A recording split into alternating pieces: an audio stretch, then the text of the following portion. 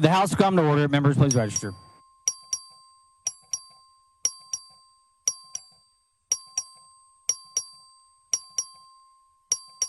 Have all members registered? A quorum is present. Will the House and Gallery please rise for the invocation which will be offered by the chaplain?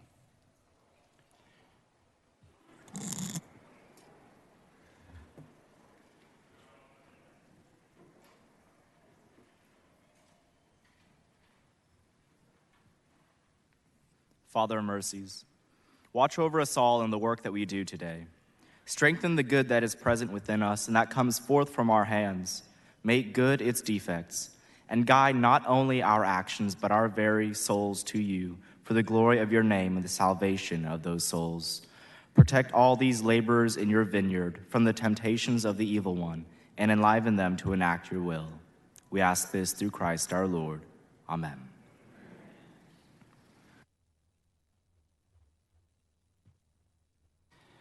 The chair recognizes the Honorable Claudia Ordaz of El Paso County to lead us in the pledges of allegiance to the United States and Texas flags.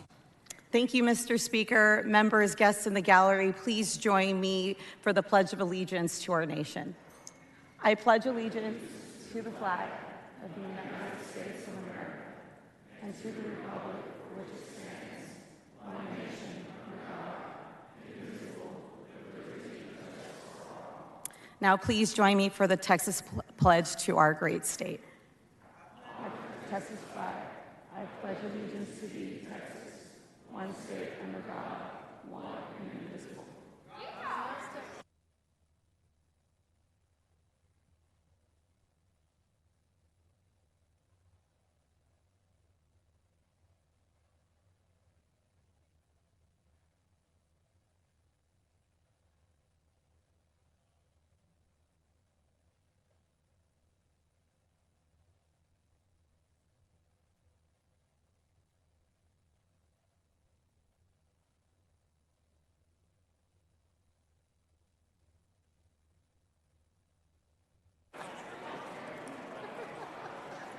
Mr. Speaker.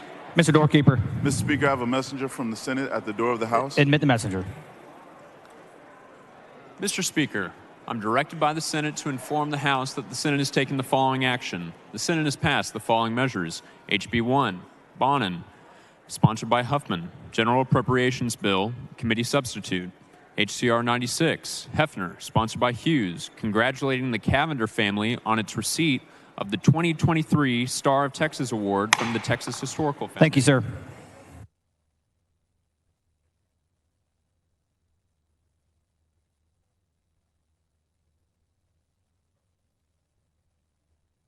Mr. Metcalf moves to dispense the reading and referral of bills until the end of today's business. The objection, chair hears none, so ordered. The chair announces the signing of the following in the presence of the House. SCR 32, SCR 37.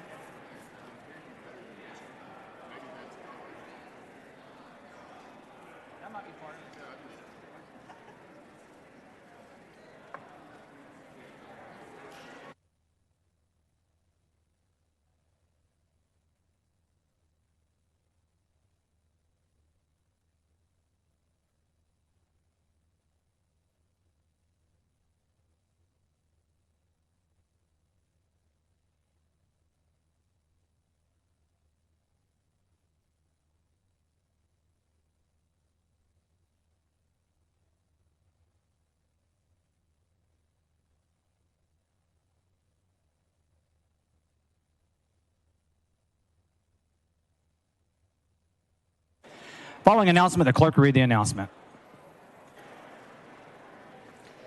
The Committee on Environmental Regulation will meet today upon final adjournment in room 1W14, Agricultural Museum, in a formal meeting to consider pending and referred business.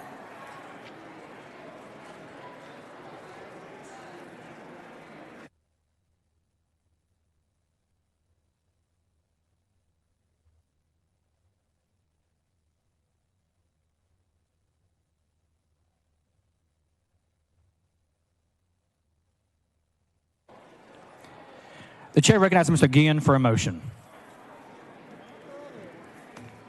Thank you, Mr. Speaker. Members, I move to suspend all necessary rules to take up and consider House Resolution number 1143, celebrating LaSalle County Day at the state capitol. Members, you heard the motion. To object, and chair hears none. The rules are suspended. Following resolution, the clerk will read the resolution.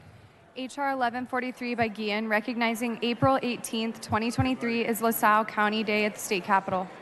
The chair recognizes Mr. Guillen to explain the resolution. Thank you, Mr. Speaker. Members, as we gather here today at the state capitol to celebrate LaSalle County Day, we're reminded of the rich history and vibrant culture of this remarkable region, from its early days as a frontier outpost to its current position as a hub of economic activity and innovation. LaSalle County has played a vital role in shaping the destiny of Texas. We're inspired by the hard work, the determination, and ingenuity of the people of LaSalle County, who've overcome adversity, embraced progress, and built a community that is truly worthy of admiration. Whether through the development of new industries or the preservation of cherished traditions, the citizens of LaSalle County have demonstrated time and again their unwavering commitment to the betterment of their community and their state. On this special day, we salute the achievements of LaSalle County and its people, and we renew our commitment to working together to build a brighter future for all Texans. Let us continue to honor the legacy of this remarkable region by striving always to be our best selves and by embracing the values of hard work, of determination, and compassion that have made LaSalle County great. Members, up in the dais and up in the gallery, we have our distinguished delegation from LaSalle County. In the dais behind us, we have County Judge Leodoro Martinez III, Commissioner Erasmo Ramirez, Commissioner Joaquin Alba, Commissioner Raul Ayala, and Sheriff Anthony Certuche. And up in the gallery, and as I call your name, please stand. From LaSalle County, we have Imelda Tellez, Administrative Assistant to the Judge, County and District Clerk Sonia Maldonado, County Treasurer Maria Perez, Justice of the Peace Janie Meglurino, Constable Manuel Sauceda, Constable Guy Meglurino, Jessica Certuche, Tina Alba, Elsa Ayala, Eva Ramirez, Jessica Martinez, Nicolas Martinez, Aldo Maldonado, Karina Sauceda, and Rosie Salceda. Members, please join me in a round of applause for our distinguished delegation as we welcome them to their house for LaSalle County Day at the state capitol.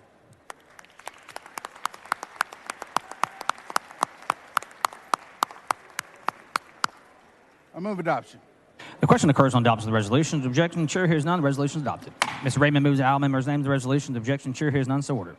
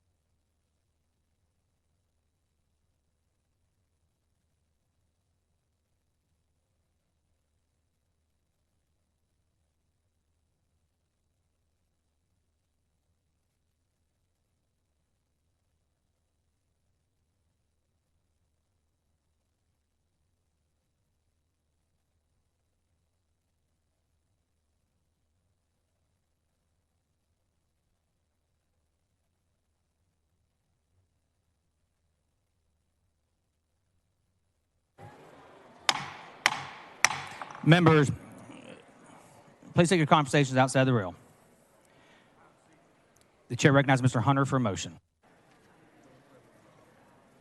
Thank you, Mr. Speaker, members. And what's the number?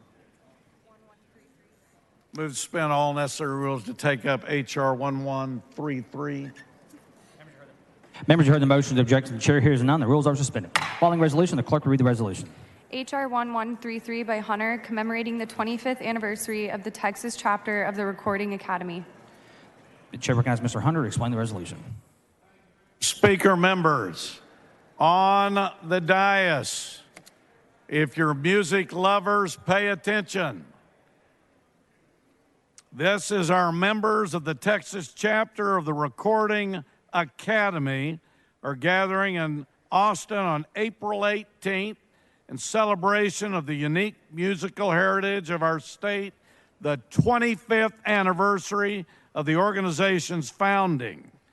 A number of our Texas musical artists have been honored in recent years with the prestigious Recording Academy Lifetime Achievement Award, including Corpus Christi native Selena Quintanilla Perez and Dallas-Fort Worth native DJ Spinderella as a member of Salt and Pepper.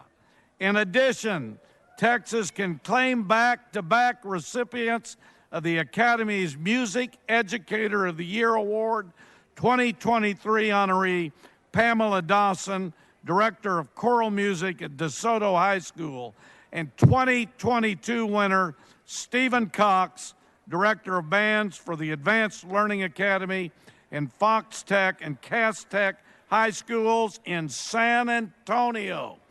Members, on the dais, we have members representing the Recording Academy Texas chapter on Texas Music Advocacy Day. Christine Albert, Chair Emeritus, the National Recording Academy Board of Trustees, independent artist from Austin, founder and CEO of music nonprofit Swan Songs. Bernard Bunby Freeman, Recording Academy Texas chapter trustee, Grammy-nominated rapper from Houston, also named one of the top 50 rappers of all time by Billboard magazine, great music educator and activist. Gilbert Velasquez, multi-Grammy and Latin Grammy-winning recording engineer and producer, owner of Recording Studio in San Antonio, Velasquez Productions, former Recording Academy trustee, and current Texas chapter board member. Sangeeta Kaur, 64th Grammy winner for Best Classical Solo Vocal Album, owner of Studio Hill in Austin, and Texas chapter board member. Karen Kelleher, owner of Gold Rush Vinyl in Austin, which makes vinyl records for Austin labels and artists record labels, named one of the top 10 most innovative music companies in 2020 by Fast Company for revolutioning how vinyl records are made. Mr. Speaker, I move adoption. The question occurs on the adoption of the resolution. The objection, chair hears none. The resolution is adopted.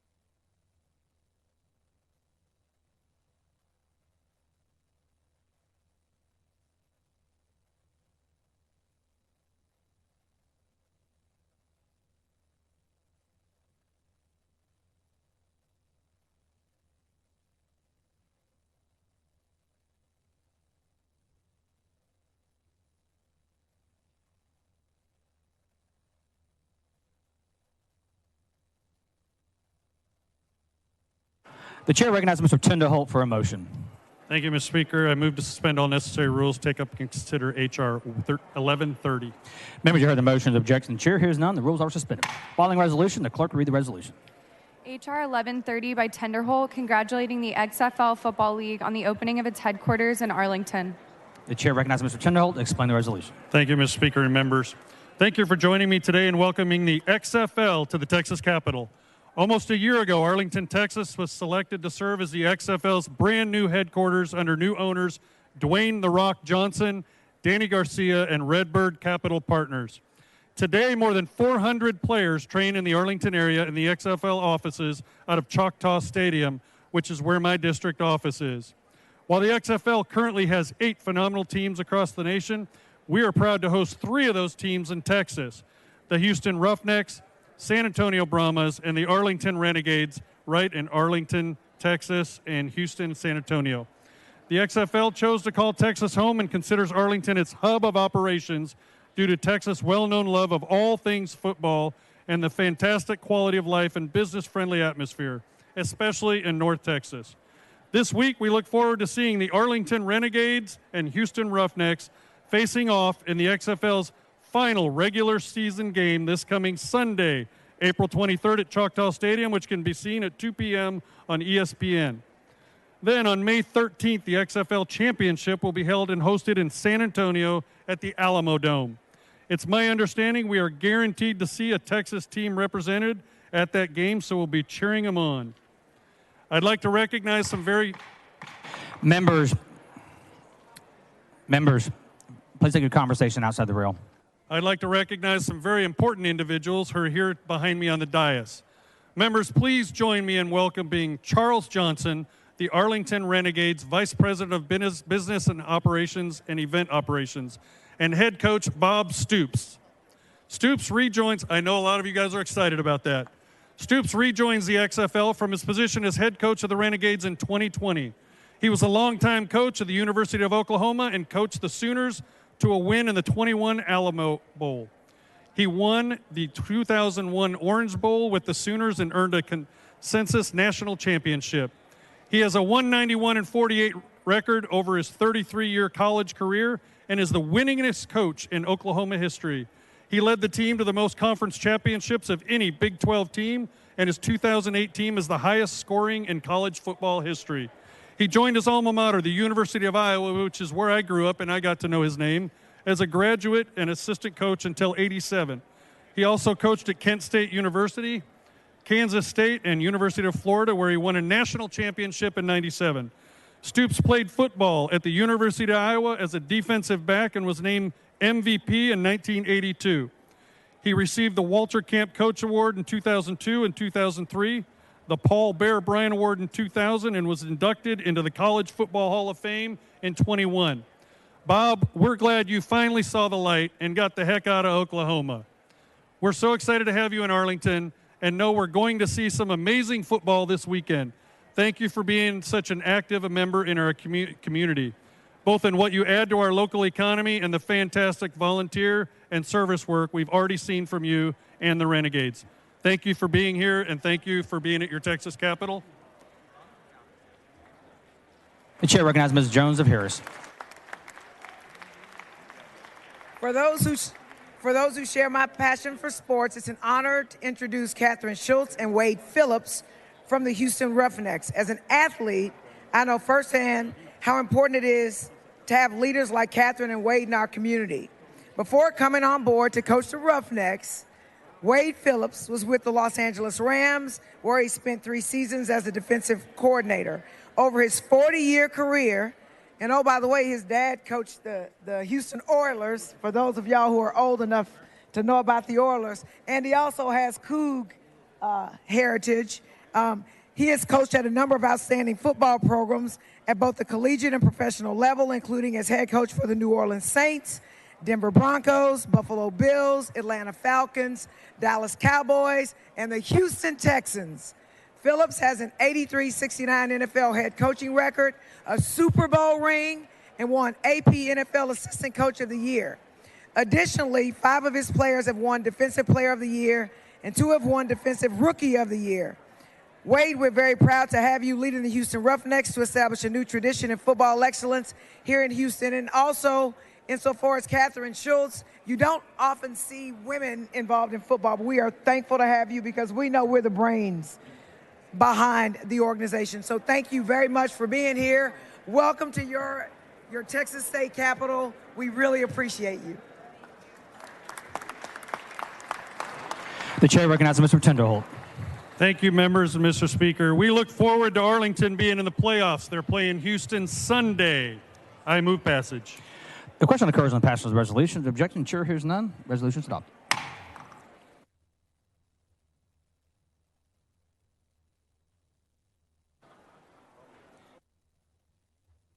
The chair recognizes Mr. Tenderholt for a motion. Mr. Speaker, I move to suspend all necessary rules, take up and consider H.R. 1131. Members have heard the motion. The objection, chair hears none, so ordered. Following the resolution, the clerk will read the resolution. H.R. 1131 by Tenderholt, congratulating the Arlington Renegades XFL football team on its inaugural season.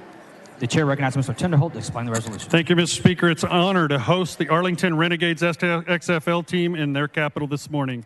Aside from how exciting it is to have you at the helm, Coach Stoops, the Renegades are the first professional sports team to have the city of Arlington in their name.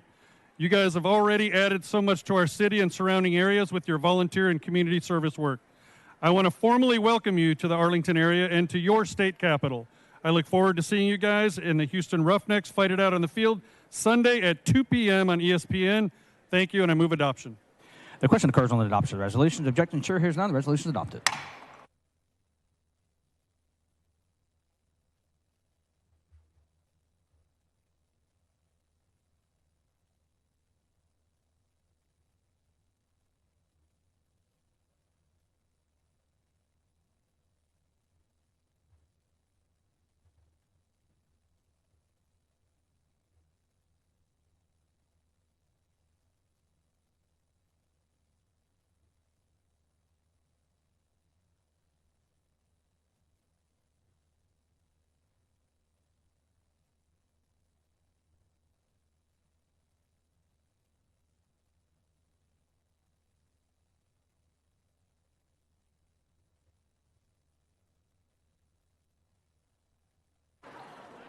Chair recognizes Mr. Harris of Anderson for a motion. Thank you, Mr. Speaker. I move to suspend all necessary rules to take up and consider House Resolution 1109. Members, you've heard the motion. Is there any objection? The chair hears none. The rules are suspended. Following resolution, clerk will read the resolution. H.R. 1109 by Harris of Anderson, recognizing Navarro County for its contributions to the state of Texas. Chair recognizes Mr. Harris of Anderson to explain the resolution. Thank you, Mr. Speaker. Members, H.R. 1109 designates today as Navarro County Day at the Capitol. We're joined by members of the Corsicana and Navarro County Chamber of Commerce, including Corsicana Mayor Don Denbo and City Council Member Ruby Williams. If you're from Corsicana, would you please stand up and be recognized?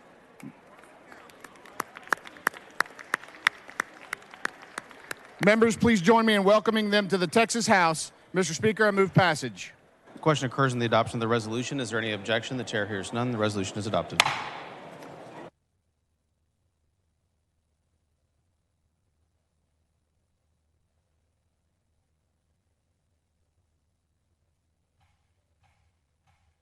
Members, please take your conversations outside the rails.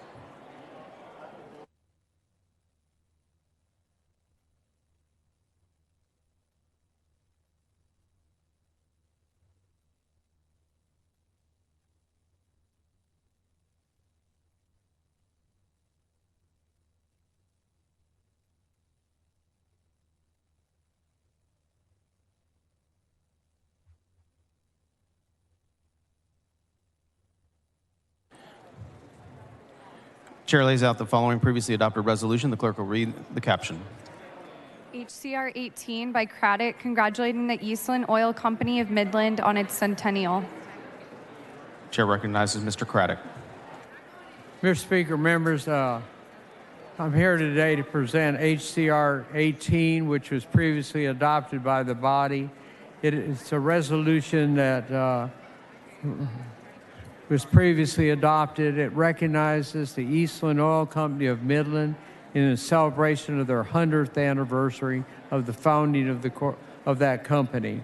Established by Arthur Matthew Donnelly in 1891 and is currently run by President Robert R. Robin Donnelly and his son, Vice President Garrett Donnelly, who is a member of the Historical Commission of the state of Texas. George Donnelly Jr., a geologist, mapped much of the Permian Basin, which is where the largest amount of the dollars for the rainy day fund that you spend every session come from. And eventually, he moved there and placed the Eastland Oil Company in Midland. More than 60 wells in West Texas and eastern New Mexico are due to Eastland Oil, and a lot of proven acreage. Commending the company for its contributions through the years to the oil and gas industry, this resolution congratulates them and thanks them for what they've done for the state of Texas. The Donnelly family is here today, and as well as Garrett Donnelly, who is a member of the Historical Commission, and they're in the gallery, and I'd like for them to all stand so we can recognize them. I don't know where we are up here today. Oh, here we are back here. Sorry, couldn't see it. Thank you all for coming.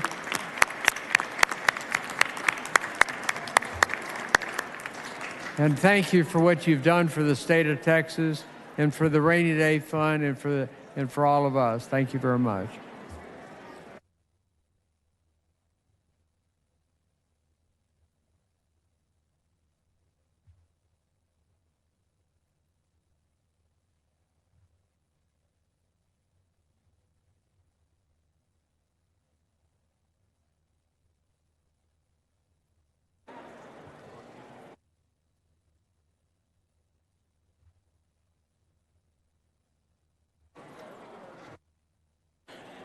Chair recognizes Mr. Bonin for a motion. Thank you, Mr. Speaker. I move to suspend all necessary rules and take up and consider House Resolution 1110. Members, you've heard the motion. Is there any objection? The chair hears none. The rules are suspended. Following resolution, clerk will read the resolution. H.R. 1110 by Bonin, congratulating the Hitchcock High School boys basketball team on winning the 2023 UIL 3A state championship. Chair recognizes Mr. Bonin to explain the resolution. Thank you, Mr. Speaker. Congratulations to the Hitchcock Bulldogs and their head coach, Chris Jordan, on winning the program's first state championship. They're present in the gallery. Let's give them a round of applause.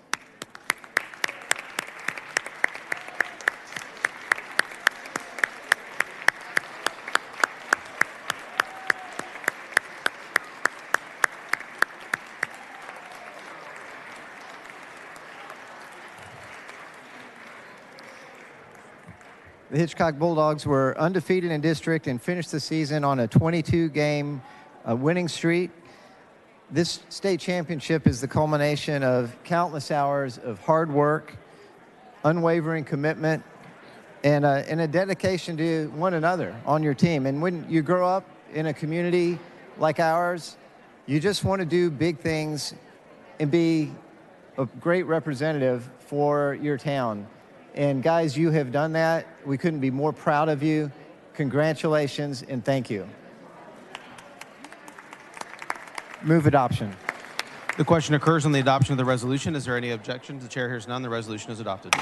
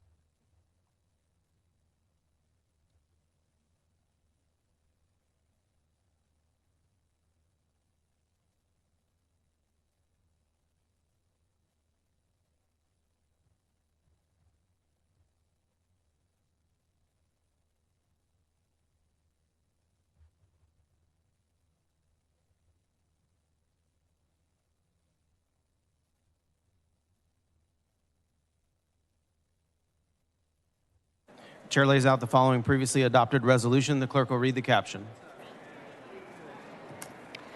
HR 804 by PLISA recognizing April 18th, 2023 as Blue Ribbon Lobby Day. Chair recognizes Ms. Plessa. Thank you, Mr. Speaker and members. I motion to suspend all necessary rules to take up and consider a previously enrolled resolution. Yeah, it's already adopted. Oh, okay. So I just pause? Yeah. Okay, great. Go ahead, you got it. Huh? Yeah. Members, today is Blue Ribbon Lobby Day at the Texas Capitol. And I'd like you to join me in giving a warm welcome to all the civically engaged women who have come here today from all corners of our state. The women in the gallery have collectively registered thousands of new voters and are dedicated to advocating for voting rights, public education, healthcare, women's rights, and many more civic issues. When women participate in all levels of government and are present in all rooms where decisions are made, we are, as a society, all better for it. I stand on the shoulders of giants and am honored here today to welcome all these beautiful women wearing blue in the gallery.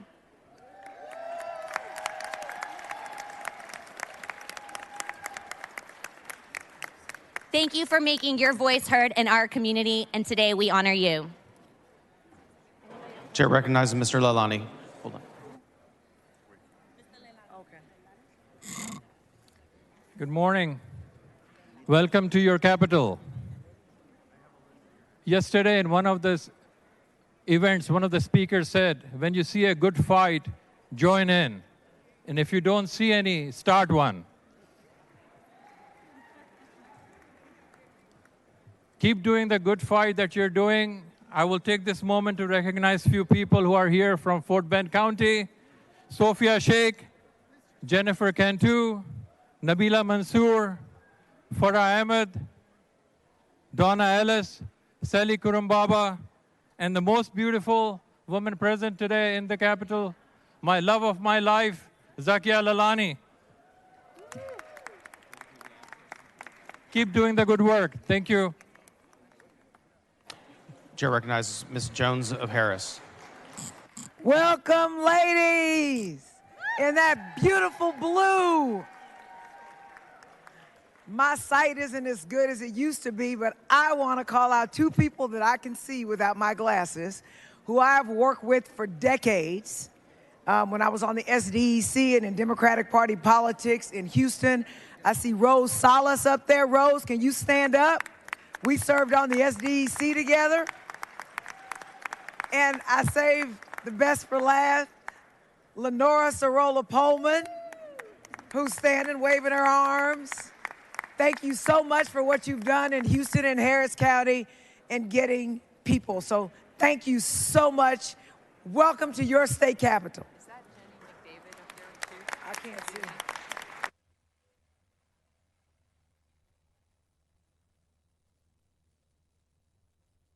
David, I see you now. There you are. Chair recognizes Ms. Rose. Thank you, Mr. Chairman. I would like to, at this time, acknowledge a great friend and one of my strongest supporters who's in this gallery today, and that's Ms. Shay Cathy, who's over here to the right. She's the vice chair of the Texas Democratic Party. I'd just like to also say that Shay recently lost her mom, and I believe she's doing exactly what her mom would want her to do, is be here today to stand with Texas Democratic women. Shay, we love you, and we're praying for you. Thank you, Mr. Speaker.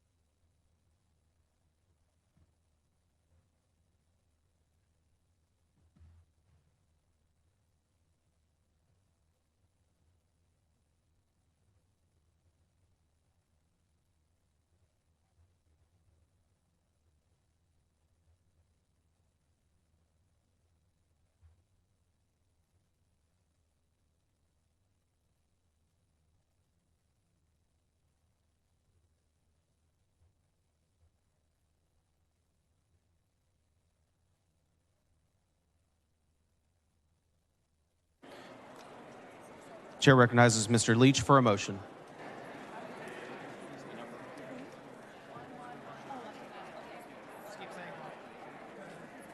Thank you, Mr. Speaker. Members, I move to take up and consider House Resolution 1111. Members, you've heard the motion. Is there any objection? The chair hears none. The rules are suspended. Following resolution, clerk will read the resolution. H.R. 1111 by Leach, recognizing the 2023 Bob Bullock Scholars of Baylor University. Chair recognizes Mr. Leach to explain the resolution. Thank you, Mr. Speaker. Members, today is Baylor University Day here at the state capitol. Representative Anderson is going to have a resolution in just a little bit recognizing Baylor, but it's my honor today to recognize, to introduce, and to honor the Bob Bullock Scholars from Baylor University. There are currently 10 participants in the 2023 Bob Bullock Scholars class. This program, obviously named after our distinguished Lieutenant Governor, has done exceptional work in promoting the study of government and politics among Baylor University students by providing firsthand learning experience for students who work for House or Senate members on a full-time basis during the legislative session. The Bob Bullock Scholars Program has a new director this year, Dr. Pat Flavin, who is also the Bob Bullock Professor of Public Policy and Administration at my alma mater, Baylor University. The scholars for this session, I want to take just a second to introduce them, even though my track record of reading names is not great, but I'm going to try here. Allie Barnett with Senator Brian Birdwell, Caden Betancourt, who's in my office. Proud to have Caden working for me this session. Mika L.A., Representative Goldman, can you give me a sec? Mika L.A. Castro with Senator Mays Middleton, Hayden Cottrell with Representative Mary Gonzalez, Paige Hofer with Senator Royce West, Audrey Lay with Representative Jean Wu, Annabelle Snyder with Senator Robert Nichols, Gabe Solano with Senator Brandon Creighton, Rain Trahan with Representative Chris Turner, and Morn Wolmerans with Senator Drew Springer.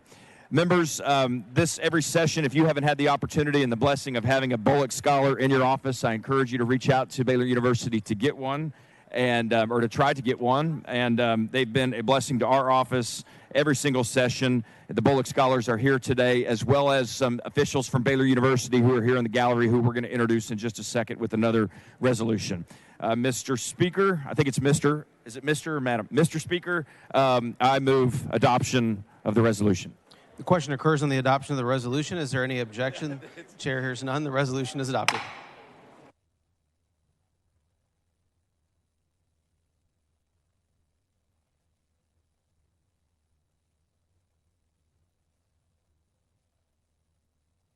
Chair recognizes Mr. Oliverson for a recognition. Thank you, Mr. Speaker. Members, it is my honor to recognize a group of physicians that are with us today in the gallery, the Texas College of Emergency Physicians. Today is TCEP Legislative Day, and so we have emergency department physicians from all over Texas in the Capitol today. So members, if you did accidentally fall or hurt yourself or not feeling well, it is a very safe day to be in the Capitol because the emergency medicine physicians of Texas are here to take care of us. The membership includes physicians who practice in a variety of settings, including large and small groups, academic centers, urban and rural, and they bring physicians, residents, and medical students. Despite their varied backgrounds, they work together for the common goal of furthering the specialty of emergency medicine in Texas and promote quality emergency care for all patients. Mr. Speaker, members, please join me in recognizing the Texas College of Emergency Physicians in the gallery for their important work on behalf of all of our constituents, and join me in welcoming them to their state capitol.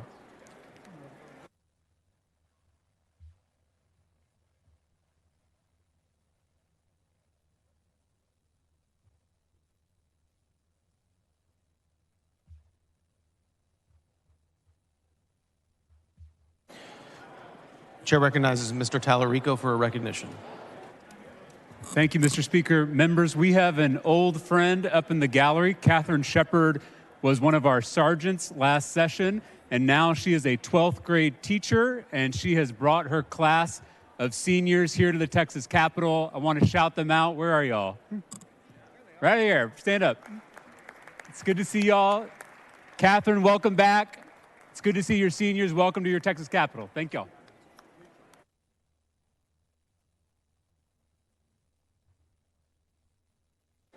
Chair recognizes Mr. Bernal for a recognition. Thank you, Mr. Speaker and members. I'd like to recognize 80 7th grade students from Great Hearts Monte Vista North visiting the Capitol today. I think they're behind me. If the Great Hearts students could rise. These students came to Austin today to see their state government in action. Great Hearts Monte Vista was founded almost 10 years ago as a public charter school that enrolls almost 440 students in grades 6 through 12. This school is about 6 minutes from my house. Students enrolled in Great Hearts Monte Vista come from across the city of San Antonio to the campus on Mulberry Avenue, which, if you know where that is, it's right close to downtown in Temple Bethel, in the heart of Monte Vista. Thank you, Mr. Speaker. Members, please help me welcome this great group of students to our Texas Capitol. Thank you guys so much.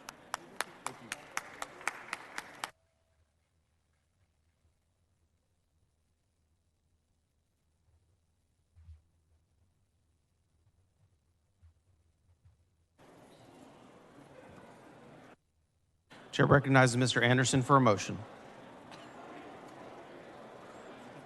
Thank you, Mr. Speaker. I move to suspend all necessary rules to take up and consider House Resolution 1158 recognizing April 18th as Baylor University Day at the State Capitol. Members, you've heard the motion. Is there any objection? The chair hears none. The rules are suspended. Following resolution, clerk will read the resolution. H.R. 1158 by Anderson recognizing April 18th, 2023 as Baylor Day at the State Capitol. Chair recognizes Mr. Anderson to explain the resolution. Thank you, Mr. Speaker. We're blessed. We have Baylor University President, Dr. Linda Livingstone, up in the left corner here. Thank you, Dr. Livingstone. She's doing an outstanding job at Baylor. And we have Chris Holmes, General Counsel for Baylor University, up in the corner. Chris. Ms. Tiffany Hogle, Chief of Staff, and Rhonda Farmer Neal, and Director of Government Relations, who we work with so well in and out throughout the years. Baylor University was established 178 years ago by the Congress of the Republic of Texas. It is the oldest continuous operating university in the state. This private Christian university and nationally ranked research institute provides a vibrant campus community for approximately 21,000 students. The school is an outstanding athletic department, athletic programs, tremendous school of law, and all combined with the faculty dedicated to teaching have served to create an institution with an international reputation in education and athletic excellence. Again, I'd like to say welcome to your Capitol, and let's celebrate Baylor Day at Texas State Capitol. Thank you, Mr. Speaker. I move adoption. Question occurs on the adoption of the resolution. Is there any objection? The chair hears none. Resolution is adopted.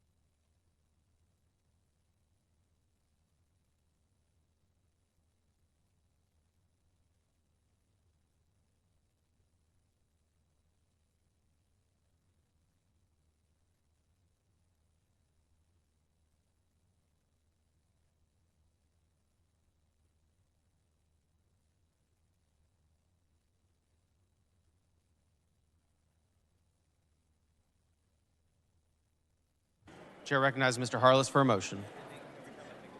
Thank you, Mr. Speaker. I move to recommit House Bill 2873 to the Select Committee on Health Care Reform. Members, you've heard the motion. Is there any objection? Chair hears none, so ordered. Chair recognizes Mr. Hunter for a motion.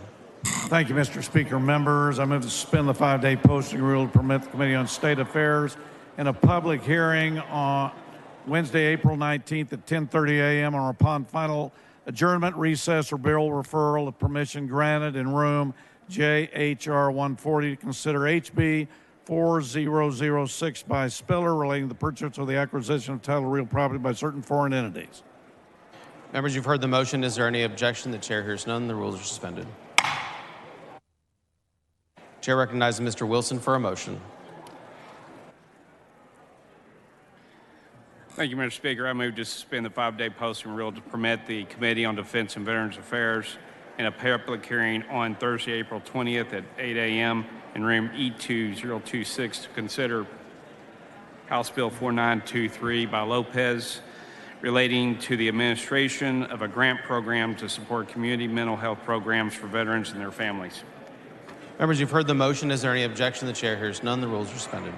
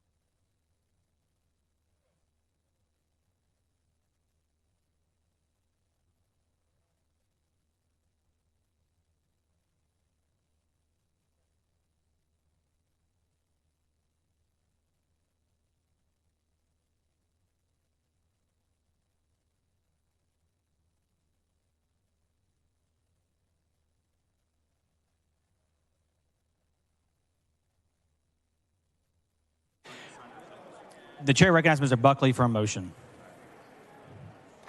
Thank you, Mr. Speaker. I move to suspend the 5-day posting rule to permit the Committee on Public Education a public hearing on Thursday, April 20th at 8 a.m. in room E2.036 to consider HB 3141 by King of Hemphill relating to the provision of virtual education in public schools and to certain waivers and modifications by the Commissioner of Education to the method of calculating average daily attendance in an emergency or crisis for purposes of preserving school district funding entitlements under the Foundation School Program during that emergency or crisis, authorizing a fee. Members of the motions objecting, chair hears none. Motion is adopted.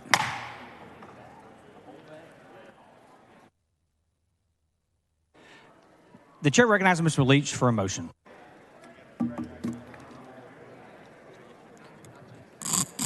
Thank you, Mr. Speaker. Members, I move to suspend the 5-day posting rule to permit the Committee on Judiciary and Civil Jurisprudence in a public hearing on Wednesday, April 19th at 8 a.m. in room E2016 to consider House Bill 5175 by Collier relating to access to certain cemeteries and House Bill 5371 by Moody relating to the designation of County Criminal Court at Law Number 2 of El Paso County, Texas as a specialty drug court program. Members, you heard the motions objecting, chair hears none. Motion is adopted.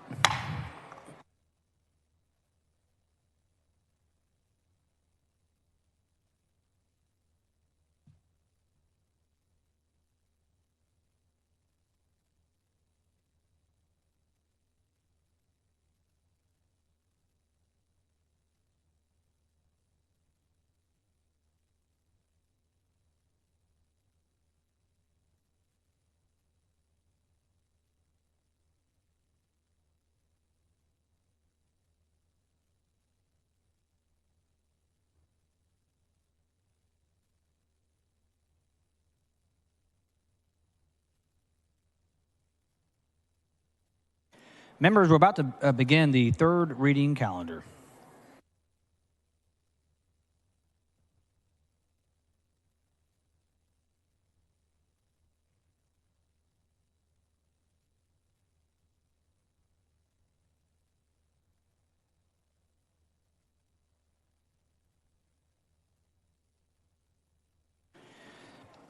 The chair lays out on third reading HB 540. The clerk will read the bill. HB 540 by Longoria relating to the award of library construction grants by the Texas State Library and Archives Commission. The chair recognizes Mr. Longoria to explain the bill. Thank you, Mr. Speaker and members. HB 540 clarifies that state grants may be used for construction, and I move passage. Any member speak for or against on the bill? Seeing none, the question occurs on the final passage of HB 540. This is a record vote. The clerk will ring the bell. Mr. Longoria voting aye. Mr. Aspey voting aye.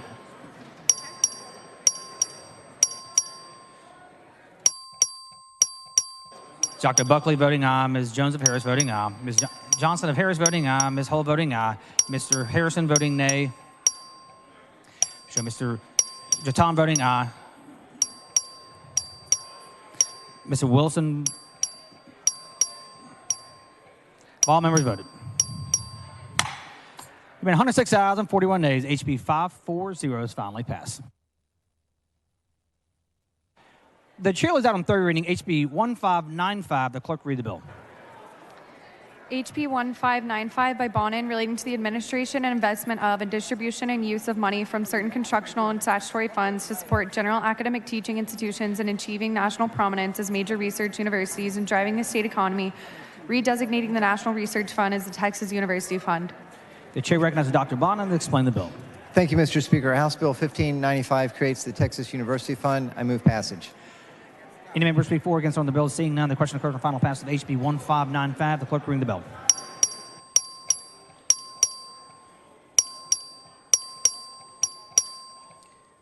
Have all members voted? There have been 136 ayes and 11 nays. HB 1595 is finally passed.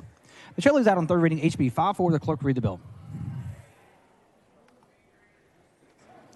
HB 54 by Thompson of Harris relating to the personal needs allowance for certain Medicaid recipients who are residents of long-term care facilities. The chair recognizes Ms. Thompson of Harris to explain the bill. Mr. Speaker, members, this is a bill we passed on yesterday, and I move final passage. Any member speak for or against on the bill? Seeing none, the question occurs on final passage of HB 54. The clerk will ring the bell. Have all members voted? Have all members voted? There have been 117 ayes and 29 nays. HB 54 is finally passed. The chair lays out on third reading HB 3805. The clerk will read the bill. HB 3805 by Canales relating to the program categories in the Unified Transportation Program. The chair recognizes Mr. Canales to explain the bill. Thank you, Mr. Speaker. Members, this is the Border Security Unified Transportation Funding Program. Move passage. Any member wish to speak for or against on the bill? Seeing none, the question occurs on final passage of HB 3805. The clerk will ring the bell. Show Mr. Canales voting aye. Have all members voted? There being 148 ayes and 0 nays, HB 3805 is finally passed. The chair lays out on third reading HB 1912. The clerk will read the bill. HB 1912 by Button relating to student building fees at the University of Texas at Dallas. The chair recognizes Ms. Button to explain the bill. Thank you, Mr. Speaker. Members, this bill enables the University of Texas at Dallas to renovate and better serve the needs of its growing student body. Move passage. Any member will speak for or against on the bill? Seeing none, the question occurs on final passage of HB 1912. The clerk will ring the bell. Show Ms. Button voting aye. Have all members voted? There being 97 ayes and 46 nays, HB 1912 is finally passed. The chair lays out on third reading HB 3059. The clerk will read the bill. HB 3059 by King of Uvalde relating to fees charged by a groundwater conservation district, authorizing an increase in the rate of a fee. The chair recognizes Mr. King of Uvalde to explain the bill. Thank you, Mr. Speaker. Members, this is the bill that allows groundwater districts in Chapter 36 to regulate their export fees and create a mitigation program. I move passage. Does any member wish to speak for or against on the bill? Seeing none, the question occurs on final passage of HB 3059. The clerk will ring the bell. Show Mr. King of Uvalde voting aye.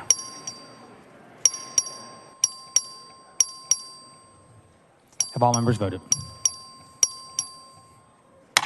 There have been 117 ayes and 27 nays. HB 3059 is finally passed. The chair lays out on third reading HB 1415. The clerk will read the bill. HB 1415 by Raymond relating to lighting equipment requirements for motor vehicles. The chair recognizes Mr. Raymond to explain the bill. Thank you, Mr. Speaker. Members, House Bill 1415 would clarify that certain pulse-braking lights are legal and in compliance with federal standards. These type of brake lights are already commonly used and can better alert distracted drivers that are behind a braking car. Move passage. Any members speak for or against on the bill? Seeing none, the question occurs on final passage of HB 1415. The clerk will ring the bell. Show Mr. Raymond voting aye. Have all members voted? There have been 139 ayes and 6 nays. HB 1415 is finally passed. The chair lays out on third reading HB 899. The clerk will read the bill. HB 899 by Wally relating to the authority of certain counties to regulate noise levels in residential areas, creating a criminal offense. The chair recognizes Mr. Wally to explain the bill. Thank you, Mr. Speaker. HB 899 allows a county commissioners court with a population of 3.3 million or more to regulate noise levels emanating from a residence that affects residential areas in strictly unincorporated parts of the county. Mr. Speaker. Mr. Kane, for what purpose? Yeah, question for the author. The gentleman yield for a question. Yes. Representative, yesterday we put an amendment on that prohibits the county from regulating the use of fireworks. The purpose of that amendment, correct me if I'm wrong, is so that they're not regulating the sound coming from fireworks. Is that correct? That's correct. So as I understand it, not regulating actually fireworks themselves. Yeah, thanks, sir. Mr. Speaker. Mr. Kane, for what I purpose? move that the exchange between Representative Wally and myself be reduced to writing and placed in the journal. Members heard the motion to object, and chair hears none, so ordered. Chair can have Mr. Wally. Move passage. Any member speak for or against on the bill? Seeing none, the question occurs on final passage of HB 899. The clerk will ring the bell. Mr. Wally voting aye.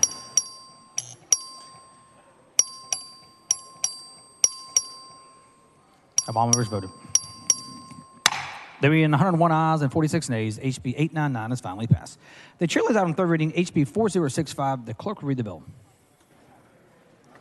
HB 4065 by Rose relating to required reporting by the Department of Family and Protective Services regarding youth in the managing conservatorship of the department who attempt suicide.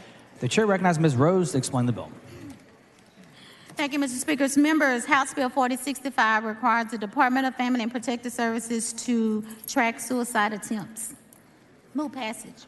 Any members speak for or against on the bill? Seeing none, the question occurs on final passage of HB 4065. The clerk will ring the bell. Show Ms. Rose voting aye.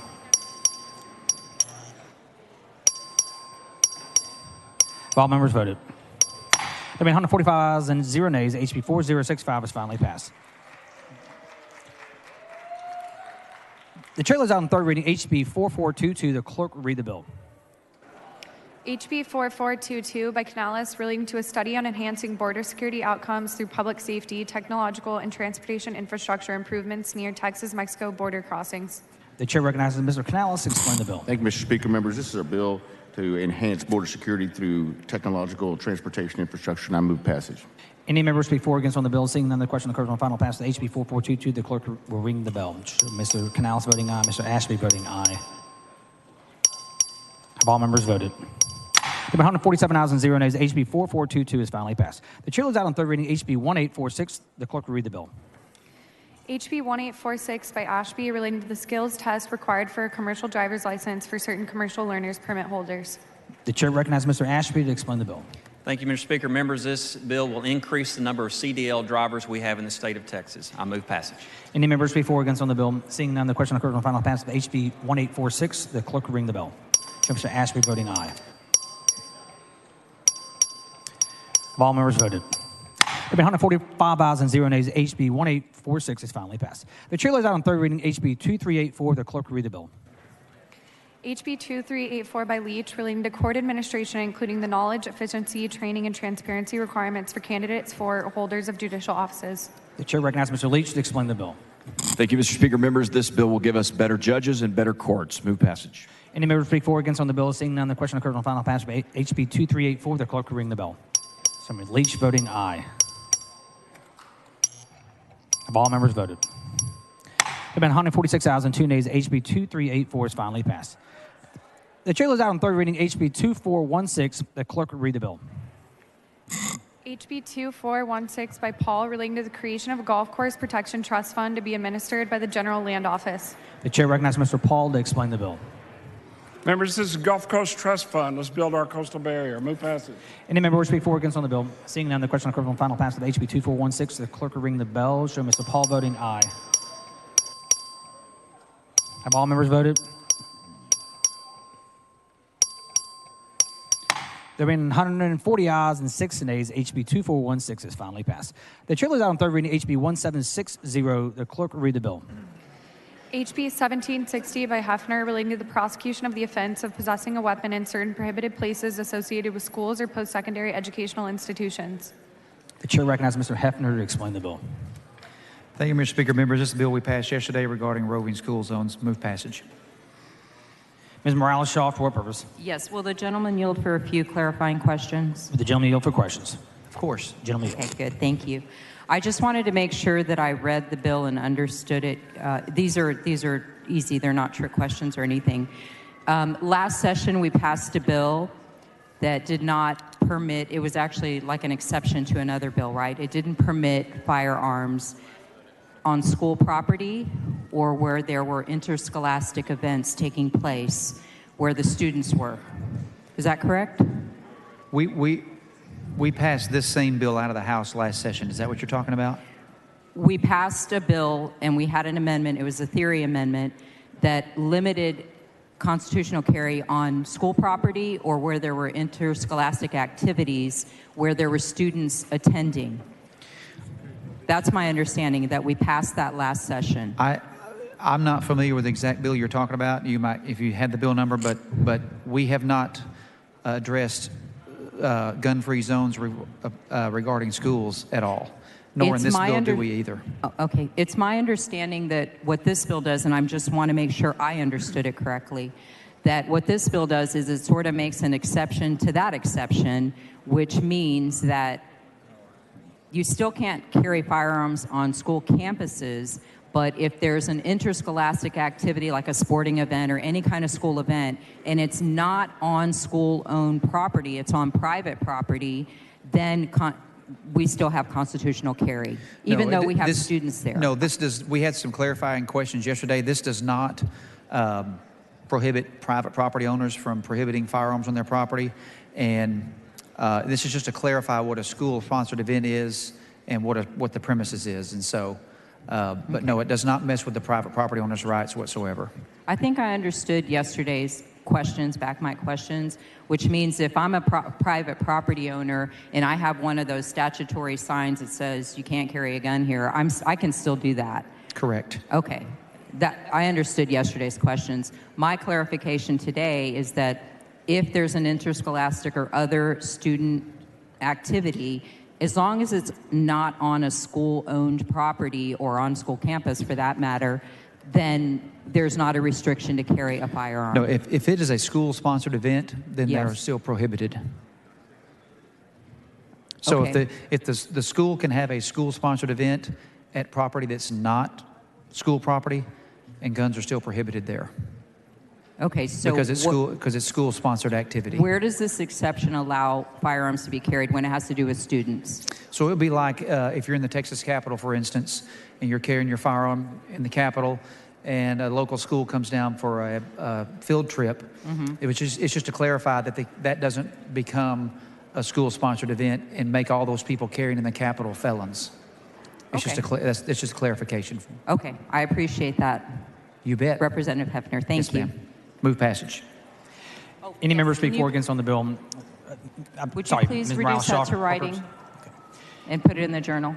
Members, you heard the motion. Is objection? Chair hears none, so ordered. Any member speak for or against on the bill? Thank you. Seeing none, the question occurs on final pass of HB 1760. This is a record vote. The clerk will ring the bell. Have all members voted?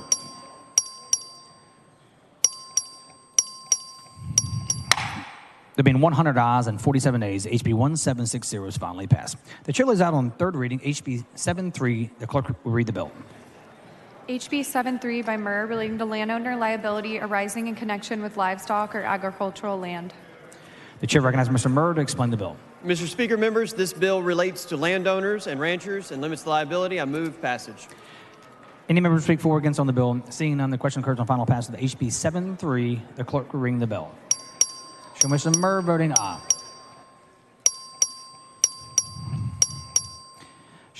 Have all members voted? Mr. Harrison voting aye. There being 148 ayes and 0 nays, HB 73 is finally passed. The chair lays out on third reading HB 1287. The clerk will read the bill.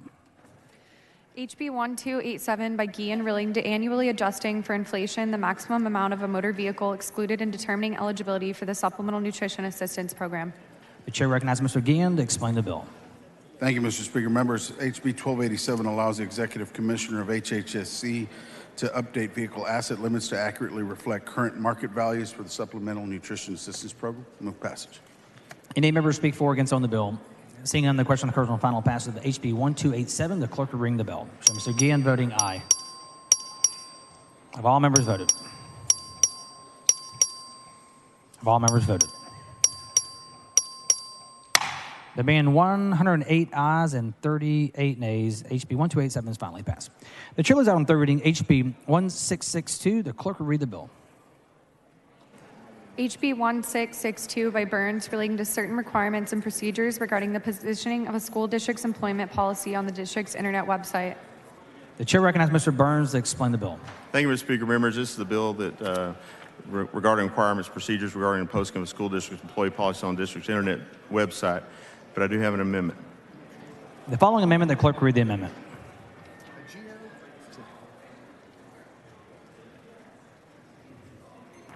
Amendment by Burns. The chair recognizes Mr. Burns to explain the amendment. Thank you, Mr. Speaker. Members, the purpose of this GO was we're changing the 10-day posting to a 5-day posting. It was a provision that we agreed to when the bill was in committee, and we just didn't get the change in time to have it in the bill before second reading.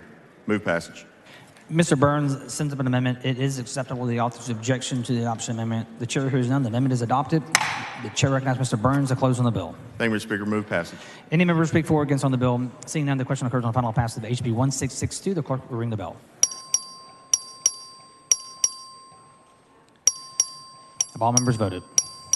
There have been 146 ayes and 0 nays. HB 1662 is finally passed. The chair lays out on third reading HB 587. The clerk will read the bill.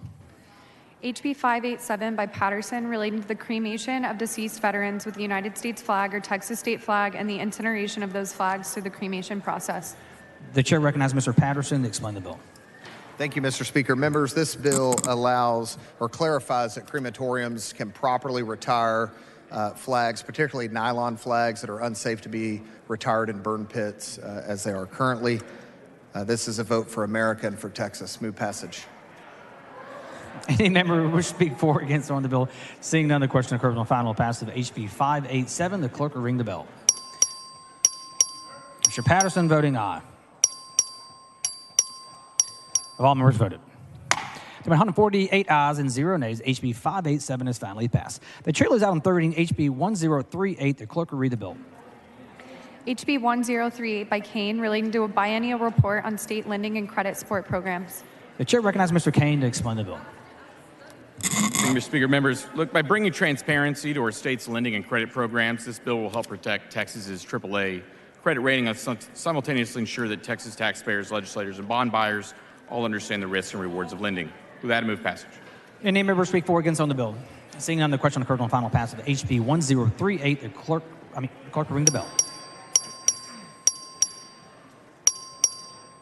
Have all members voted? There being 147 ayes and 1 nay, HB 1038 is finally passed. The chair lays out on third reading HB 92. The clerk will read the bill. HB 92 by Landgraf relating to the authority of a municipality, county, or property owners association to prohibit or regulate certain activities on residents' homestead property. The chair recognizes Mr. Landgraf to explain the bill. Thank you, Mr. Speaker. This is the Homesteaders Bill of Rights. I move passage. Any member who speak for or against on the bill? Seeing none, the question occurs on final passage of HB 92. The clerk will ring the bell. Chair Mr. Landgraf voting aye.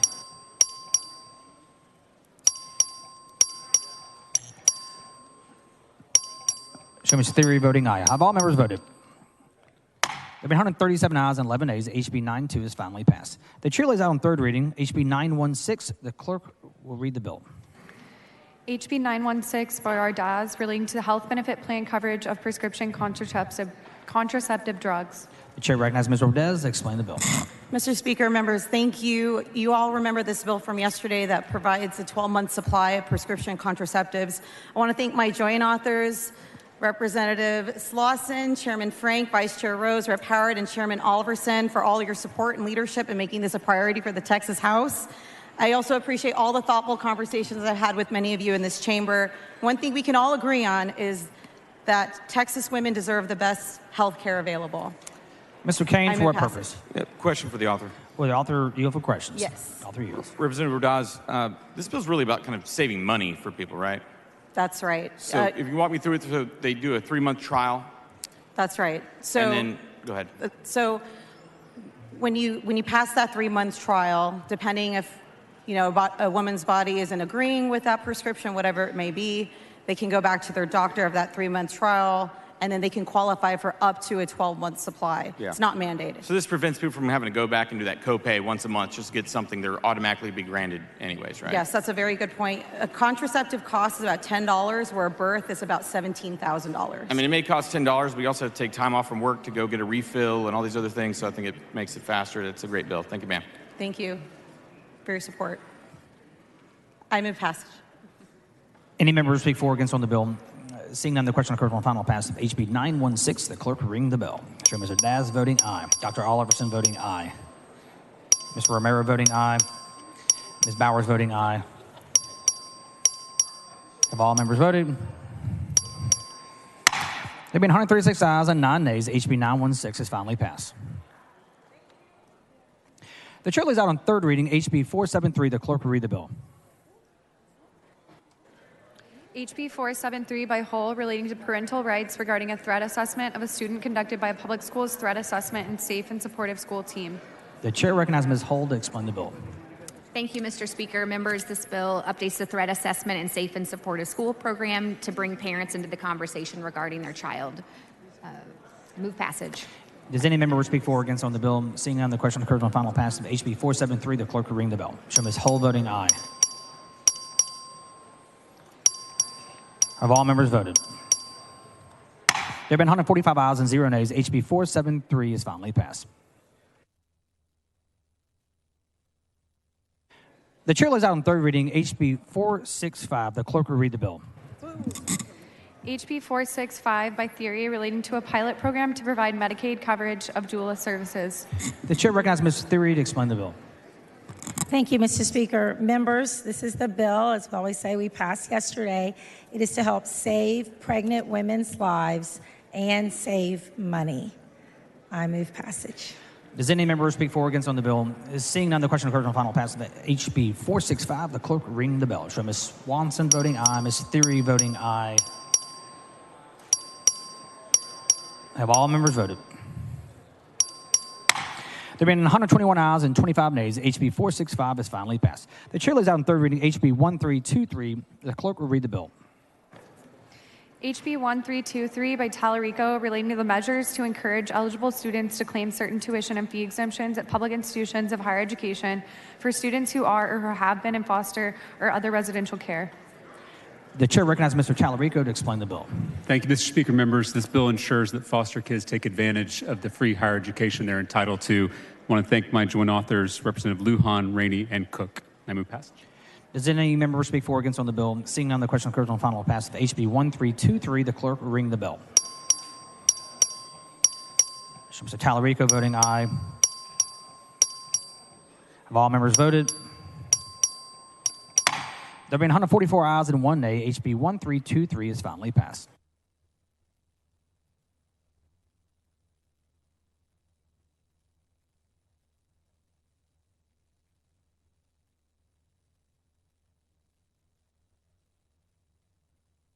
The chair lays out on third reading HB 1898. The clerk will read the bill.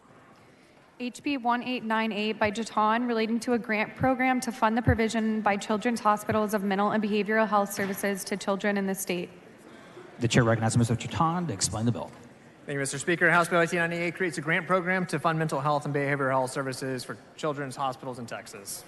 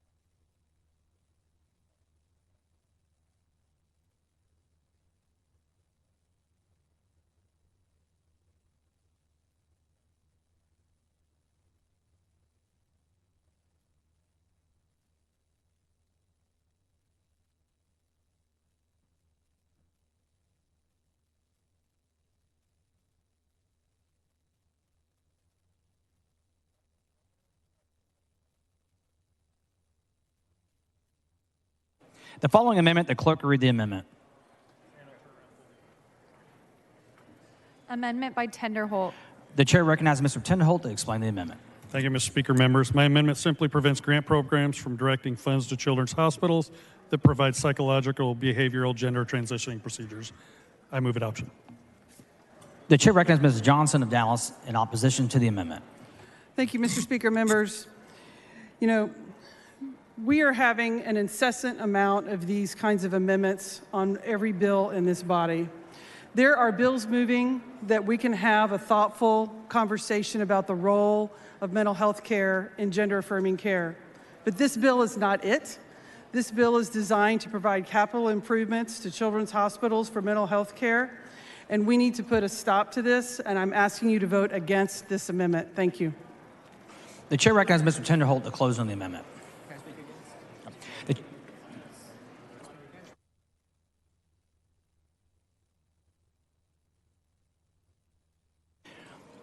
The chair recognizes Mr. Jatan in opposition to the amendment. Thank you, Mr. Speaker. I've spent the last 2 sessions on public health listening to hours and hours of testimony when it comes to gender modification of children.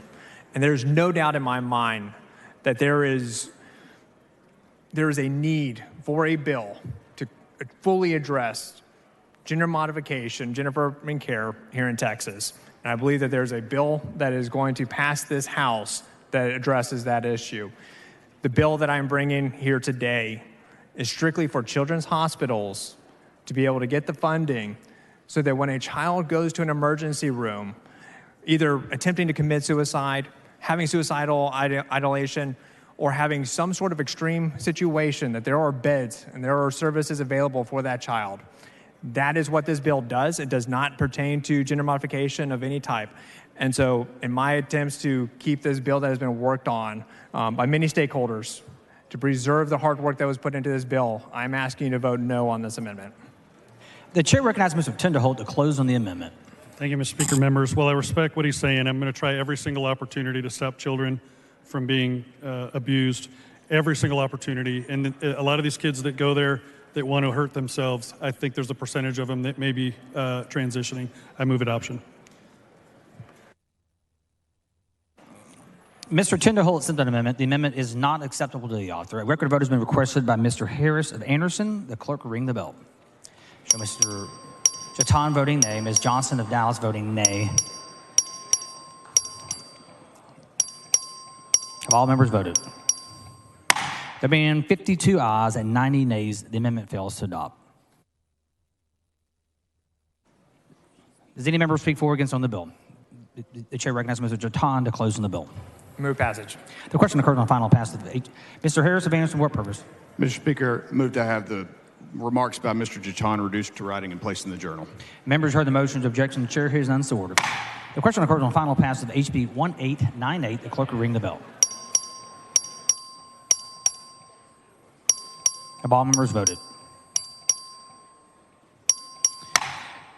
There being 128 ayes and 16 nays, HB 1898 is finally passed. The chair lays out on third reading HB 2243. The clerk will read the bill. HB 2243 by Campos relating to the provision of assistance to elderly persons and obtaining certain protective orders. The chair recognizes Ms. Campos to explain the bill. Thank you, Mr. Speaker. Members, this bill will provide added protections to seniors who are victims of violence. I move passage. Does any member speak for or against on the bill? Seeing none, the question occurs on final passage of HB 2243. The clerk will ring the bell. So Ms. Campos voting aye. Have all members voted? There being 111 ayes and 35 nays, HB 2243 is finally passed.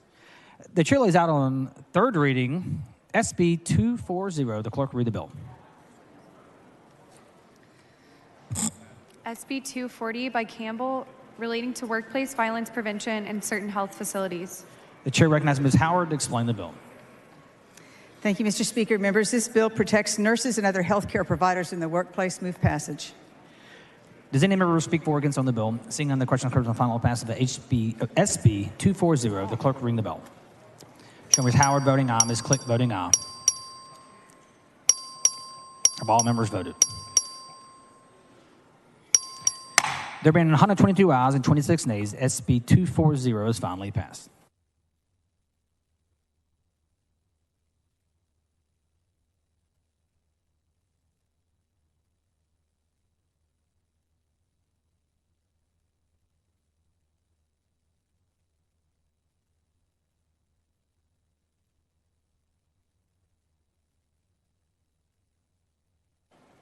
The chair lays out HB 797 as a matter of postponed business on second reading. The clerk will read the bill.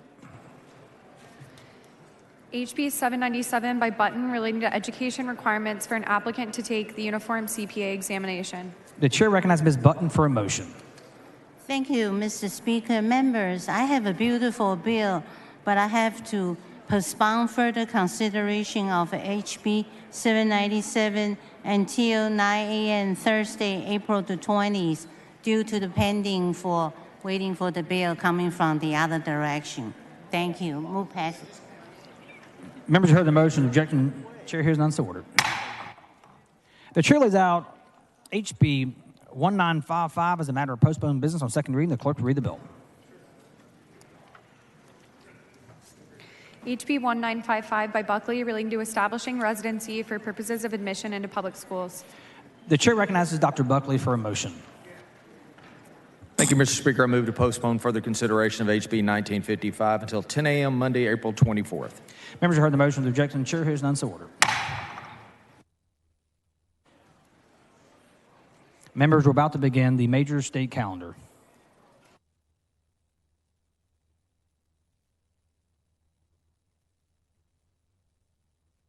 The chair recognizes Mr. Holland for a motion.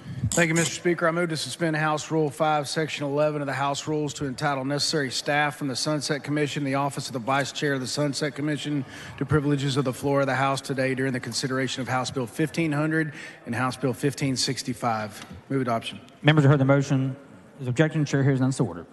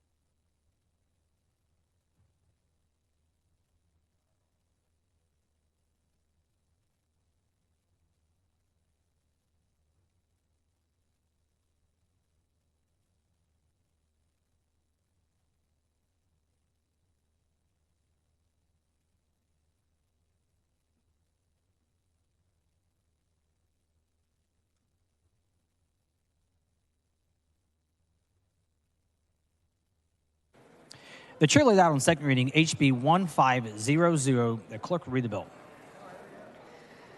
HB 1500 by Holland, relating to the continuation and functions of the Public Utility Commission of Texas and the Office of Public Utility Counsel and the functions of the independent organization certified for the ERCOT Power Region. The chair recognizes Mr. Holland to explain the bill. Thank you, Mr. Speaker. Members, House Bill 1500 is a sunset bill that reflects the decisions and recommendations related to the continuation and functions of the Public Utilities Commission, Electric Reliability Council of Texas, and the Office of Public Utility Counsel. I do have an amendment. The following amendment, the clerk will read the amendment.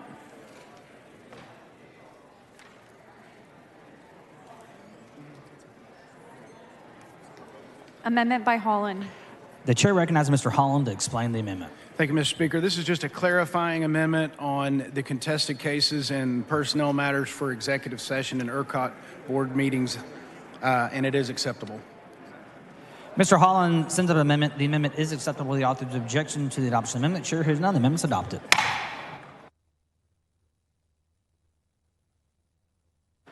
The following amendment, the clerk will read the amendment.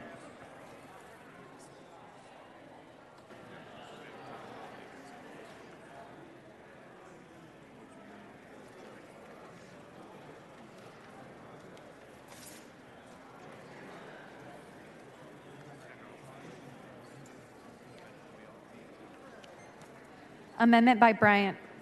The chair recognizes Mr. Bryant to explain the amendment. Members, this amendment addresses a failure of the Public Utility Commission to establish an independent market monitor to monitor market manipulation in the intrastate natural gas industry. Mr. Kane, for what purpose? I rise on a point of order against further consideration of this amendment under Rule 11, Section 2, and that the amendment's not germane. Please bring your point of order down front.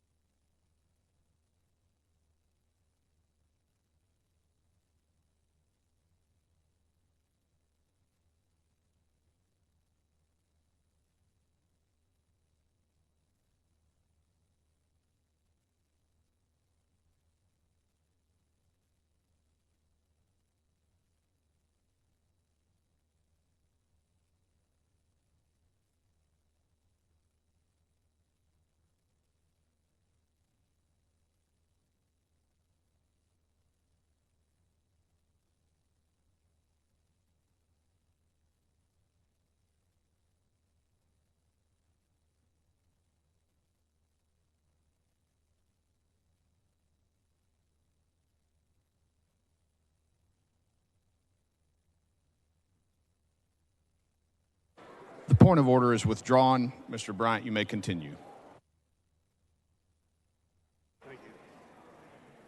Thank you, Mr. Speaker. Members, the amendment pending before you establishes an independent market monitor for the Texas interstate gas market. The monitor would identify potential market manipulation and aid the Public Utility Commission in preventing it. This amendment does not grant enforcement authority, but allows the monitor to detect market manipulation and suggest policy and rule changes. The Texas electric industry has a similar market monitor. This simply would establish a market monitor for the Texas interstate gas market so the PUC can interdict and take action to stop market manipulation. Market manipulation is seen when pipeline companies routinely keep excess gas in storage and in pipelines to take advantage of high prices.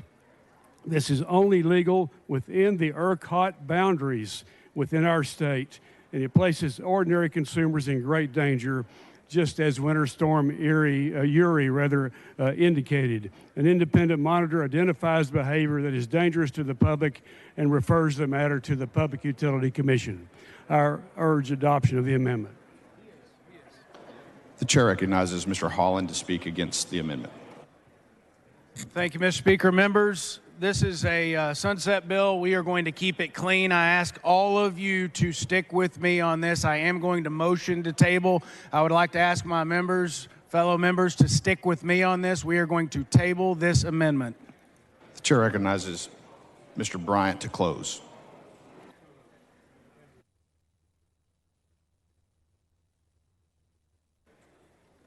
Members, I urge you to vote no on the motion to table.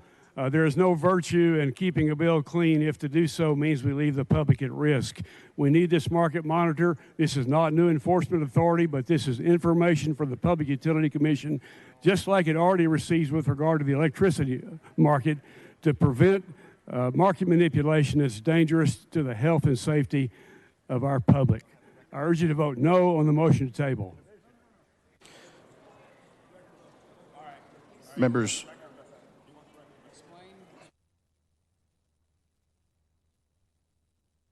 Representative Holland has moved to table the amendment by Mr. Bryant. If you support the amendment, vote no on the motion to table. If you oppose the amendment, vote yes on the motion to table.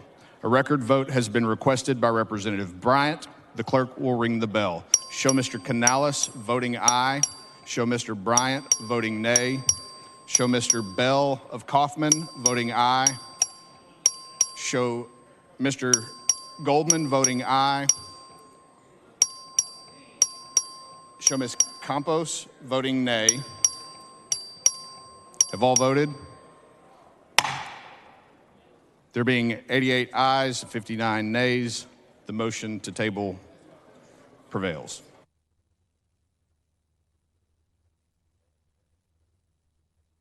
The following amendment, the clerk will read the amendment.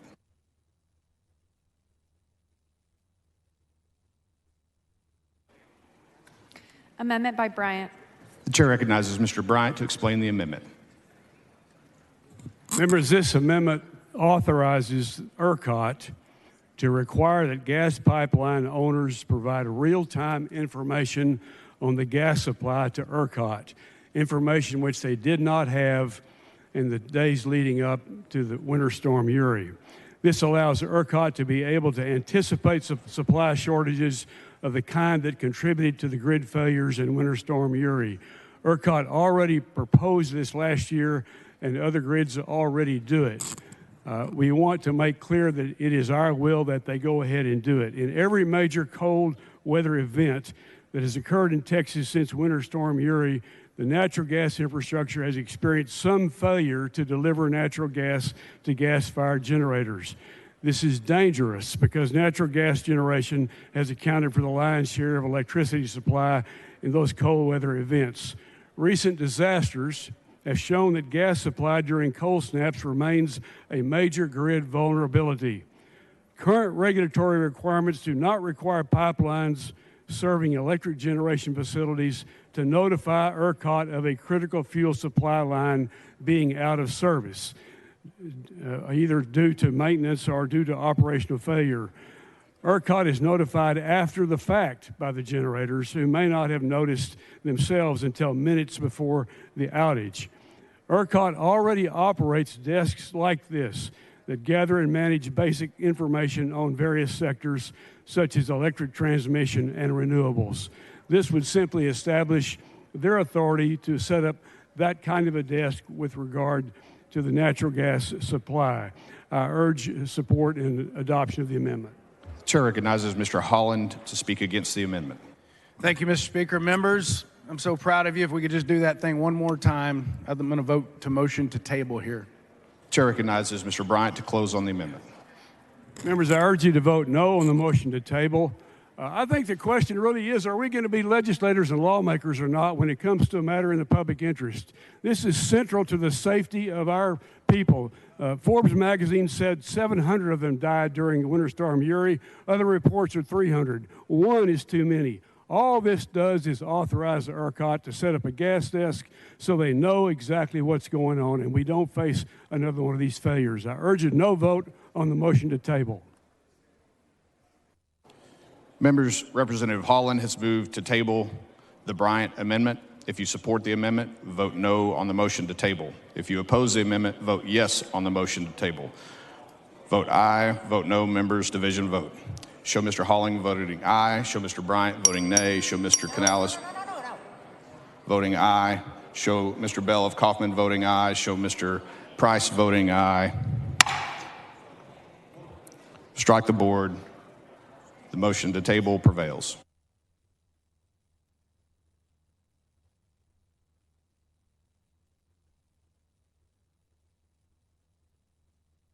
Is anyone wishing to speak on, for, or against House Bill 1500? The chair recognizes Mr. Holland to close. Thank you, Mr. Speaker. I'd like to thank our Sunset staff, my staff, and all the folks that worked on this over the interim, our committee members. It takes a lot of work over the interim to work on sunset bills, and I really appreciate the hard work of everyone. Move passage.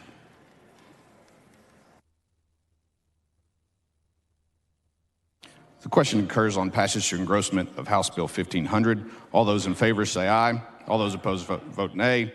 The ayes have it, and House Bill 1500 is passed to engrossment.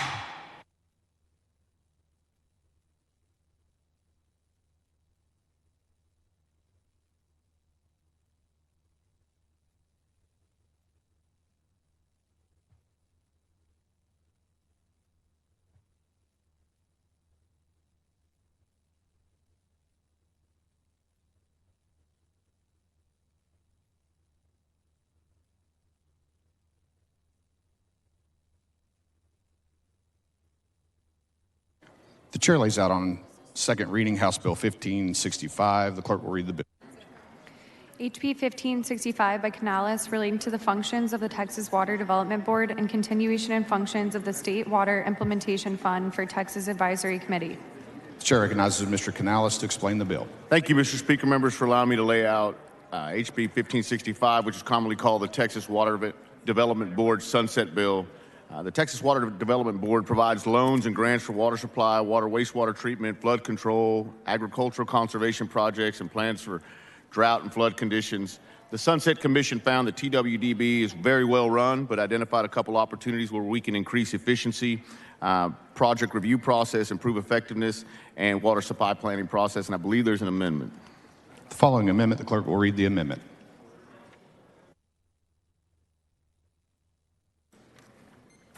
Amendment by Van Dever. The chair recognizes Mr. Van Dever to explain the amendment. Thank you, Mr. Speaker. Members, this amendment was actually part of the original language that was laid out, but it did not, it was removed in the committee substitute. It is specific to my district and to the Marvin Nichols Reservoir. The amendment asks for a feasibility review of the Marvin Nichols Reservoir by the Texas Water Development Board Executive Administrator by 2025. Roughly 66,000 acres of private land would be used to build this reservoir, with at least an additional 130,000 acres of land taken out of production and out of private hands. This would make the proposed Marvin Nichols Reservoir one of the most expensive public works projects and one of the largest land grabs by eminent domain in Texas history. Members, I'm asking you to stand with me on this. I realize this is a sunset bill, but this is a very important study. Thank you. I move passage. The chair recognizes Mr. Canales to speak in opposition to the amendment. Thank you, Mr. Speaker. Members, I appreciate what Representative Van Dever is trying to do here, but the reality is this is a very important agency. This is something that was already previously discussed, and I would ask respectfully that we're going to move to table, that you stand with me on a motion to table to keep the sunset bill clean. The reality is this is Mr. Van Dever's amendment should be a standalone bill or standalone study. This is not the place for it. I vote aye on the motion to table, please. Members, Mr. Canales has moved to table the Van Dever amendment. If you support the amendment, vote no on the motion to table. If you oppose the amendment, vote yes on the motion to table. Vote aye, vote no. Members, division vote.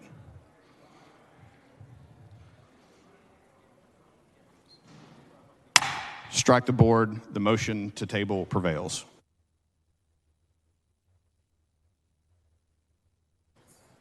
Is anyone wishing to speak on, for, or against House Bill 1565? The chair recognizes Mr. Canales to close. Thank you, Mr. Speaker. I move passage. The question occurs on passage to engrossment of House Bill 1565. All those in favor say aye. All those opposed say nay. The ayes have it, and House Bill 1565 is passed to engrossment.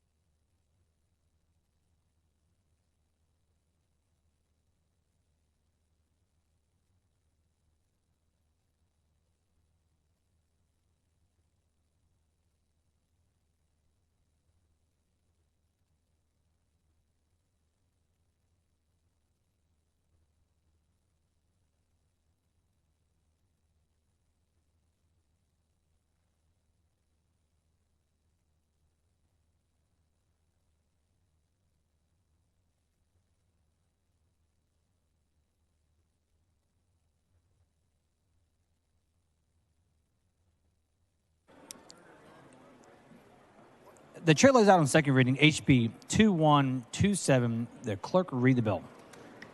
HB 2127 by Burrows relating to state preemption of certain municipal and county regulation. The chair recognizes Mr. Burrows to explain the bill.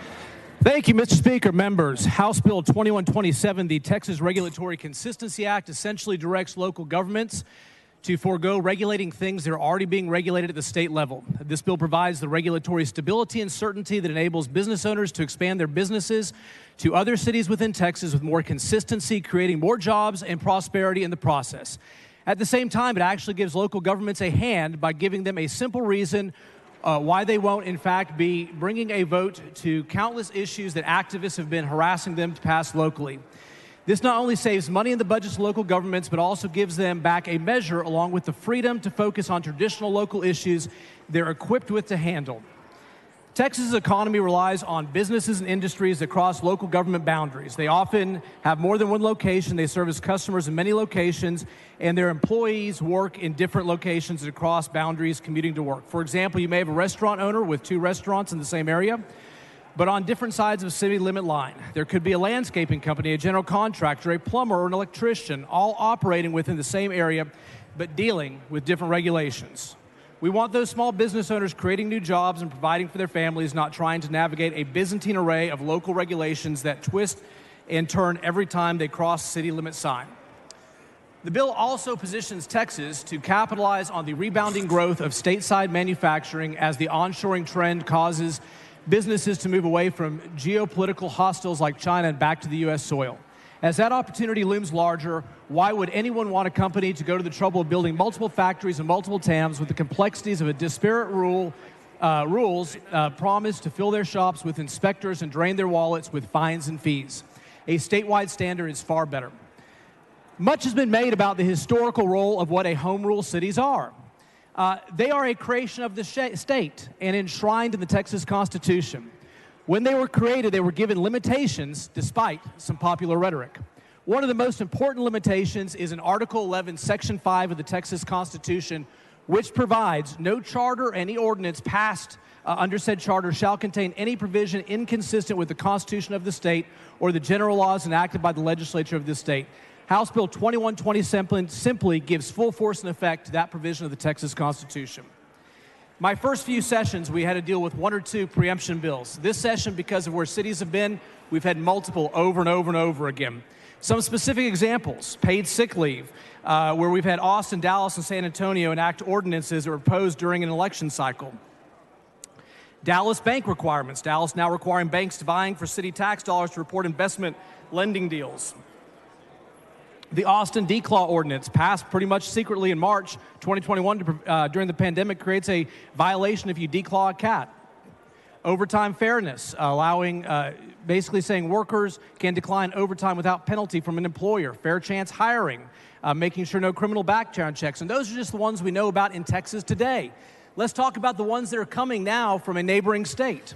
Pay transparency would require employers to disclose pay ranges as well as benefits, not only to applicants, but for internal offerings and promotions as well. Salary history restrictions, preventing employers from asking applicants how much they make at previous jobs. Predictive scheduling, requiring employers to provide work schedules to employees in advance, usually 2 weeks. Prohibiting criminal background checks by employers. Paid COVID leave, paid sick leave, requiring private employers provide health insurance at $380 a week. Eliminating at-will employment. Denver requiring not allowing anything but cage-free eggs to be sold. Now, members, cities will retain a lot of power under this bill. One of the things that there is, they still get to have full zoning, unrestricted. They can still deal with unrestrained animals, hawkers, peddlers, pawnbrokers, billboards, and other outdoor signs, nuisance, disorderly conduct, vehicle wrecking, daycare centers, massage parlors, game rooms, sexually oriented business, historic preservation, public safety, community planning and development, water utilities, parking and transportation, and a host of others. Those are just a few of the things people have said this bill takes away. Clearly, they do not. They're still being preserved in statute. So with that, I'll be happy to answer any questions. Mr. Turner, for what purpose? The gentleman yield for some questions. The gentleman yield for questions. Of course. Gentleman yields. Thank you, Chairman Burrows. So there's been some concerns raised about the broad nature of this bill. There could be unintended consequences with several different areas of the state statute, in play in this bill. So I think you spoke to your intent with the legislation in your layout. But let me just ask it very simply. If your bill passes on day one of its enactment, what's going to be preempted in the state of Texas today? Well, the 5 ordinances that I laid out, and also I have some amendments that I think will take care of a couple others, like some climate change stuff in El Paso, but obviously the ones that I laid out in there would obviously be preempted. In many of the ordinances that you brought up and others have brought to my attention clearly would not. We were able to show in section and verse of local government codes and other places where those authorities remain.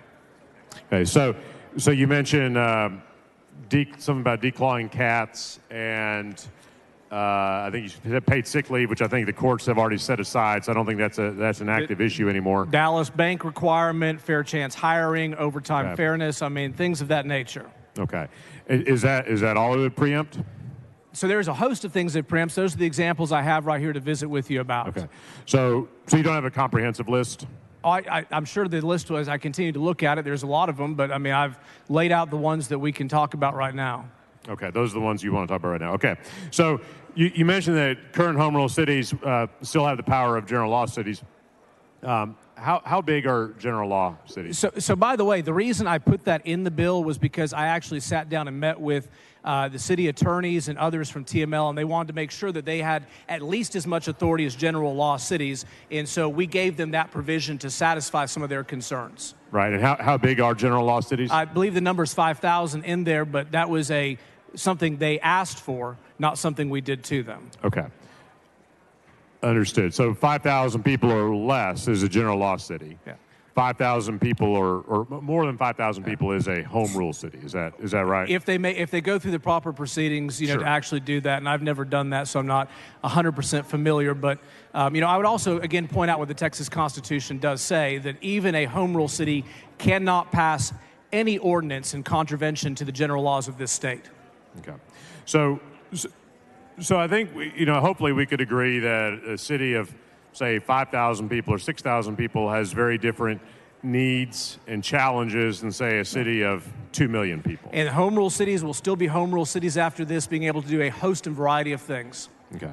So one of the things that a lot of home rule cities do and have done is they put issues before the voters to decide how to enact a certain policy or whether to enact a certain policy. How does your bill affect the ability of citizens to be able to make their voices heard at the ballot box on a matter of concern within their local community? Representative Turner, they can still do that unless we currently regulate it. This basically just says no double regulation. So unless we have a regulatory scheme, which would be marked by having a regulatory agency or a set of laws in the books that seem comprehensive in nature, they can still do those types of things. If we actually regulate it, they cannot contravene those laws.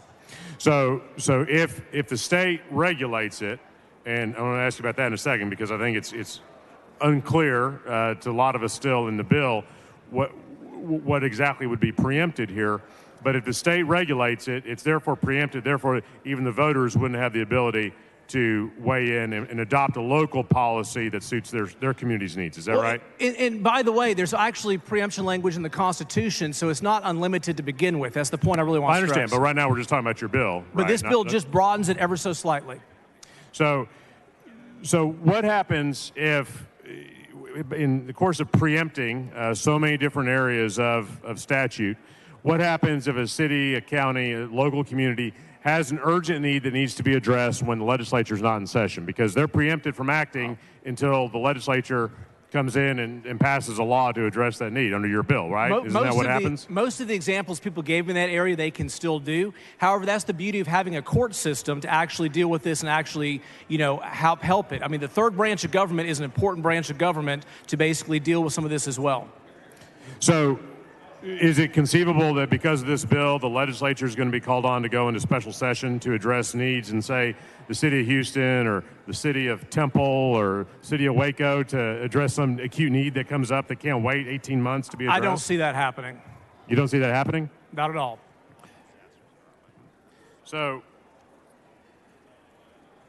let me ask you about the standing section of the bill in terms. So your bill sets up a regime where basically people can sue if they think that the statute's being violated, they can already sue under the current Declaratory Judgment Act. I want to make sure that's very clear. There currently provides law where you have standing to do this. So how does your bill differ from current law or current practice? So we take the court rulings on waiver of immunity and we codify it.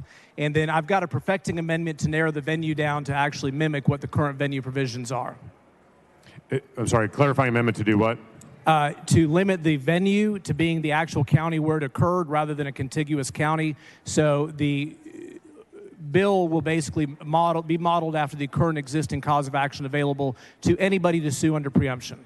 Okay. So when your amendment is adopted, presuming it is, then someone can sue but within the same county that the alleged violation has occurred. The same standing as they have today. Understood. Okay. So do you feel like your bill will have the possible, I'm sure, unintended consequence of creating excessive litigation in this area? Are you concerned about excessive litigation? I am. Okay. So I think it's actually a brilliant way to handle this because we're not here all the time and we can't continue to play whack-a-mole. So we're going to allow the courts to actually continue to help us and regulate this. And it's going to give citizens the ability and right to petition their court system to get redress of some of these ordinances which are overreaching and difficult for them. You don't think this will spawn a cottage industry of lawsuits around this legislation? There's no damages available, so there's really not an incentive for anybody to actually want to do this. So, on the issue of standing, your bill talks about says any person who has sustained an injury, in fact, actual or threatened, has standing. Did I quote that correctly? That's the common law, traditional American court system of standing. I basically took that and put it in there, which is the standing we use for negligence suits and a lot of other things that we currently do. So it's not new or unique. It's kind of within the American tradition of standing. Okay. So how does someone prove a threatened injury? Well, obviously an ordinance passes and it could potentially harm them. For instance, we've had ordinances passed that have a fine attached to them, but cities have known they're unconstitutional, and so they don't actually impose the fine. Therefore, some people have actually been kicked out of courts because the fine hasn't happened. But the threat of it ought to be enough to actually have your rights litigated in a court of law. So I'm going to move into areas specifically, and you touched on some of this, but local rules or ordinances that are designed to protect safety and enhance safety in the workplace. And so you mentioned you mentioned paid sick leave ordinances, I believe, as an example of local overreach, I think is how you phrased it. Yeah. Did any of those ordinances actually go into effect? No, but a lot of people spent a lot of money, businesses, and they had to comply with them for the time being before they got court certainty of it. So there was a real cost and expense associated with passing those. So even though those are not in effect and they actually were overturned before they went into effect, you're saying that businesses say that it cost them money? Sure, they had to try to figure out how to comply with them. Some of them actually had to hire lawyers to challenge them. It was a real, effect on there. And of course, I didn't even mention this bill will pick up, some of the workplace safety standards, and I'm sure you want to talk about those as well. Well, I do. That's my very next topic, in fact. So good. So, are you aware, and I'm sure you are, because we've talked about on this floor before, that Texas construction workers are at particular risk of heat-related illnesses, injury, and in some cases even death? Absolutely. I totally agree with you, which is why I've always believed that the OSHA, standards dealing with this are important, and most of the contractors that I've had the pleasure of knowing probably far exceed those on a daily basis. So, do you know that the Texas Department of Insurance has provided data that shows at least 5 Texans have died from heat-related illness? That was just in 2018, and hundreds of Texans have suffered from job-related heat elements that interfere with their ability to work. Yeah, I would argue not having proper tie-offs and being too high probably, has more deaths. I don't know that, but if we're talking about construction accidents altogether, there's multiple threats out there that are available in workplace safety, concerns. You would agree that exposure to heat for prolonged periods of time is one of those threats? Oh, sure. We yes, absolutely. And you would agree that dehydration is such a threat? We totally agree on that. Okay. And so, despite those recommendations and some OSHA guidelines, and you referenced those a minute ago, that provide that rest and water breaks are a safety concern and are needed, particularly in certain types of job environments. I mean, are you aware that, and even despite a couple of cities out of our hundreds of cities having ordinances on this matter, that many workers simply do not get those types of breaks during the day? I'm not aware of the prevalence of that. Can you repeat that? I couldn't hear you. I'm not aware of the prevalence of workers being denied, their rights to rest and water breaks. Would you agree that it probably does happen? I mean, because right now, if they're not in those two cities you mentioned, they actually don't have a right. In full candor, right? I mean, from a concept, sure, I can agree there may be that happening out there, but on a firsthand account, I have never had a injured worker, or contractor who's had one come to see me over those particular concerns. So I'm just not aware firsthand of that having happened. So, in fact, are you aware that there is a University of Texas survey that found more than a third of construction workers in the state do not receive regular rest breaks? Not aware of it, not aware of the survey, the metrics, things like that. Sounds like OSHA is not doing its job, and I know there's anonymous hotline reporting, things of that nature. Maybe one of the things we need to do is make sure workers know they can have a report to OSHA without fear of any retaliation by statute when those things actually occur. And I would work with you on that in a heartbeat. Okay. So, well, you say OSHA is not doing its job, and OSHA has recommendations, not a rule, but they do have recommendations. But ultimately, it is up to, Texas doesn't typically wait on Washington to solve our problems for us. So we pride ourselves in solving our problems ourselves, do we not? We tend to like to. Yeah, so why would and if the state has not solved this problem, and the legislature has not to date, then why is it a problem for individual cities to say, this is a concern in our community? We've seen people get sick. We've seen people go to the hospital from dehydration. We've seen, in some instances, people die but from heat stroke. I would point they want out to solve to that problem. Why should we interfere in their ability to protect those workers? Well, I would point out to you, I think OSHA, I've only read the rest and water break bulletin a couple of times, but they don't actually have specificity on how to do, what the number of times it needs to, because it probably changes. And we both would agree that OSHA is probably the most comprehensive agency looking at these things. What I think is at issue is the cities have come up with a metric which really doesn't work and probably is woefully inadequate by even OSHA standards of a rest break every 10 minutes, every 4 hours. But they should not be the ones in the business of enforcing it. OSHA's out there. OSHA's looked at this. They have declined to adopt a similar standard, probably for the challenges of it. Right. And in Texas, are you aware that we do not have a statewide agency that has the responsibility or the authority to enforce workplace safety standards? Are you aware of that? So I believe that to be accurate. And obviously, if we need to talk about having, concurrent jurisdiction because OSHA's inadequately equipped, which I'm not saying I agree with, I'm happy to have that conversation. But it should never go to the cities on doing that. What I hear you saying is, perhaps you think OSHA is inadequate. I have not been led to believe that. So let me go back to something you said at the very beginning. You claimed your legislation would help cities, I think you said, refocus on their primary responsibilities. Absolutely. Or something to that effect. In your mind, in your view, what is a city's or a local government's appropriate responsibility? What is their role in our governmental system? As we look outside and we see streets and keeping them clean and making sure we have water and sewer and utilities and a police force and fire and things of that nature. And I don't have a comprehensive list. Why are police and fire, just to pick two examples, why are those important? Because it's something they have historically done, and we expect them. Well, cities have done a lot of things historically that I think are about to be preempted under your bill. I think so. Why police and fire? Why sewer? Why water? Your definition of historically done and mine are probably very different. This seems to be a recent adventure in foray into these areas by cities and continues to be growing. Historically speaking, when we think about what the core functions are, it's not basically having their own set of railroad commissions and labor codes and things of that nature. And obviously, they're venturing into it, and that's not something you think of traditional cities as part of what they do. So, with respect to police and fire, that's important because Because we expect when something bad happens or we need them, they are there. Okay, because it's a matter of public safety, is that right? Which is preserved under my bill. Right, and I would agree with you, that's very important to preserve.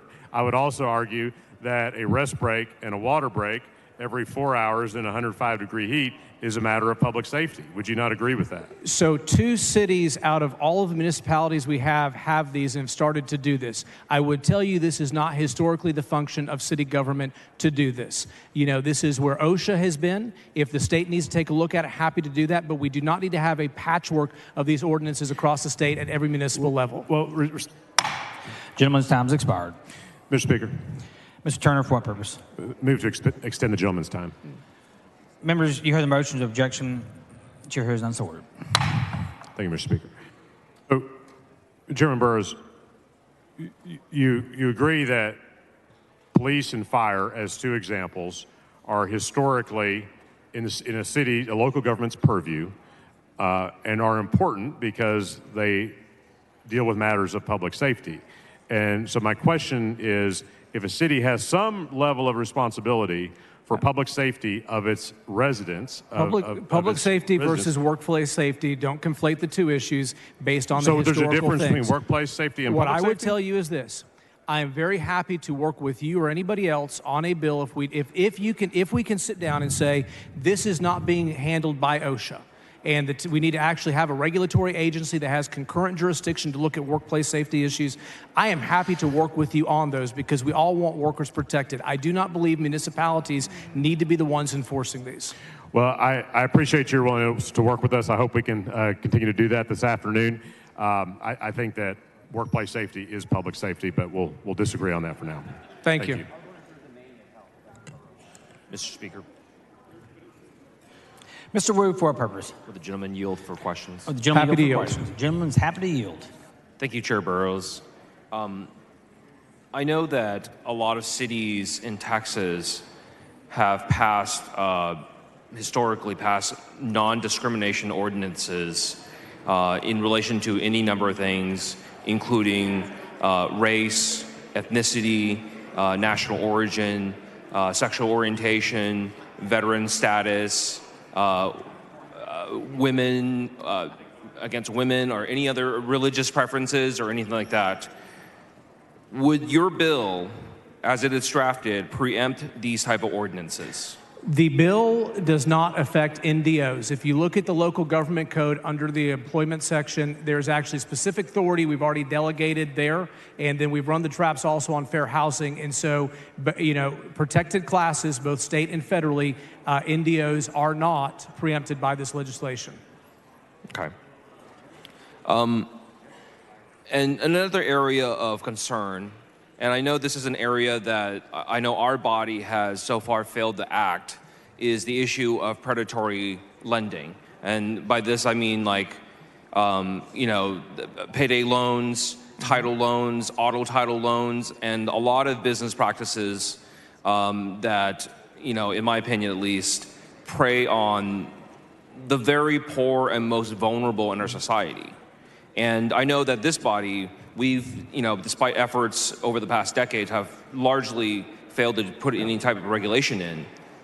And in response to that, many cities have put in ordinances and regulations on how many of these businesses can be in a neighborhood, what kind of, restricting some of the more unethical practices that they might have. Does this legislation that you're proposing ban future ordinances in this respect? So it does, but I want to make sure that the record's clear as we talk about this. When I brought my bill, I heard from a lot of constituents, and I worked with a stakeholder group who led the charge on creating these ordinances and agreed with them that I would preserve all 49 ordinances in existence, and they said this was a good position, and I intend to honor that as this moves through there. And so we did grandfather those in, one of the first amendments we changed to try to address that. So my follow-up question on that is, because these ordinances have to be in place by a certain amount of time, if a city needs to adjust their existing ordinance that was in place prior to the deadline, would they be able to do that? Would they be able to go and tweak their existing laws to change whatever circumstances? Anybody can amend the ordinance to bring it into compliance with this statute. But just to be clear, for the purposes of legislative intent, if they tweak an existing law that fell under the safe harbor of this bill, that would not be considered a new law. What I would tell you is this is the language I agreed to with the stakeholder group that wanted the language in there, preserving it, and it was every and the and what was talked about, discussed with them, and this is what they wanted, and I agreed to it. Okay. So I appreciate that, and again, I wasn't a part of that process, but just as purely as a way to understand the implications of this legislation. This is it. The 49 that are in there, we're not going to basically see new ones. They're not going to be amended to address other things. The ones that are in existence stay in existence. So, again, I think the answer that you're just giving me is no. Any changes, tweaks to these laws in the future would not be acceptable. Under this bill, I do not believe. These are the 49 that stay in existence as is. Okay. Which is what I agreed to with the stakeholder group. I'm sorry? Which is what I agreed to with the stakeholder group. Thank you. Another area of concern that cities have been dealing with is dealing with unethical puppy mills, roadside pet sellers, and other things like that I know our body has had some say in it, and we've dealt with it somewhat. If you wait for my perfecting amendment, you will see I've grandfathered those in as well, having worked with another stakeholder group who wanted to make sure that those things were done. And I think it's the second amendment that will come up dealing with it. And just to clarify, the amendment that you're going to offer, does it clarify the conflict with the Texas Dog and Cat Breeders Act? What I can tell you is when it comes to issues of puppy dogs, and these issues is not really an area of policy that I work on very often by choice. Members who concern about it brought this to my attention. I asked them to work on language. I believe it's acceptable to the stakeholder groups trying to preserve the things that are in place. All right. Thank you, Mr. Speaker. Yeah. Mr. Speaker. Mr. Wu, for a purpose? May I move to reduce the writing all conversations and discussions on this bill and reduce it to writing and place it in the House Journal for the purposes of legislative intent. Members heard the motion. Is there objection? The chair hears none, so ordered. Ms. Ramos, for what purpose? Mr. Speaker, will the gentleman yield? The gentleman yields for questions. Gentleman yields for questions. Thank you, Chair Burrows. One of the things that's mentioned in the introduction of your bill, it references the idea of this bill is to stop a patchwork of regulations that apply consistently across the state. Is that correct? That's absolutely. I think that's what Texans want. That's what businesses want, and it's good policy. Okay, and in fact, it's beyond statewide, right? The reality is that the attempt to do this is a nationwide movement, correct? I have no idea. Okay. Are you familiar with the right-wing ALEC group, the American Legislative Exchange Council? Yeah, I know what the name is. Are you familiar that this American Legislative Exchange Council promotes legislation that advances corporate interests and conservative positions nationwide? Awesome. Maybe they'll take my bill and have it a model for the entire country. I'm sorry? I hope they take my bill and make it a model for the entire country. In fact, did you not take their bill and try to make it as a model in the state? Because if... No, this is not their bill. I want to be very clear, Representative. This is not their bill. This is one I worked on with lawyers in Texas and myself and others, and my guess is they're going to take my bill and make it nationwide because it's so good and important. Well, thank you, and I think if, our representatives here or people watching at home, if they Google ALEC model policy, they'll actually be able to find this there on their website. Are you aware of that? Because they took my bill and used it. This gave them model policy, not the other way around. So this ALEC priority, this priority. No. that This is not an ALEC advances priority. corporate- Let's not characterize that. This is a Dustin Burrows priority bill. It is important. I worked on this bill, and Jeff Leach, you want to remind me, I worked on this bill with people here, and ALEC and others are so interested. Forbes published an article on it. People published an article on it because it's getting nationwide attention because it's that important. It is not just an issue that's affecting Texas, and they have taken this bill, and they're going to hopefully take it nationwide, and that's a good thing. So the article that they wrote a few years ago, Stop Local Governments from Being Victims of Localized Progressive Politics, they wrote that based on your bill years ago? You're talking about an article, not something you found on the website about my bill. I mean, this issue is pervasive. There's no doubt about that. Correct. And so when we're talking about something that you're wanting to implement in Texas, it is a movement nationwide. The idea of the local democracies and communities it's representative choosing government. their representatives at the city council level, this is an attempt to stop that voice from local communities to choose their local leaders and make those local neighborhood community decisions? We have a fundamental disagreement on civics. Now, I want to go back to the Texas Constitution. When we set up and established home rule cities, it said no city ordinance or charter can have anything that contravenes the general laws of this state. That is Texas Government 101. This bill essentially gives full force and effect to that. Thank you, Chair Thank you. Gentleman's time's expired.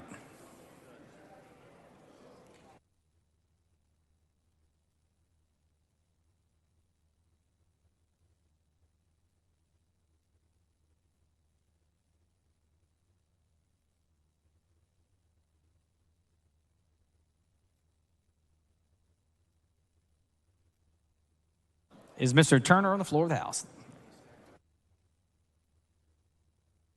The following amendment, the clerk read the amendment.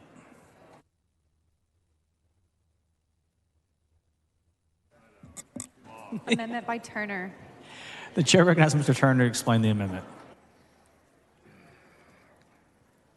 Thank you, Mr. Speaker. Members, this amendment is a very simple amendment. It would strike the enacting clause of this bill.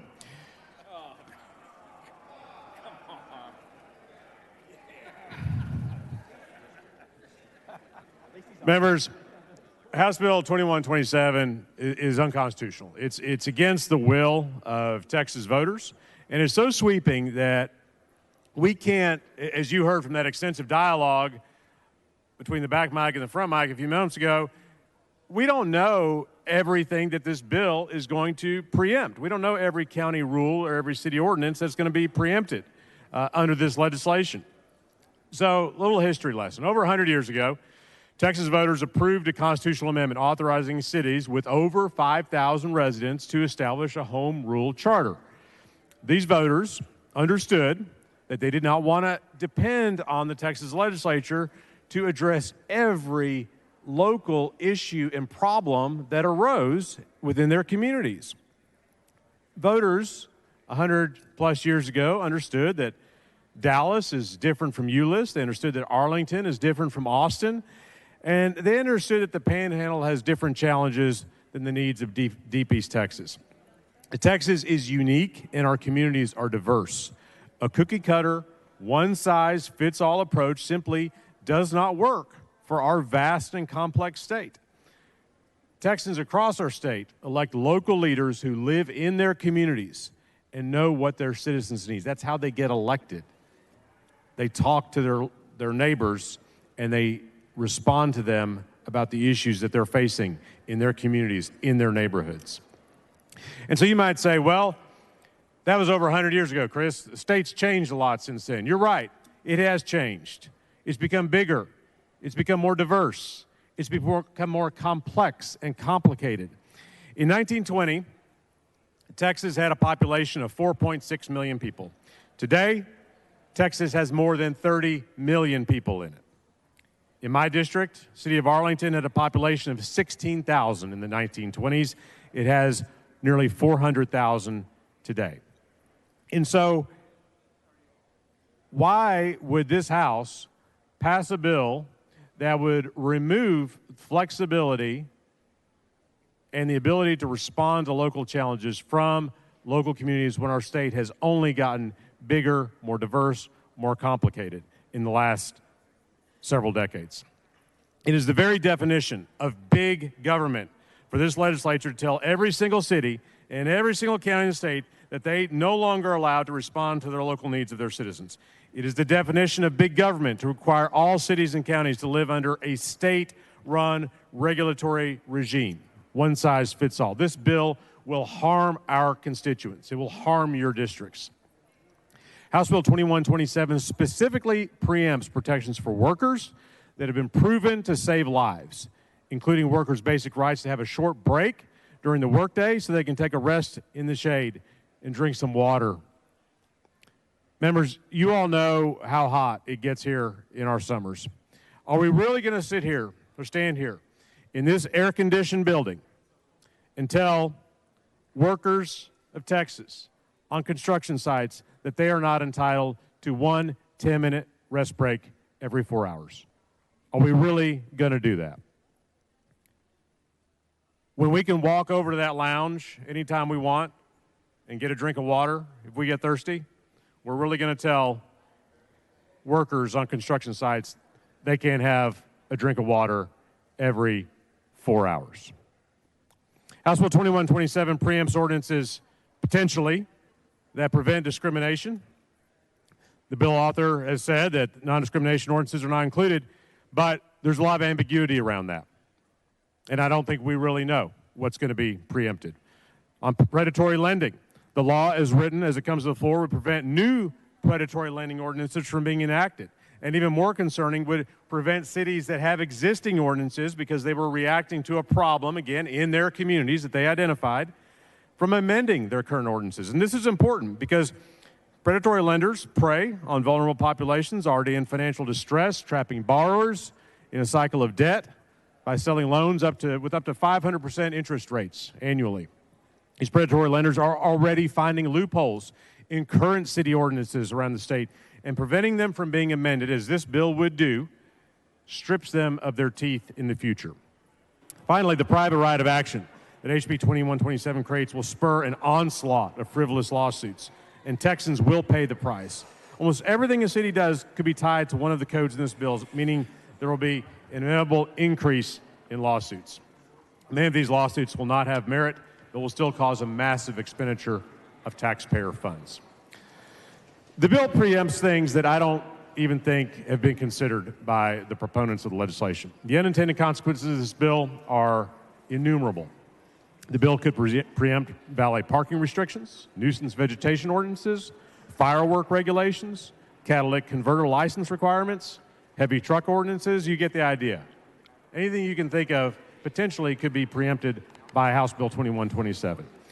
As a legislature with only 140 days to pass legislation every 2 years, does this body really want to spend our time regulating who can and cannot keep chickens on their property and how clean those pens must be?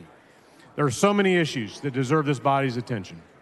Issues that our constituents elected us to work on, like property tax relief, public education, fixing our electric grid. We are doing a disservice to our constituents if we tie up our time with legislating local matters and deny the ability of our local elected officials to respond to the problems in their community. This is an unconstitutional blanket transfer of power that will have far-reaching implications. It will harm the people that live in the cities and counties in your district and my district and everyone we represent. Mr. Speaker. Mr. Wu, for a purpose. Would the gentleman yield for questions? Would the gentleman yield for questions? Yes. The gentleman yields. President Turner, how often does the Texas legislature meet? We meet every other year for 140 days. So the amount of time between legislative sessions is pretty significant, right? About 18 months, about 19 months. Yeah. And a lot of things can happen inside of 18 months. Yes. Were you here in this body when our state went through Hurricane Harvey? Yes, I was. Okay. Do you remember that after Hurricane Harvey, many of us, especially in the coastal areas, begged the governor to call a special session to deal with the aftermath of Hurricane Harvey? Yes, I do.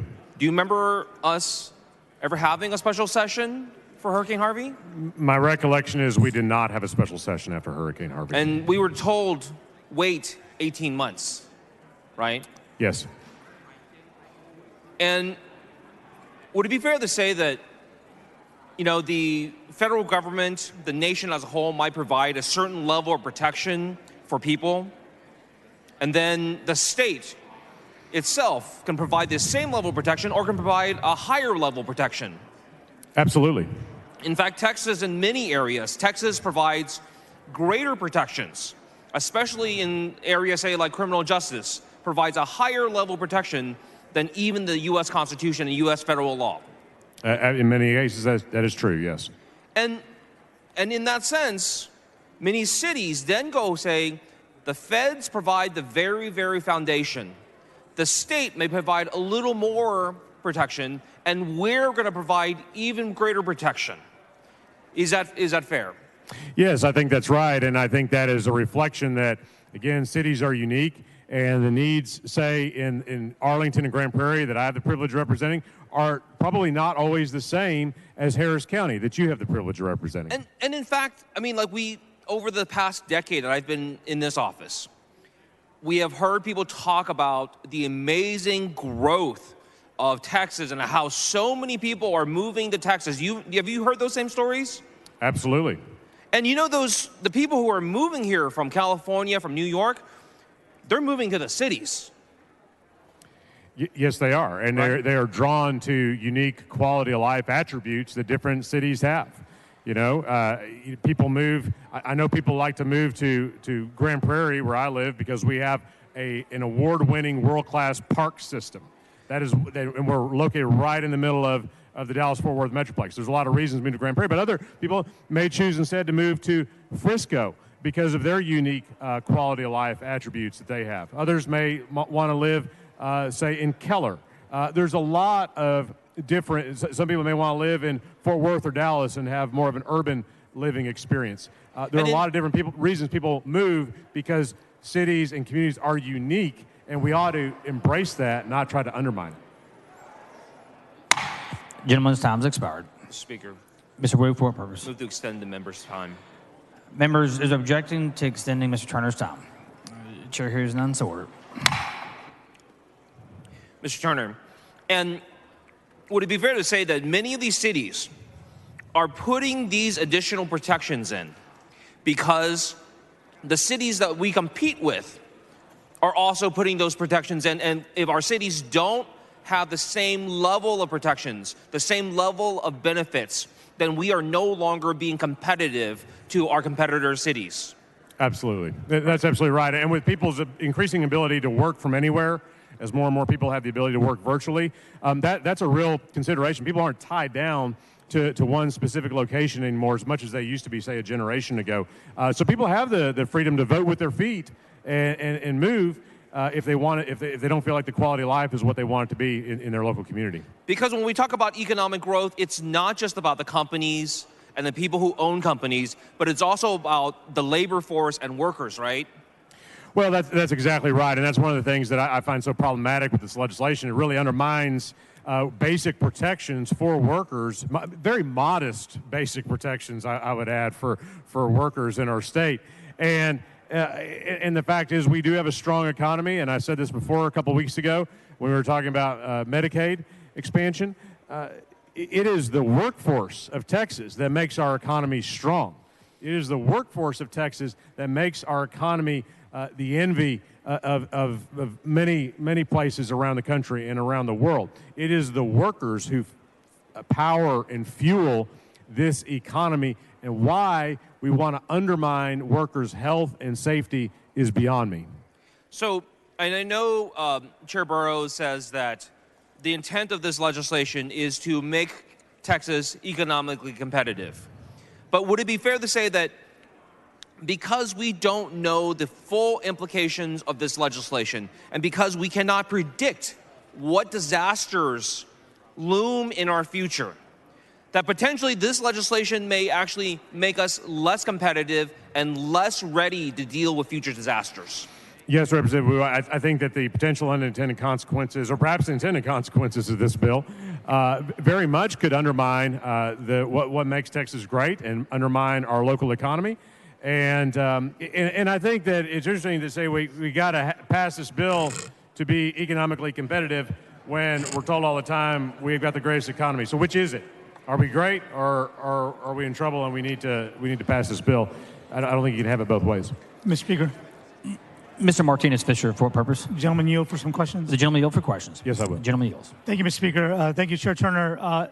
There are a lot of new people here on the floor, and I think an amendment that does strike the enacting clause seems a little extreme. I mean, have you tried to make some improvements to this legislation? Yes, I have.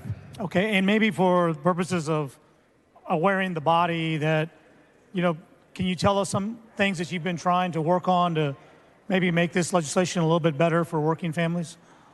No, absolutely. And these are issues that were raised in the State Affairs Committee. Several members, including myself, raised these issues at that time. And we've, stayed in contact with Chairman Burrows. And I will say he's certainly been always accessible and willing to visit with us.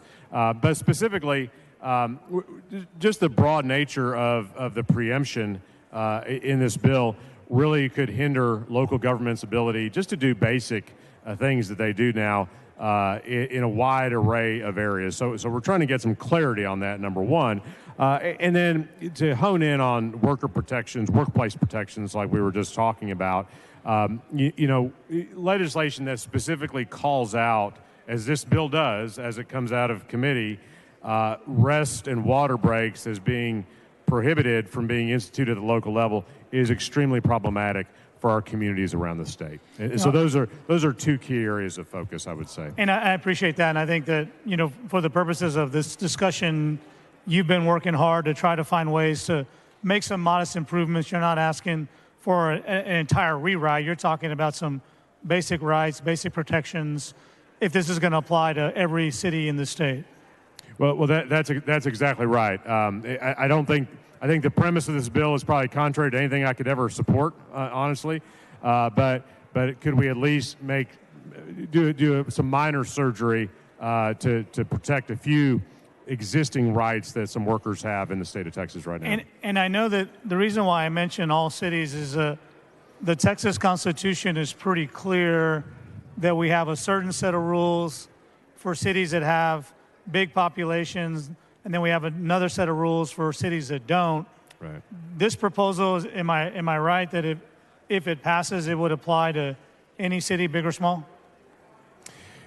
Yes, that is my understanding of the legislation, Chairman Martinez Fisher. I think that, right under the Constitution, a city over 5,000 has the ability to adopt a home rule charter. So this bill applies to home rule charters, but dramatically ratchets back their ability to adopt local regulations and ordinances specific to this. So it really strips away their home rule. But frankly, it runs contrary to the idea of a home rule city. And so it very much makes home rule cities much more similar to general law cities, which are the small cities of 5,000 or fewer people. And I guess, and lastly, as it pertains to sort of statewide policy, I am aware of a number of initiatives that this body is seeking to pursue, whether it be broadband or whether it be chips and science.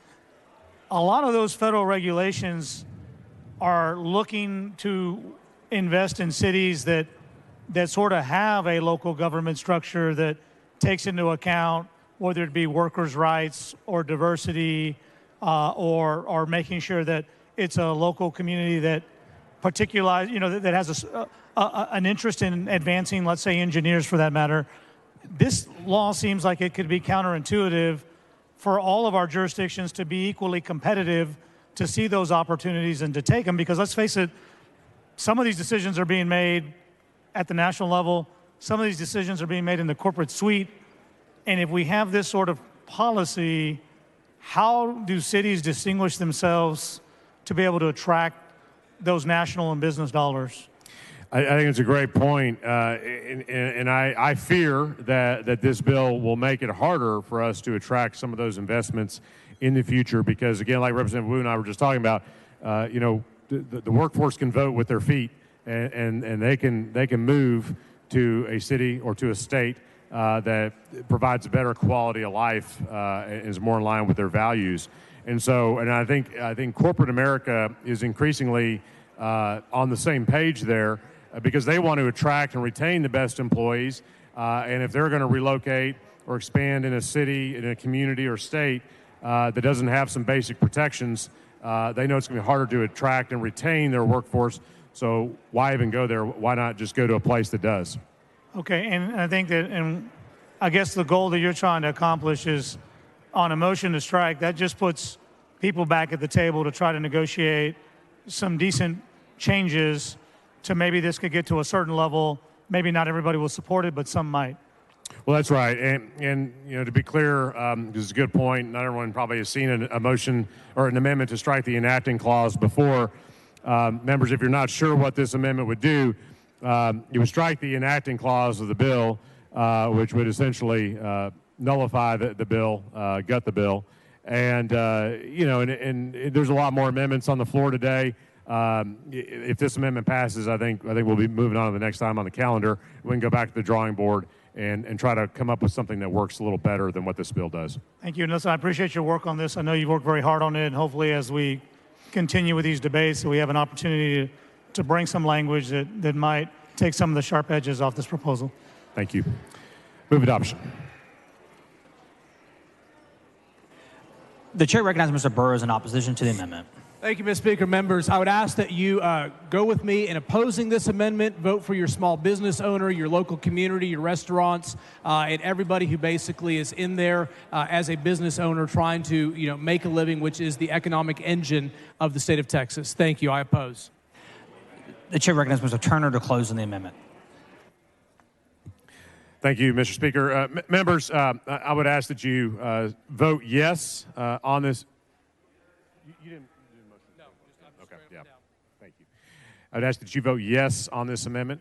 Chairman Burrows said this is about small business owners. I represent a lot of small business owners in Tarrant County. I've not heard from a single one of them asking me to pass this bill. What they are asking me to do is invest in the workforce, invest in education, invest in health care, infrastructure, roads, broadband. Those are the things we should be focusing on, not undermining our cities and counties' ability to address local problems at the local level. So I ask that you vote yes on this amendment. Mr. Turner sent on the amendment. The amendment is not acceptable to the author. A record vote has been requested by Mr. Goldman. The clerk will ring the bell. Show Mr. Turner voting aye, Mr. Goldman voting nay, Mr. Burrows voting nay, Mr. Harris of Anderson voting nay, Mr. Patterson voting nay, Mr. Leach voting nay. Have all members voted? All members voted. There being 56 ayes and 90 nays, the amendment fails to adopt. Mr. Bryant, for what purpose? Mr. Speaker, I raise a point of order against further consideration of House Bill 2127. Please bring your point of order. Mr. Bryant, can you state your point of order for the House, please? The basis of the point of order, please. I raise a point of order against further consideration of House Bill 2127 on the basis that it violates Article 3, Section 30 of the Texas Constitution and House Rule 8, Section 3 on the grounds that the bill contains more than one subject. Please bring your point of order down front.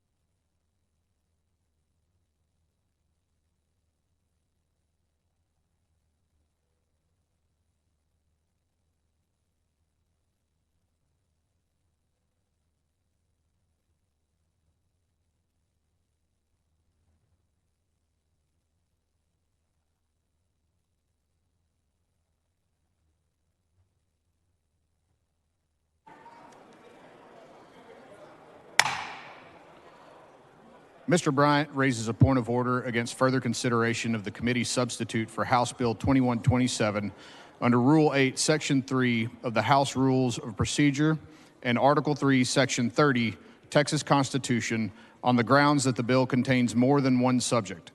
Mr. Bryant argues that field preemption is a judicial doctrine and not a substantive matter that can serve as a subject of legislation. The standard for finding a violation of the one subject rule is a heightened one. Here, the standard was not met. Accordingly, the point of order is respectfully overruled.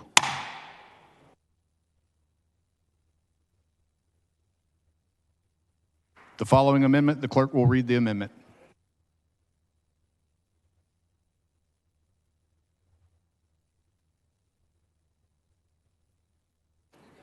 Amendment by Burrows.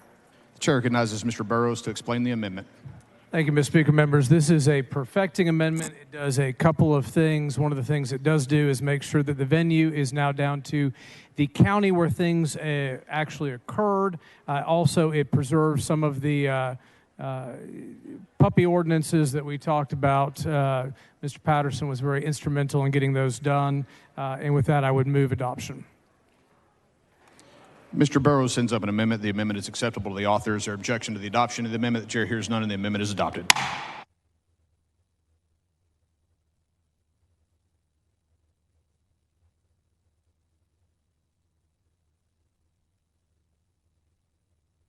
Is Mr. Martinez Fisher on the floor of the House?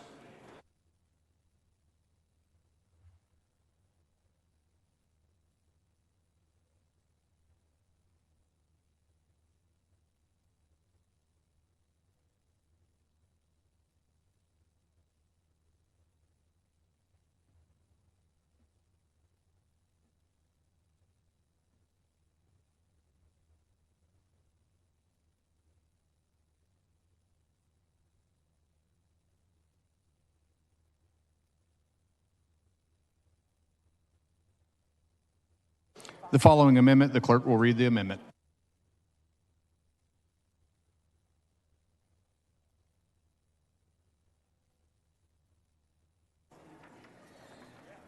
Amendment by Martinez Fisher. The chair recognizes Mr. Martinez Fisher to explain the amendment. Thank you, Mr. Speaker. Members, this is an amendment. If you have the main portion of the bill in front of you, it addresses page 1 at line 19, section 4, and it runs all the way through page 2, line 11. There's some really good language in here that, as I listen to this debate, there's references over and over again that this is not going to stop local governments from doing what they do. And when I see those couple of pages, I have some comfort. But then I go to code, and I realize that that's not current law. That's not in our code.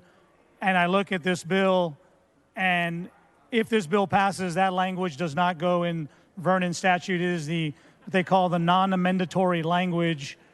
And so all this amendment does is that if we really mean this in Section 4, that our local governments can continue to operate and these functions enumerated on page 1 and page 2, we ought to put it in our Vernon statute so that everybody knows it's not going to be the non-amended language gets submitted and it's not part of our Vernon statutes. It's a pocket piece that goes in on Vernon session laws. If we're going to be consistent in the application of how we do this, that's all this amendment says is we're going to lift the language off page 1 and page 2. We're going to underline it, which means that if it's adopted and it's passed and becomes law, that underlined text becomes part of the law that goes into our statute. I have not had a chance to talk to the author about this amendment, but I hope it's acceptable to the author.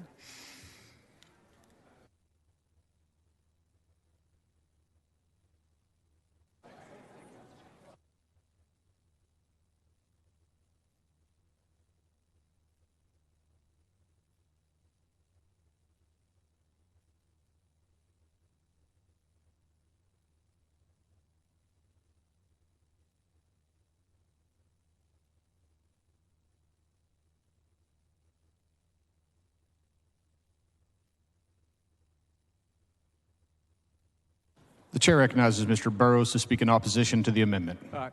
Members, I'm going to respectfully oppose, and rather than having a very nerdy, lawyerly argument about where it is, this bill, this law is law. It is findable. We will do it. Mr. Martinez-Fisher and I actually agree that this is good language. This is why it's in the bill, but respectfully, I'm going to oppose because we don't need to put it in different sections of there. So respectfully, I do oppose. The chair recognizes Mr. Martinez-Fisher to close on the amendment. Thank you, Mr. Speaker.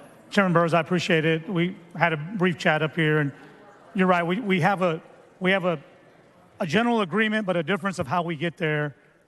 If this law passes, I admit those words will be in the law. They just won't be in statute. They will be in a pocket piece, a session update.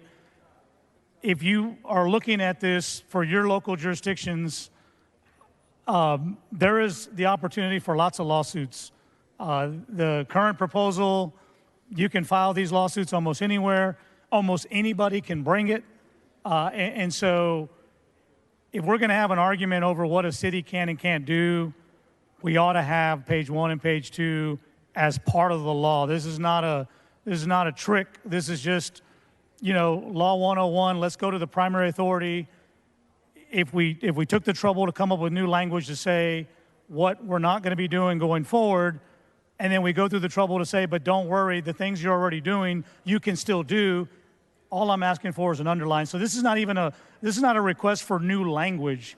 This is just a request to underline what we've already said. So if you vote for this amendment, you're not putting new words into this House bill. You're just underlining it to make sure that it all goes to the same place.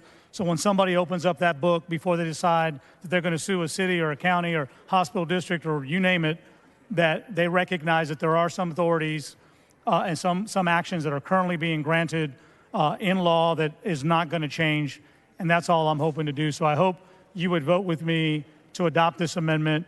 It's not a vigorous disagreement we have here.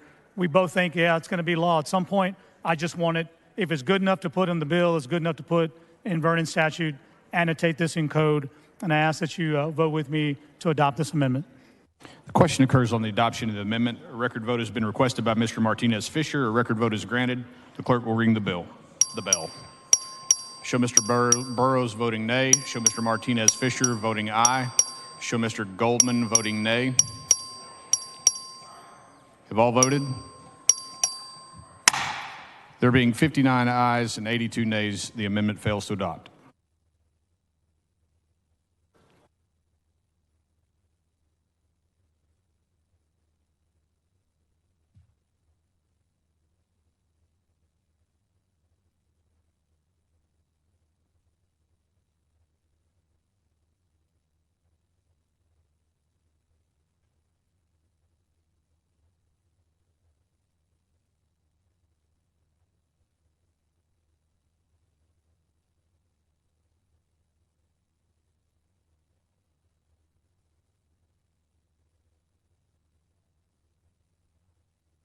Ms. Ramos on the floor of the House.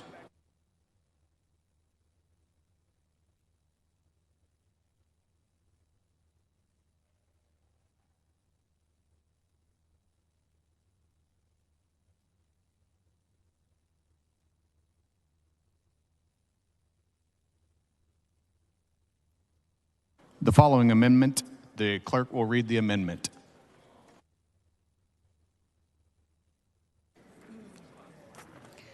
Amendment by Ramos. The chair recognizes Ms. Ramos to explain the amendment.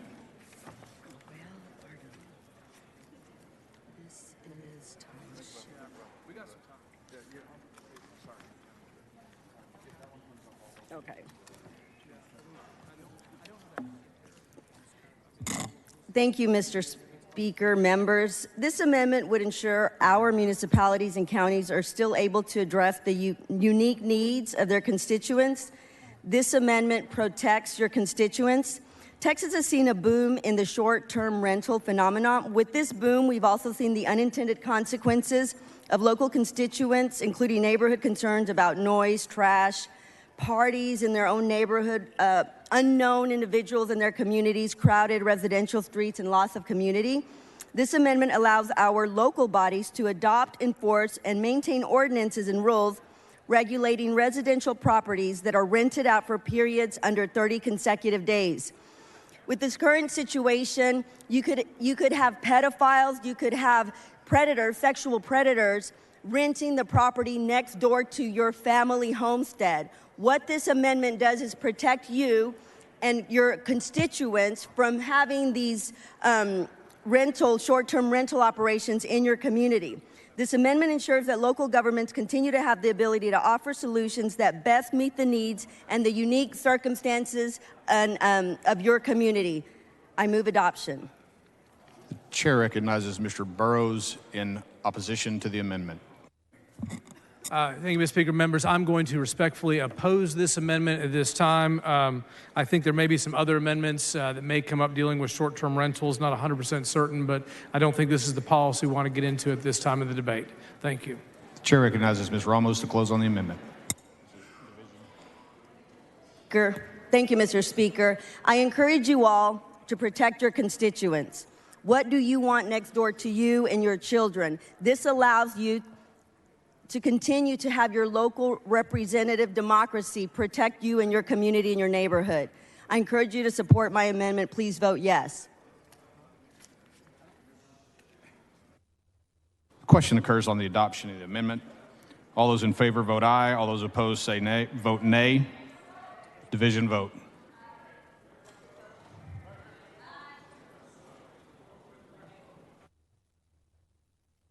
A record vote has been requested by Mr. Bryant. A record vote is granted. The clerk will ring the bell. Show Mr. Burrows voting nay. Show Mr. Goldman voting nay.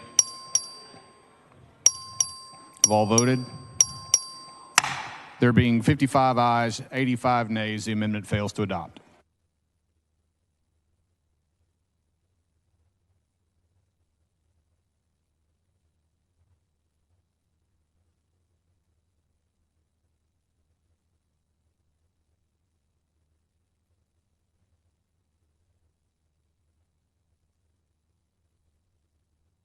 The following amendment, the clerk will read the amendment.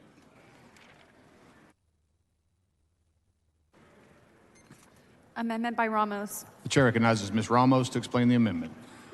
Thank you, Mr. Speaker, members. This amendment, again, it's in the spirit of protecting your community and your neighborhoods.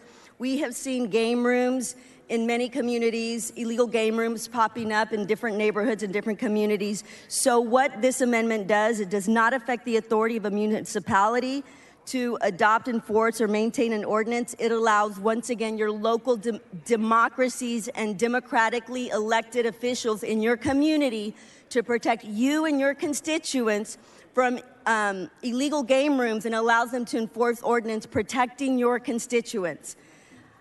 I move adoption. The chair recognizes Mr. Burrows in opposition to the amendment. Thank you, Mr. Speaker. Members, this is absolutely completely unnecessary as an amendment. In fact, the amendment cites the code, section 234.131 of the Local Government Code, where this authority is absolutely retained. There is no reason to put this on the bill. It is completely unnecessary. Your local communities are unaffected whatsoever by about dealing with game rooms in the bill, and anything to suggest otherwise is just completely not accurate. So for that reason, it's unnecessary, and I oppose. The chair recognizes Ms. Ramos to close on the amendment. Thank you, Mr. Burrows. So as you heard, members, he supports this amendment. There's no problem in adopting it because he clearly supports it. As he just stated, it's in there. So why don't we make it clear, support our constituents, support Chair Burrows, and please adopt this amendment. I encourage you to vote yes. Thank you, Mr. Burrows.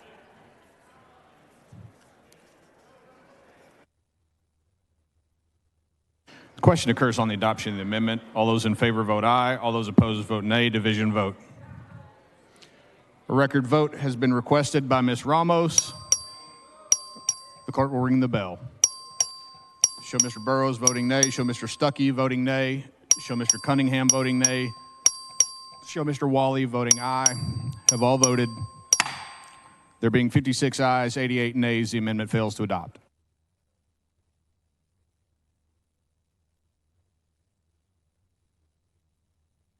It's Mr. Reynolds on the floor of the House.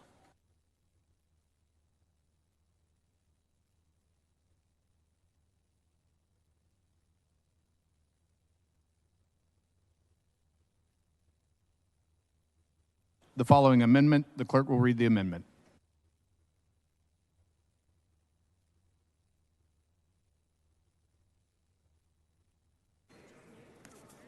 Amendment by Reynolds. The chair recognizes Mr. Reynolds to explain the amendment.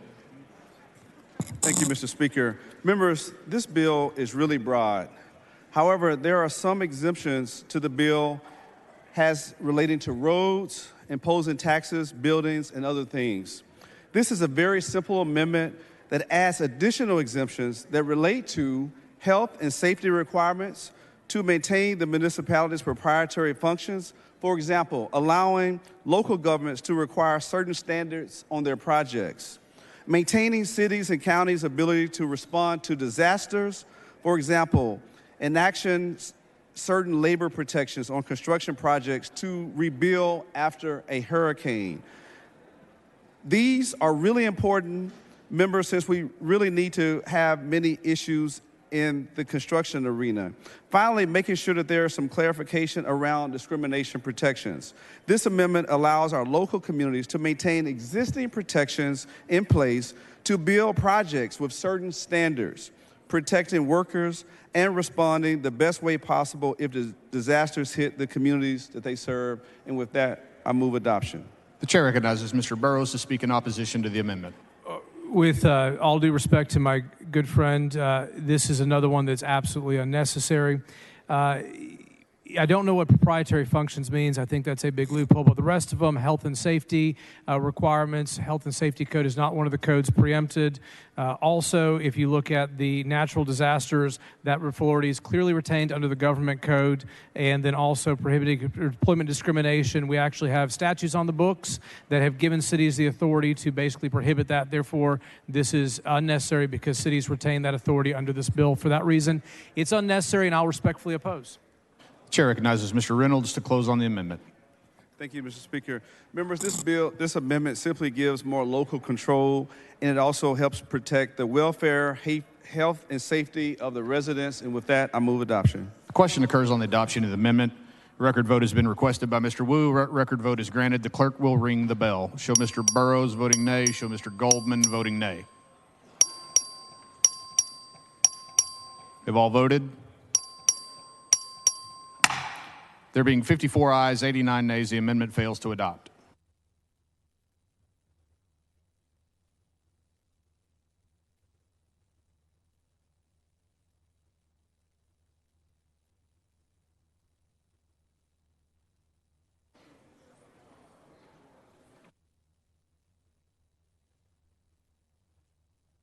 The following amendment, the clerk will read the amendment.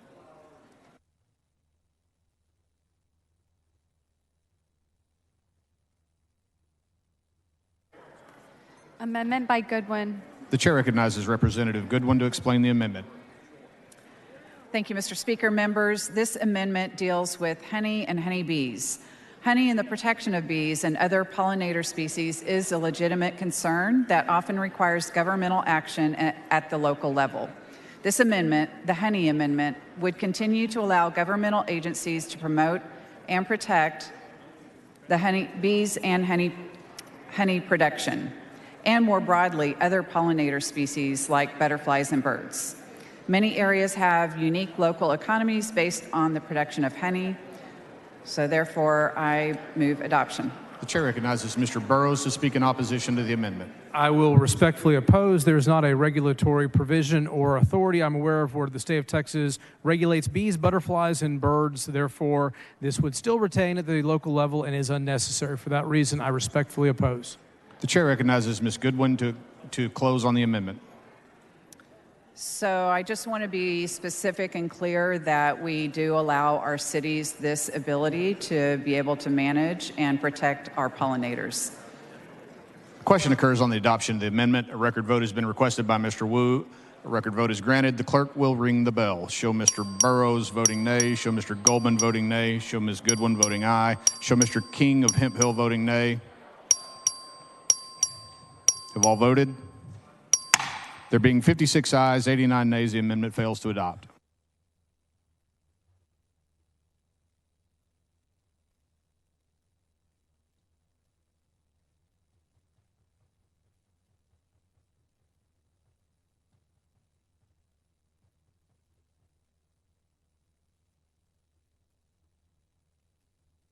The following amendment, the clerk will read the amendment. Amendment by Reynolds. The chair recognizes Mr. Reynolds to explain the amendment. Thank you, Mr. Speaker.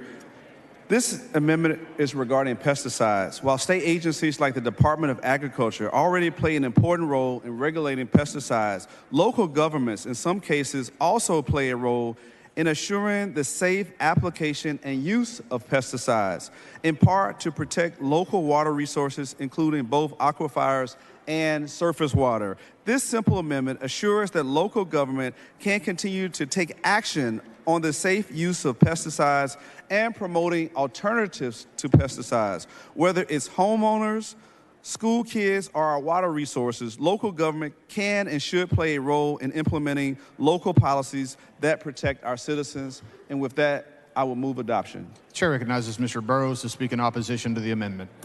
I'm going to respectfully oppose this amendment. I do not believe it is necessary, and for that, I will respectfully oppose. Chair recognizes Mr. Reynolds to close on the amendment. Again, members, I favor local control. I want to help our public health and safety, and this is regarding to pesticides. And with that, I ask for your vote as we move adoption. Thank you. The question occurs on the adoption of the amendment. A record vote has been requested by Mr. Wu. The clerk will ring the bell. Show Mr. Burrows voting nay.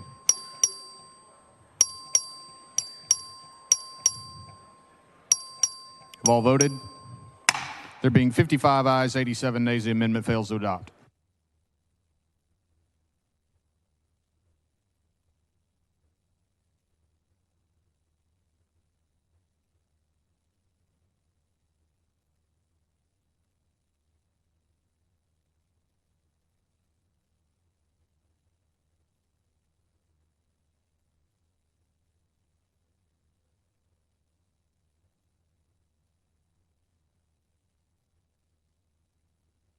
The following amendment, the clerk will read the amendment.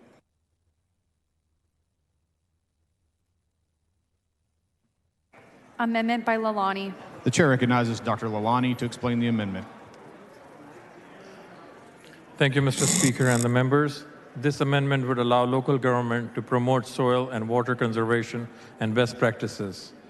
Members, the Texas Board of Water and Soil Conservation plays an important role in promoting the soil and water conservation. But so do many local cities, which promote through ordinance, rebates, and other regulation.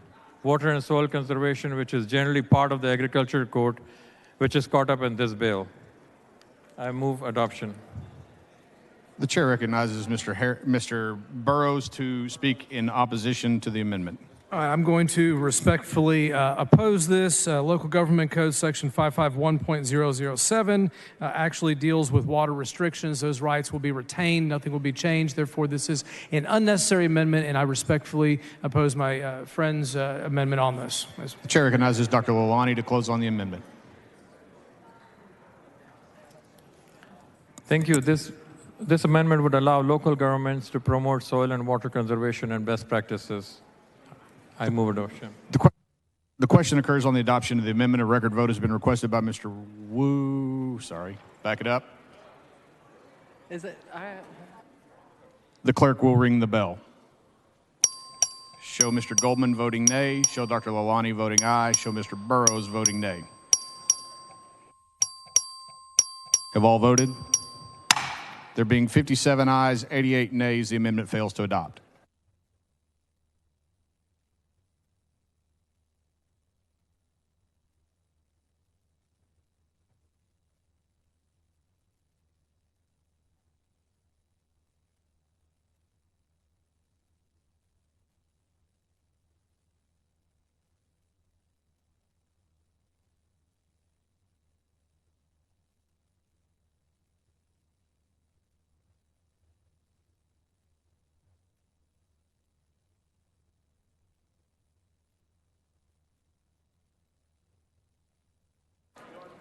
The following amendment, the clerk will read the amendment.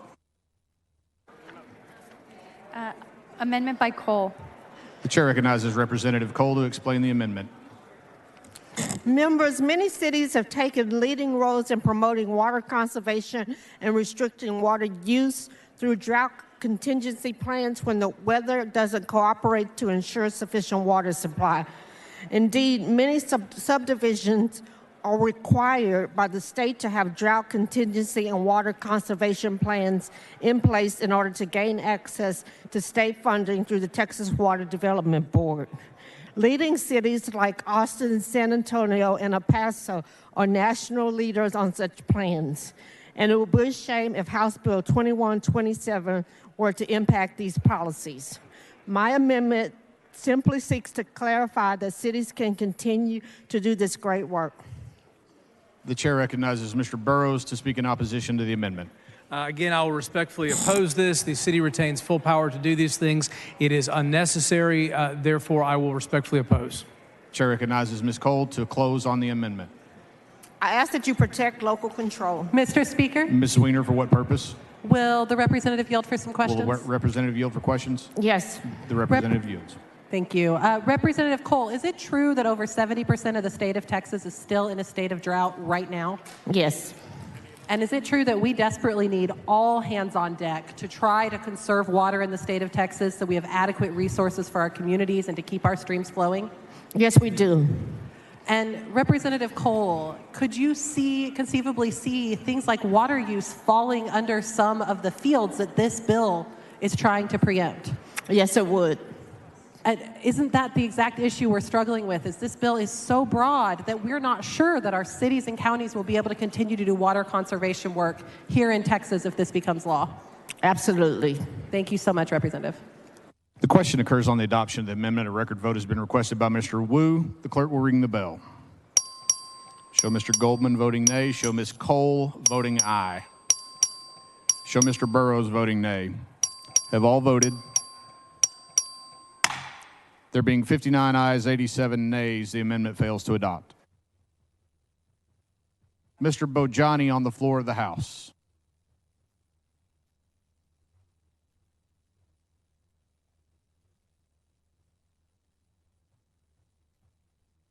The following amendment, the clerk will read the amendment. Amendment by Bojani. The chair recognizes Mr. Bojani to explain the amendment. Thank you, Speaker. Members, HB 2127 preempts local regulation of agriculture, business and commerce, finance, insurance, labor resources, local government, occupations, and property codes. HB 2127 negates existing local ordinances that conflict with the provision of this bill. My amendment would allow existing ordinances to stay in place and not be preempted. Members, I'm proud to have served on the City Council for the City of Euless. I can tell you from experience that no one is closer to their constituents than City Council members, mayors, and local governments. They see the constituents in the gas station, in the grocery store. They see them twice a month in the City Hall. They understand the needs of the concerns of the constituents. Texans across our state have petitioned their cities and counties to adopt certain ordinances. It is not the role of the state to stifle the ability of local governments to find innovative local solutions to problems. We must respect the will of the Texans, the will of the people. We must not retroactively invalidate laws that have been approved by the people of Texas.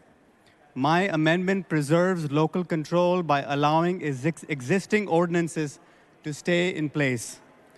Speaker, I move adoption. The chair recognizes Mr. Burrows to speak in opposition to the amendment. Thank you, Mr. Speaker. Members, this is essentially going to grandfather in all of the ordinances that we are seeking to repeal. That is not what we want to do. There also would likely be a rush to get a bunch of other really bad ordinances enacted before this bill takes effect. Therefore, I very much oppose this amendment. The chair recognizes Mr. Bojani to close on the amendment. Speaker, I move adoption. The question occurs on the adoption of the amendment. A record vote has been requested. A record vote is granted. The clerk will ring the bell. Show Mr. Burrows voting nay. Show Mr. Bojani voting aye. Show Mr. Vasut voting nay. Have all voted? There being 60 ayes, 87 nays, the amendment fails to adopt.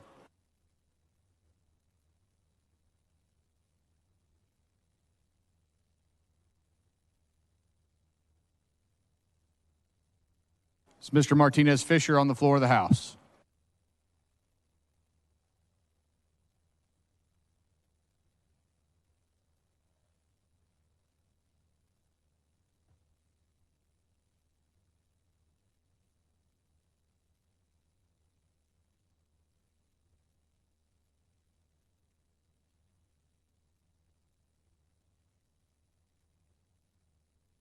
The following amendment, the clerk will read the amendment.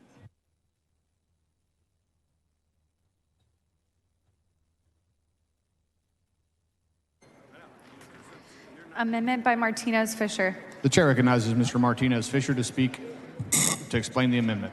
Thank you, Mr. Speaker. Members, this is an amendment that I talked about earlier. Earlier amendment. If you look at the bill, there's going to be lots of questions. When there's questions about the bill, there's one place to answer them. That's going to be in a courtroom. Private right of action. I saw language that says you don't even have to live in the county to sue the city that you want to sue. This just says you actually have to have standing. I know that in Chairman Burrows' layout, he talked about taking just, traditional common law. Well, our law has advanced significantly since common law. We have an issue of standing where you actually have to have a reason. You have to be injured. You have to be an affected party to go to a courtroom to have your grievance heard. That's all this does. It just puts a standing requirement. It's not lost on me that we have legislation this session to create additional courts. And the big argument is we need more courts because we're overwhelmed right now with our dockets are heavy. These judges are working too much. Our cases aren't going to trial. If we have a law that we pass in this state that says anybody can sue for anything and you may not even have to live in the county where you bring this action, we're going to congest those courtrooms quite a bit even more. This is just be an injured party, be an affected party, have traditional standing to get into a courtroom. That's all it asks for. I hope it's acceptable to the author. The chair recognizes Mr. Burrows to speak in opposition to the amendment. I'm going to have to oppose this amendment. This essentially changes the standing requirements that we've historically appreciated for common law in almost every cause of action we have. It is unnecessary, and we do not want to start monkeying with standing, in my opinion, for this suit or any others. For that reason, I oppose. The chair recognizes Mr. Martinez Fisher to close on the amendment. Thank you, Mr. Speaker. Listen, I don't want to talk about a lot of things that we did under common law that we don't do anymore. Common law sounds fancy, but that is just a way of saying we don't have any standards. We can't make our own decisions, so we're just going to adopt the law that came on the ships when they crossed the ocean and we started American jurisprudence. We are far more sophisticated than that now. We don't need common law to decide if you're going to have a dispute with your neighbor, you're going to have a dispute. There are going to be rules. You have to have an injury. You have to have a reason to be there. You just can't show up and say, I had an extra $300 to file a court cost, so I just thought I'd get into this fight because I had nothing else to do. We don't want common law for this. I think when we go back home, we'll be answering that question quite a bit. Part of this law will impact our local officials. That may or may not be a good thing for you. But then there's a whole other part that's going to end up in our courtroom. And I don't know the relationship you have with your judges and your local folks. If you're in a small county and you only have one judge and that judge travels from county to county, I'm not sure you're going to end up on the Christmas card list if we inundate those courts with a ton of these lawsuits. Let's just have traditional standing. If you have a car wreck, you have standing to sue the person who hurt you, vice versa. If we didn't have standing in a car wreck suit, the person who saw the accident or the person who sold you the car might be able to come in and sue you, and we don't want to do that in our civil jurisprudence. Well, likewise, we don't want to do this in our jurisprudence as it relates to suing cities and suing counties and suing local governments. Let's just have a little baseline of rules that you have to have an admission to get into the courtroom, and that admission is you are affected by this, you are a party, you have a right, and that right's been abridged, or you're a member of an organization that's been impacted by these changes. And I think that's enough to keep the courthouse plenty busy. I ask that you don't adopt a common law standard. I hope that you adopt a more advanced, a more current, and a more sophisticated standard of being a party who's actually injured. I ask you to vote yes on the amendment. I'm going to ask for a record vote, too. Question occurs on the adoption of the amendment. A record vote has been requested by Mr. Martinez Fisher. A record vote is granted. The clerk will ring the bell. Show Mr. Burrows voting nay. Show Mr. Martinez Fisher voting aye. Show Mr. Goldman voting nay. Have all voted? There being 61 ayes, 83 nays, the amendment fails to adopt.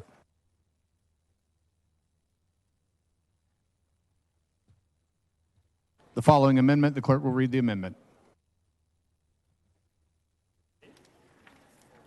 Amendment by Morales Shaw. The chair recognizes Ms. Morales Shaw to explain the amendment. Thank you, members. This is a Texas wetlands protection measure. This should be of particular interest to the coastal counties. And if we remember our pristine waters bill last session, the rural counties as well. Almost all cities have policies and ordinances that protect the wetlands, which are also protected by state and federal laws. Wetlands are important to tourism, water purification, endangered species, flood control, and green infrastructure.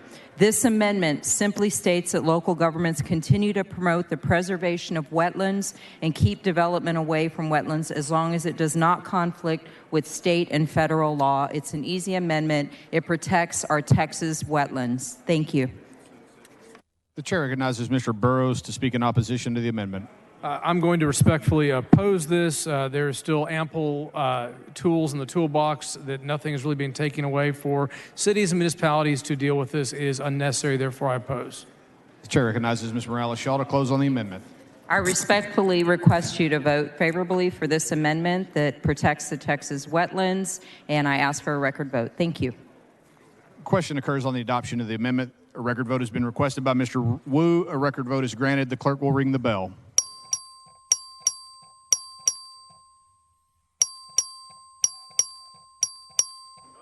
Show Mr. Goldman voting nay. Show Mr. Kane voting nay. Vasut voting nay. Have all voted? There being 60 ayes, 86 nays, the amendment fails to adopt.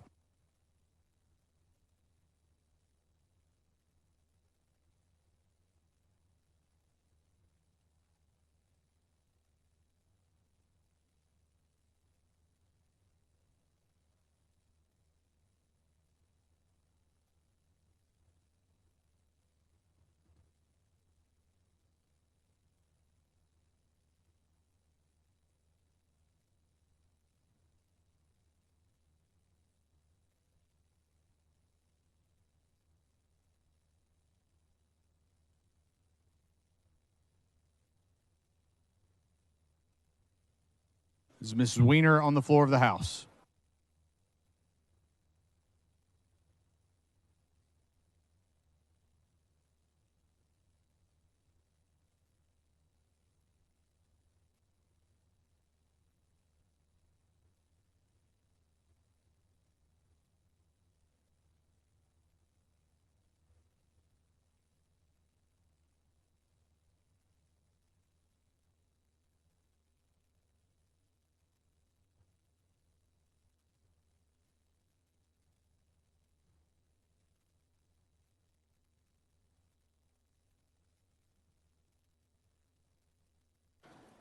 The following amendment, the clerk will read the amendment.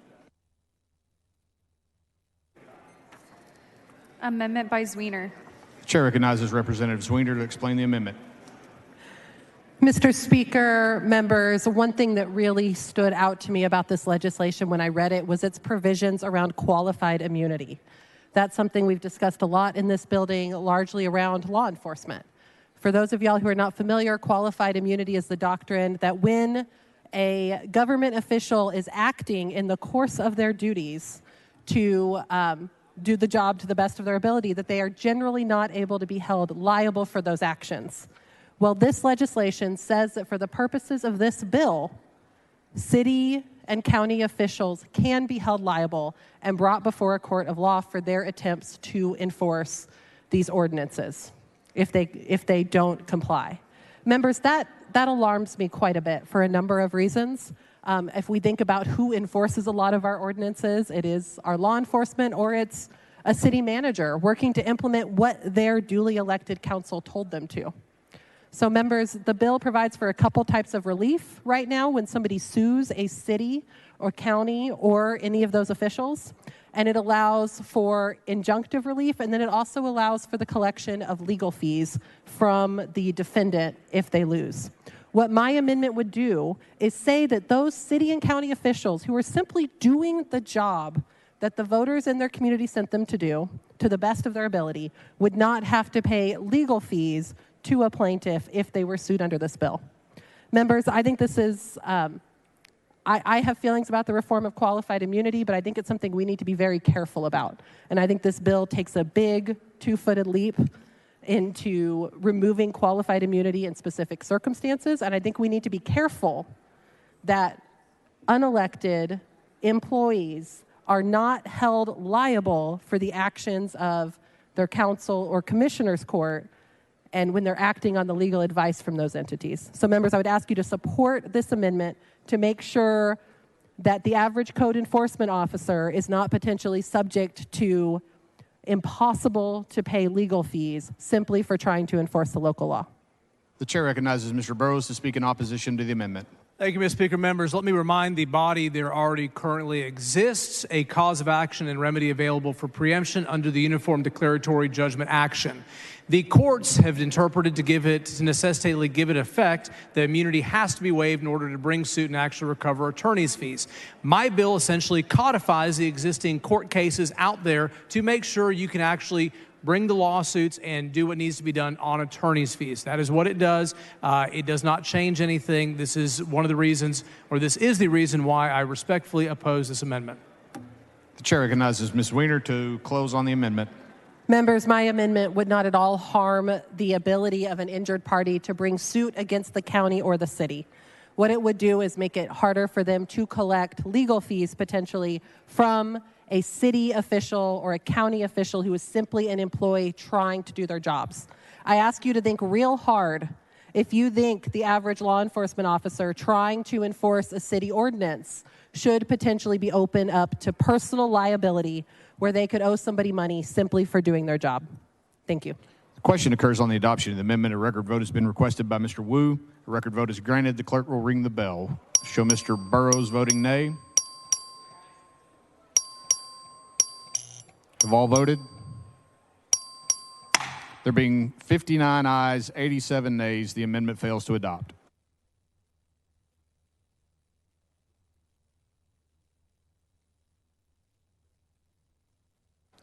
The following amendment, the clerk will read the amendment. Amendment by Zwiener. The chair recognizes Ms. Weiner to explain the amendment. Mr. Speaker, members, this amendment is very closely related to the first one. What this amendment would do is allow a defendant who is a city or county official and is sued under this section to be able to collect attorney's fees and their costs from the plaintiff if the suit against them is dismissed. Members, this is critical because we do not need people filing frivolous, unnecessary lawsuits against cities and, again, city and county officials in order to try and bully them out of enforcing the laws they are able to enforce. This bill is going to create a legal quagmire for our cities and counties. They're going to have a difficult time navigating it. I ask you to help us at least make sure this law discourages frivolous lawsuit against code enforcement officers, our law enforcement officers, and other city and county employees. The chair recognizes Mr.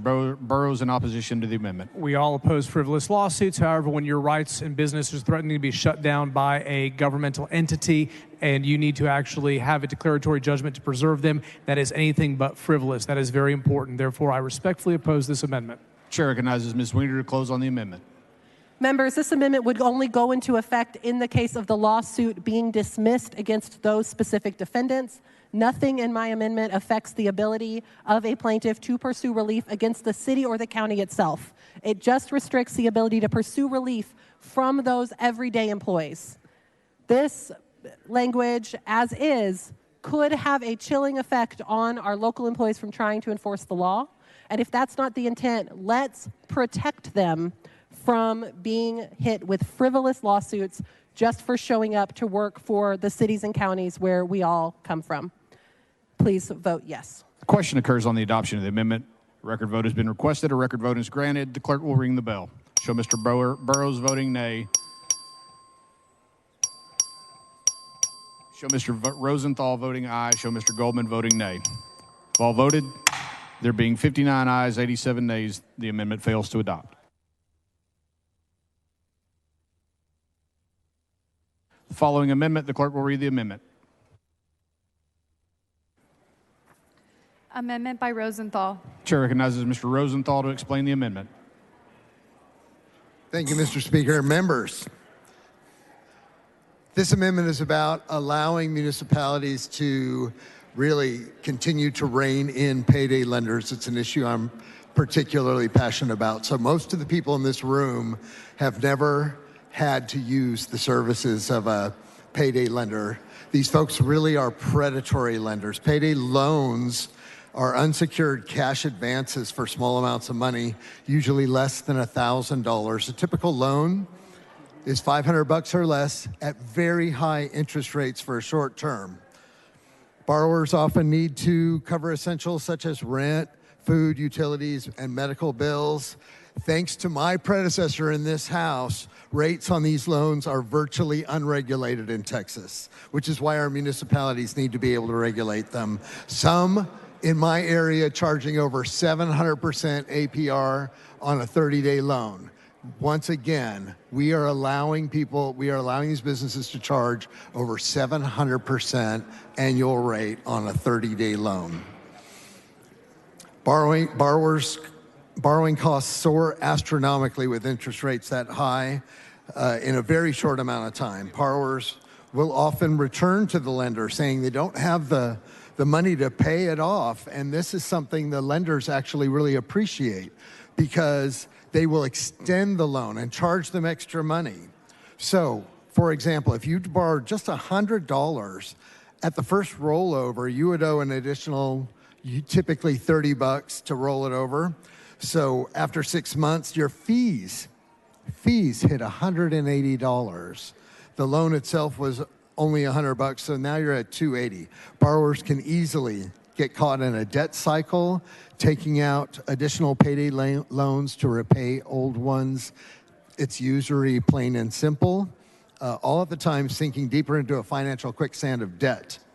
These folks prey on the poor. These loan lenders take advantage of people who live paycheck to paycheck and can least afford these kind of high rates. Typically, a borrower is at least one or more of these following characteristics: young in age, has children, are a high school graduate, does not own their own home, relies on Social Security checks. Can you imagine this on a fixed income?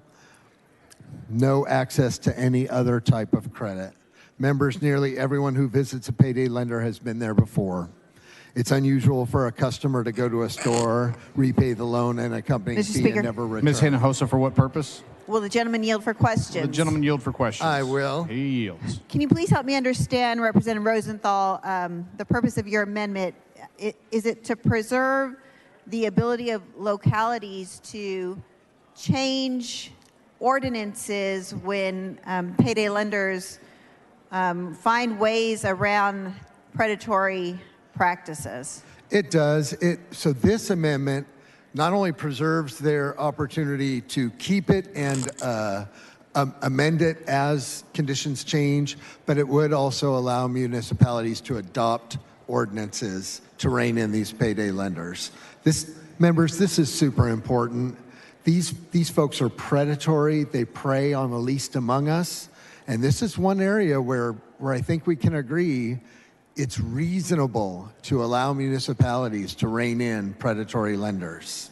And so my understanding from the bill's author is that the bill grandfathers in existing ordinances, as I understand it, but we know that these predators change their practices, and so there needs to be flexibility for localities to address these new practices that prey on our constituents. Is that right? That is absolutely right. Thank you for your questions. Members, I move adoption. The chair recognizes Mr. Burrows in opposition to the amendment. Thank you, Mr. Speaker. Members, my understanding there was litigation about the legitimacy of these. I worked with a stakeholder group, agreed to do this, helped me honor my commitment to them to keep their language in this bill all the way through until it becomes law, assuming that's what this body wants. So with that, I'll respectfully oppose. The chair recognizes Mr. Rosenthal to close on the amendment.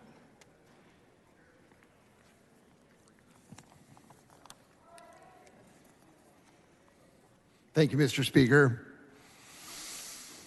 These lenders in Texas, over 374,000 cars have been repossessed by car title lenders in the past decade. Over $18 billion in fees drained from financially vulnerable Texans for loans that average somewhere between 200 and 700% APR. These businesses charge Texans 2 to 5 times more than they charge borrowers in other states.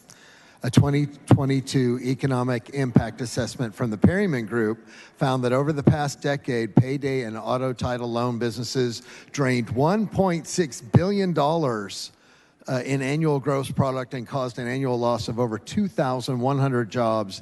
These products hurt families, small business, and local economies.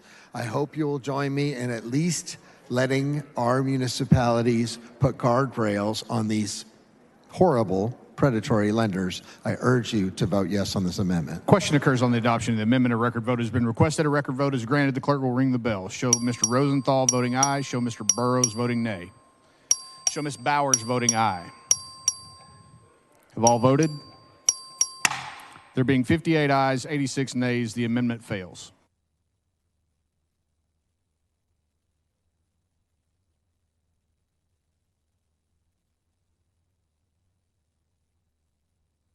The following amendment, the clerk will read the amendment. Amendment by Rosenthal. The chair recognizes Mr. Rosenthal to explain the amendment. Thanks, members. This is exactly the same as the last amendment, except instead of allowing municipalities to adopt a new one, it will allow them to modify existing amendments as these predatory lenders modify their practices. I urge you to adopt. Chair recognizes Mr. Burrows in opposition to the amendment. Is exactly the same reason for the previous amendment. I respectfully oppose. Help me honor the agreement I made with one of the stakeholders to try to preserve the integrity of the language. Chair recognizes Mr. Rosenthal to close on the amendment. Thank you, members. Please rein in payday lenders and predatory lending practices. Question occurs on the adoption of the amendment. A record vote has been requested. The clerk will ring the bell. Show Mr. Burrows voting nay. Show Mr. Goldman voting nay. Show Mr. Rosenthal voting aye. Show Mr. Bell of Montgomery voting nay. Have all voted? There being 59 ayes, 87 nays, the amendment fails to adopt.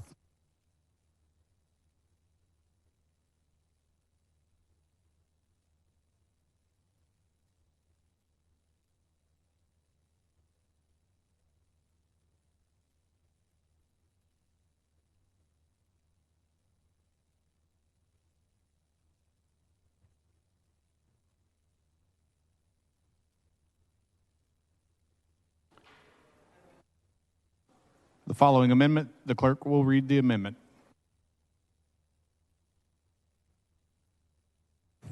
Mr. Turner, for what purpose? Mr. Speaker, I raise a point of order against further consideration of House Bill 2127.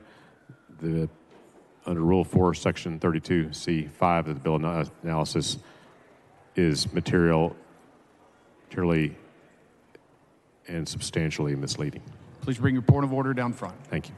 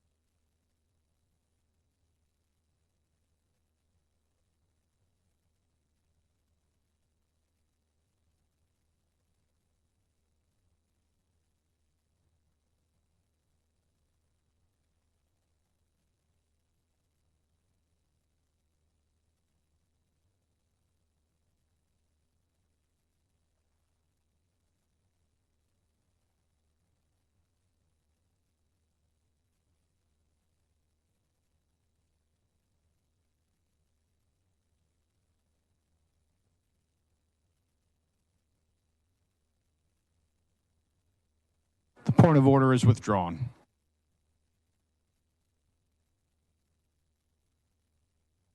It's Mr. Jones on the floor of the House. Mr. Jones of Dallas.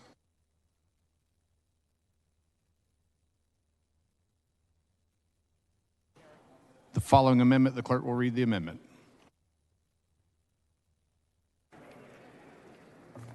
Amendment by Jones of Dallas. The chair recognizes Mr. Jones of Dallas to explain the amendment.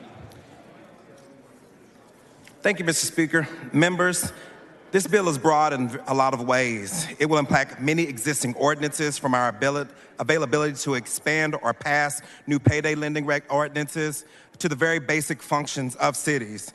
We have heard so many examples of the impact that this bill will have on local communities such as Dallas, Texas, where I represent. My focus today will be on workers' protections that are endangered by this bill. The impact on workers' protections will be sweeping, as HB 2127 will repeal existing protections such as water breaks for construction workers, fair chance hiring, safety standards, and non-discrimination ordinances, and prohibit the passage of future protections. Because of this, my amendment simply allows for existing protections to stay in place. For example, it is important that certain projects with taxpayers' monies have certain workers' protections. It will allow for cities and counties to make sure that when they spend taxpayer money on projects, the recipients provide health care for their employers so that the county doesn't end up paying twice, one for the project and once when that employee gets sick on a project and do not have health insurance. We need to further clarify that cities and counties will be allowed to pass policies that deal with employment benefits for their own employees. We must keep workers safe and be consistent with the standards and recommendations related to heat outlined by the Occupational Exposure to Heat and Hot Environments published by the National Institutes for Occupational Safety and Health. We must protect our workers from wage theft. We must ensure that we maintain local non-discrimination. Ms. Garcia, for what purpose? Will the gentleman yield for Will questions? the gentleman yield for questions? Thank you. The gentleman yields for... Representative Jones, isn't it true that this bill currently written would usurp the ability of local authorities to dictate ordinances and regulations that address the needs of their communities? Absolutely. And as currently written, would it prevent local authorities from making decisions to protect workers in their communities? Yes, it would. Are you aware that while a wage theft ordinance became law in Austin in 2020, the last time a similar bill became law at the state level was back in 2011? Yes, ma'am.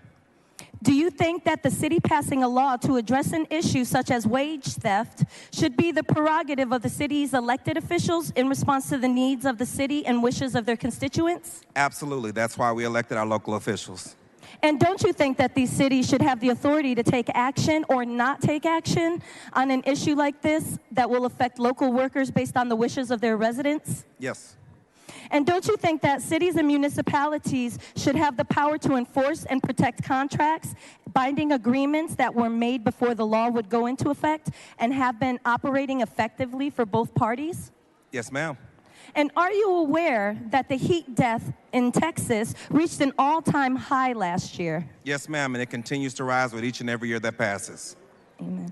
Are you aware that in the criteria for a recommended standard, occupational exposure to heat and hot environments published by the National Institute for Occupational Safety and Health, they outlined the dangers of heat stress and discussed rest breaks as an administrative solution to the issue? Yes, ma'am.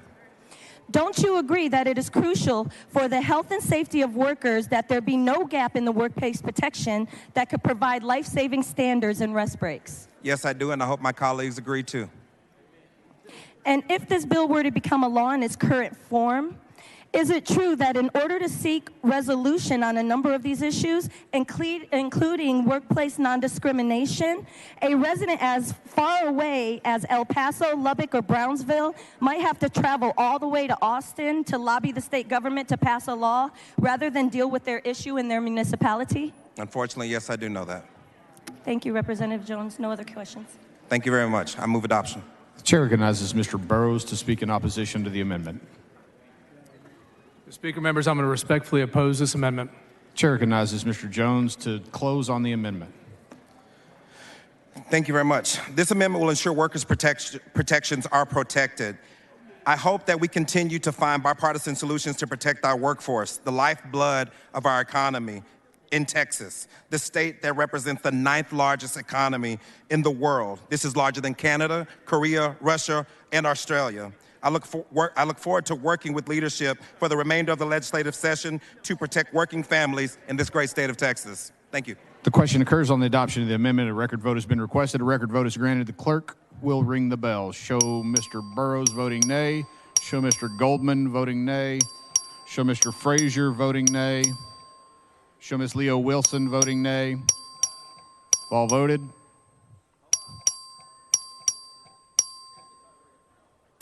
There being 57 ayes, 83 nays, the amendment fails to adopt. The following announcement, the clerk will read the announcement. The Committee on Calendars will meet today upon adjournment in room 1W14 Agricultural Museum in a formal meeting to consider a calendar.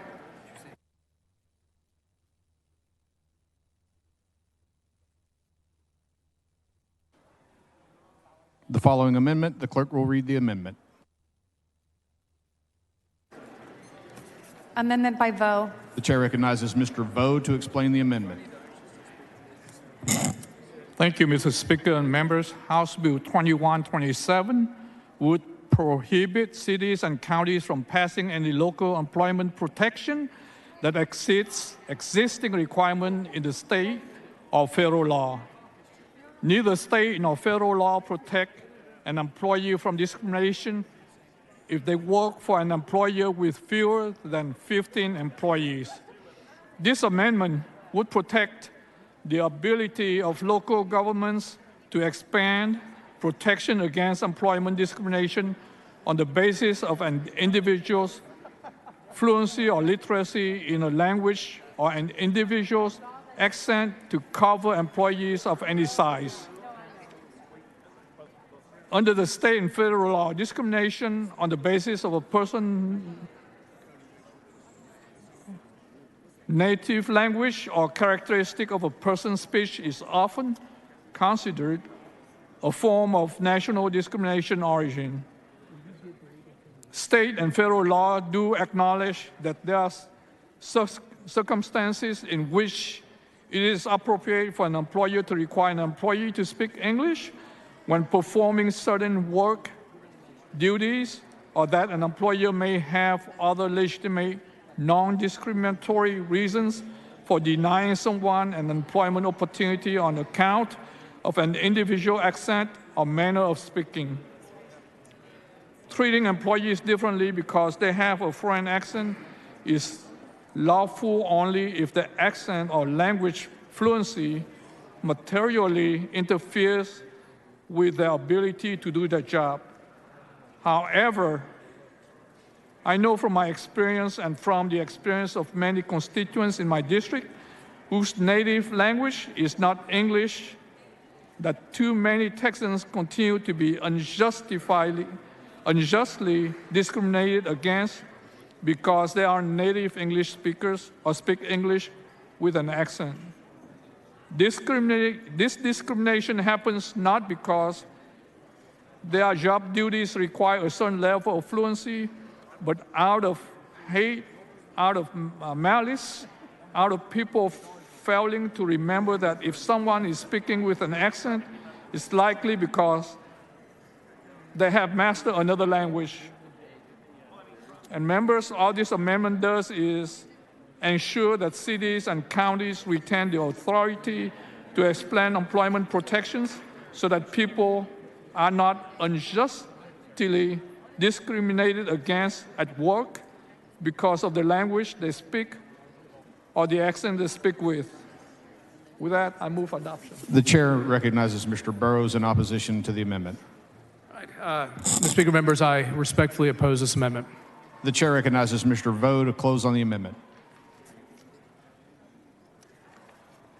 Again, just want to make sure that the workplace doesn't discriminate against anybody at all. So with that, I move adoption. The question occurs on the adoption of the amendment.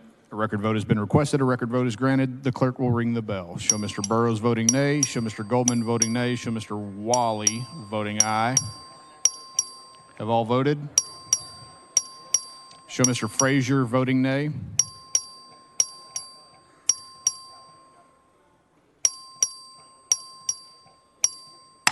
There being 55 ayes, 88 nays, the amendment fails to adopt. The following amendment, the clerk will read the amendment. Amendment by Wally. The chair recognizes Mr. Wally to explain the amendment. Thank you, Mr. Speaker. This amendment would ensure that local communities have the ability to make policies that will save lives during a disaster. Even though we've already passed legislation limiting what municipalities can do in response to disaster responses, it's important that whether it's the next hurricane or the next pandemic, we know that unfortunately, Texas communities will inevitably face the pain and trauma of disasters in the future. We've also heard loud and clear, members, from many of our constituents that during the COVID pandemic, many Texans did not want to have top-down, one-size-fits-all approaches to disaster responses.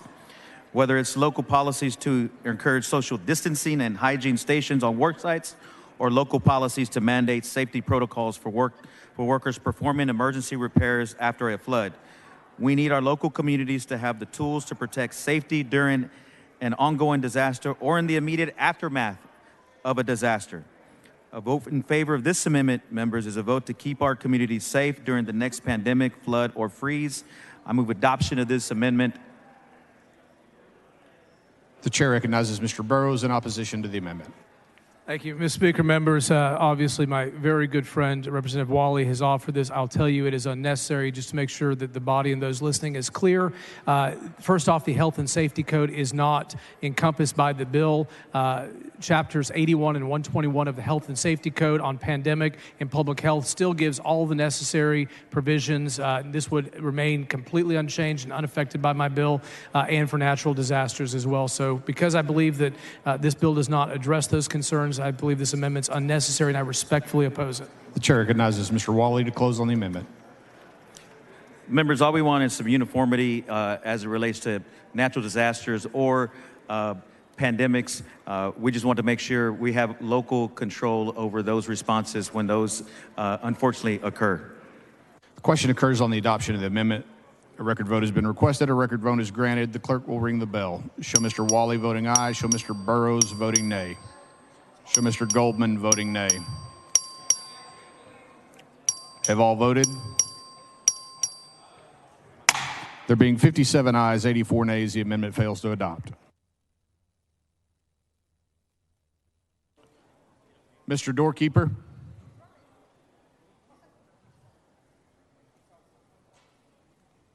Mr. Speaker, I have a messenger from the Senate at the door of the House. Admit the messenger. Mr. Speaker, I'm directed by the Senate to inform the House that the Senate has taken the following action. The Senate has passed the following measures. SB 526, West, relating to requiring prior approval. Thank you.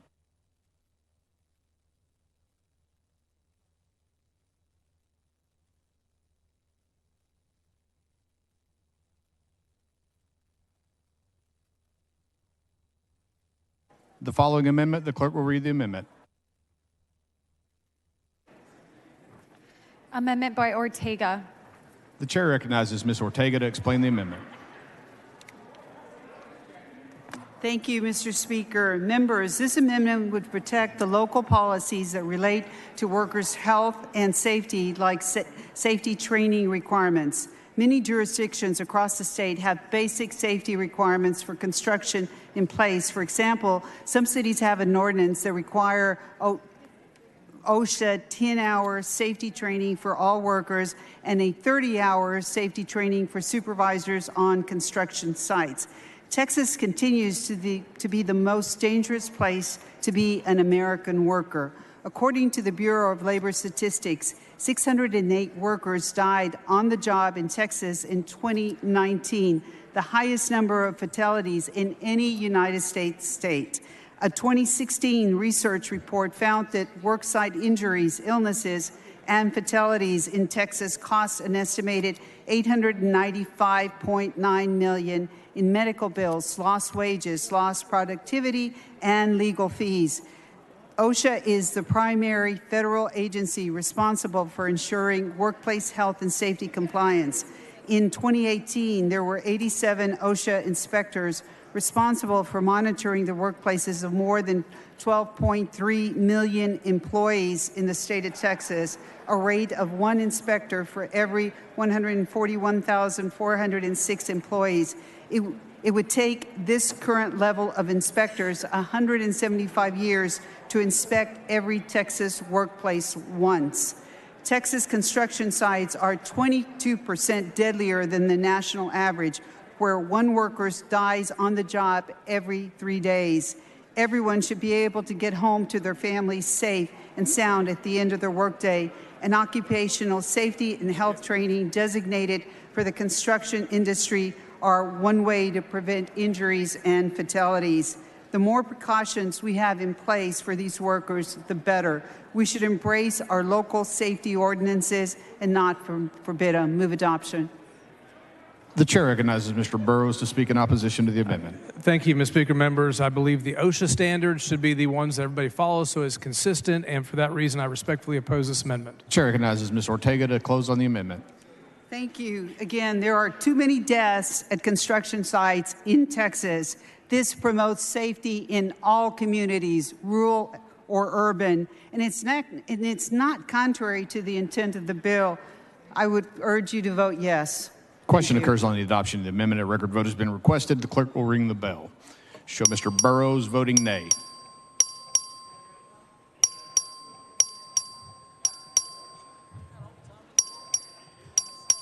There being 58 ayes and 86 nays, the amendment fails to adopt.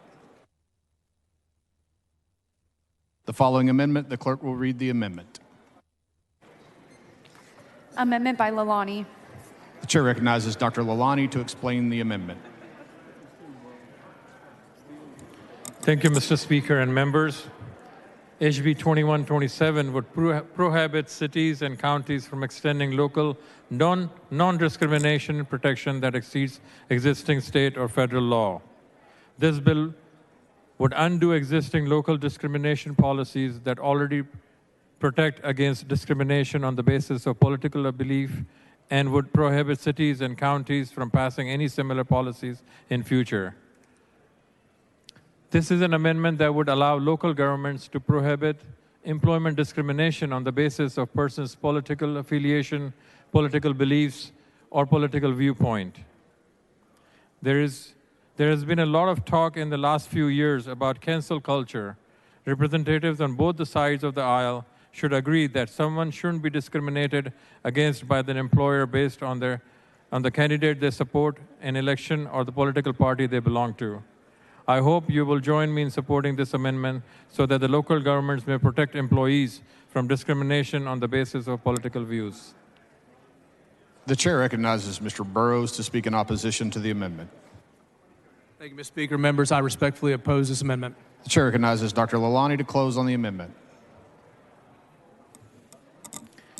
Again, members, this amendment would allow local government to prohibit employment discrimination on the basis of person's political affiliation, political belief, or political viewpoints. I move adoption. The question occurs on the adoption of the amendment. A record vote is granted. Requested a record vote is granted. The clerk will ring the bell. Show Mr. Burrows voting nay. Show Dr. Lalani voting aye.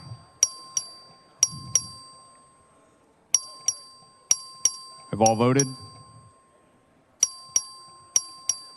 There being 58 ayes, 87 nays, the amendment fails to adopt. The following amendment, the clerk will read the amendment. Amendment by Garcia. The chair recognizes Representative Garcia to explain the amendment. Thank you, Mr. Speaker. Members, this amendment would protect the ability of cities and counties to pass local policy that protects veterans from employment discrimination.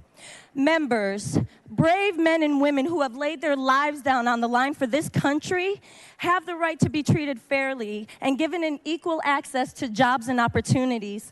Texas is proud to be home to more veterans than any other state. Currently, Texas law provides for veterans to receive preference in employment with state agencies. Federally, the Uniformed Services Employment and Reemployment Rights Act protects some service members and veterans from certain kinds of employment discrimination. Members, there is so much more that can be done to make sure that our veterans and our service members are protected from discrimination on the basis of their service, and local leaders who are closest to these constituents and their needs are doing fantastic work on addressing the issue. This amendment only ensures that the local government continue to have the ability to expand discrimination practices and protections for veterans and service members. If you love your veterans and you love Texas, this is a wonderful bill, and I move for adoption. Mr. Speaker. Mr. Lopez, for what purpose? Would the representative answer a few questions? Will the representative yield for questions? Yes, sir. The representative yields. Well, first of all, let me thank you for, for your service. I know that you are the only female combat veteran on this floor. I know that you honor us on the Defense and Veterans Affairs Committee with your insights. And I know that you understand exactly what you're talking about when you deliver an amendment like this. Do you, and can you explain to me and to the body how important it is for members, for veterans, to be able to be addressed properly and professionally by virtue of your amendment? Absolutely. What this would do would allow for the local municipalities to continue providing services for our veterans. As we know, we've come a long way since Vietnam, and the way our veterans are treated nowadays is more with love and support and safety. And we want to make sure that those measures are still available, because rest assured, many of us who are coming home from war are still meeting various issues in the employment realm. We're still facing some discriminations and some issues that are limiting our access to good employment. Well, thank you very much for, again, bringing this. There are some cities that do have these types of protections, and I think it's important, and I would wonder if you would agree that it's important that we put these types of protections across the entire state. Absolutely, especially when it comes to terms with our veterans. Our veterans are a very specialized community, and not every state or not every city in Texas has veterans, a large veteran population, such as our county, Bexar County. We have many bases there, and a lot of our veterans seek those bigger places to reside and to carry on their lives. And many of them aren't from the state of Texas, but they choose the state of Texas because of the protections that we have in place. Well, thank you very much for representing veterans, representing Bexar County, Military City, USA, and thank you very much for this amendment. It's very well needed. Thank you. Thank you so much, sir. I move for adoption. The chair recognizes Mr. Burrows to speak in opposition of the amendment. Thank you, Mr. Speaker. Members, I respectfully oppose. The chair recognizes Ms. Garcia to close on the amendment. Thank you, Mr. Chairman. Members, I move adoption. Question occurs on the adoption of the amendment. A record vote has been requested. A record vote is granted. The clerk will ring the bell. Show Mr. Burrows voting nay. Show Ms. Garcia voting aye. Show Mr. Goldman voting nay. Have all voted?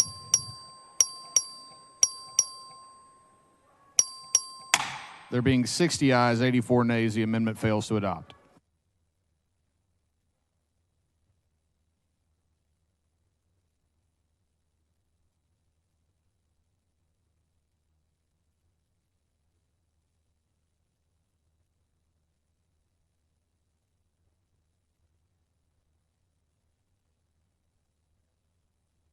The following amendment, the clerk will read the amendment.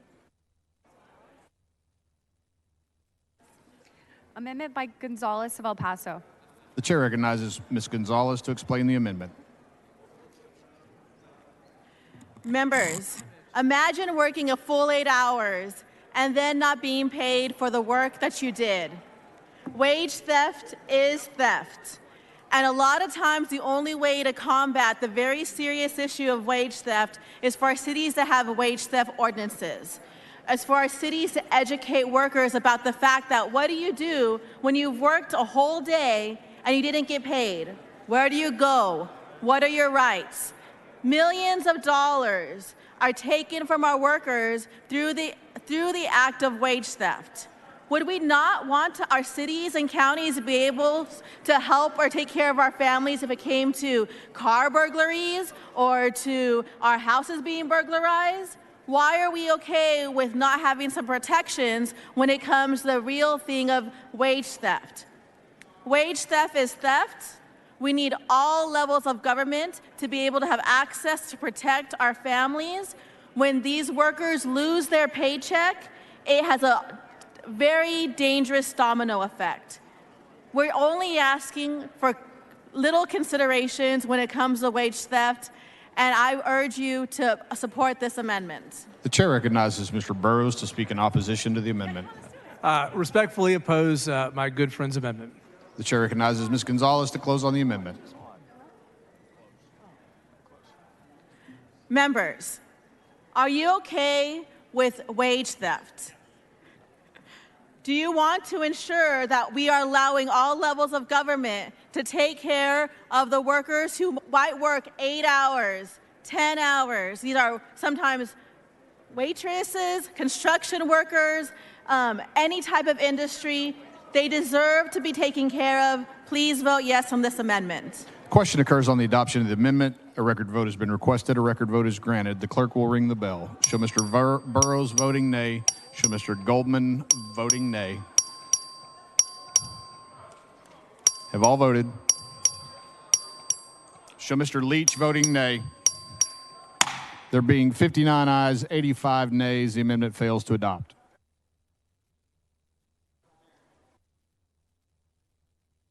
The following amendment, the clerk will read the amendment. Amendment by Moody. The chair recognizes Mr. Moody to explain the amendment. Thank you, Mr. Speaker and members. This amendment is about human dignity. Every person has an innate human dignity. And the dignity of every person is the foundation of a moral society. This is about farm workers and migrant laborers. 9 in 10 of Texas farm workers lack access to licensed housing, many of them living in packed homes together on floors that are bug infested, in ramshackle structures that lack running water or electricity or ventilation. There's not a year that goes by that we don't hear about tragedies related to the living conditions of those people who do the back-breaking work in the fields of this state to put the food in the stores so you can bring it home to your families. This amendment is about their dignity, their humanity, because we have a state agency right now that has never punished one single non-compliant or unlicensed facility since it took over the program to enforce this in 2005. So the state has this authority now and does nothing. And so if the state is going to do nothing, then why don't we allow those closest to these situations, to these communities, to provide standards of living and to give the smallest amount of human dignity to those who work so hard? That's all this amendment does. It ensures that we can protect those who are out doing back-breaking work to provide for us. And I move adoption. The chair recognizes Mr. Burrows in opposition to the amendment. Thank you, Mr. Speaker. Members, I do respectfully oppose my good friend's amendment. Thank you. The chair recognizes Mr. Moody to close on the amendment.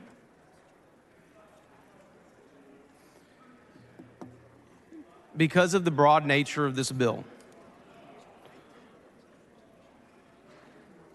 housing could potentially be considered a benefit or a term of employment.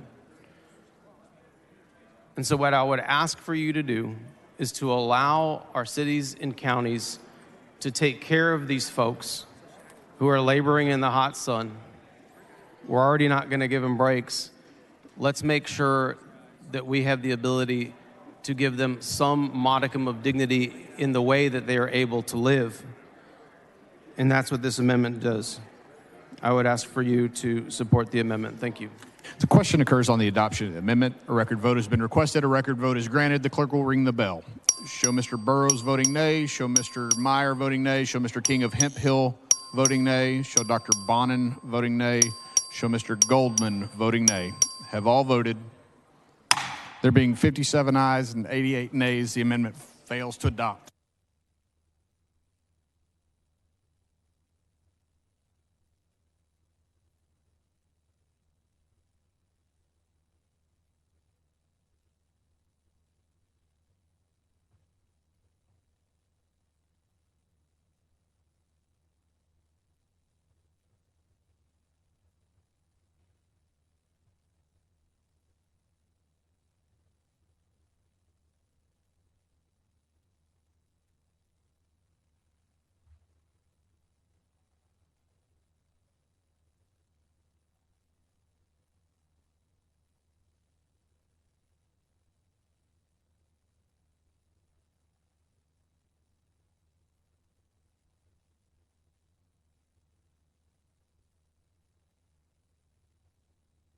The following amendment, the clerk will read the amendment.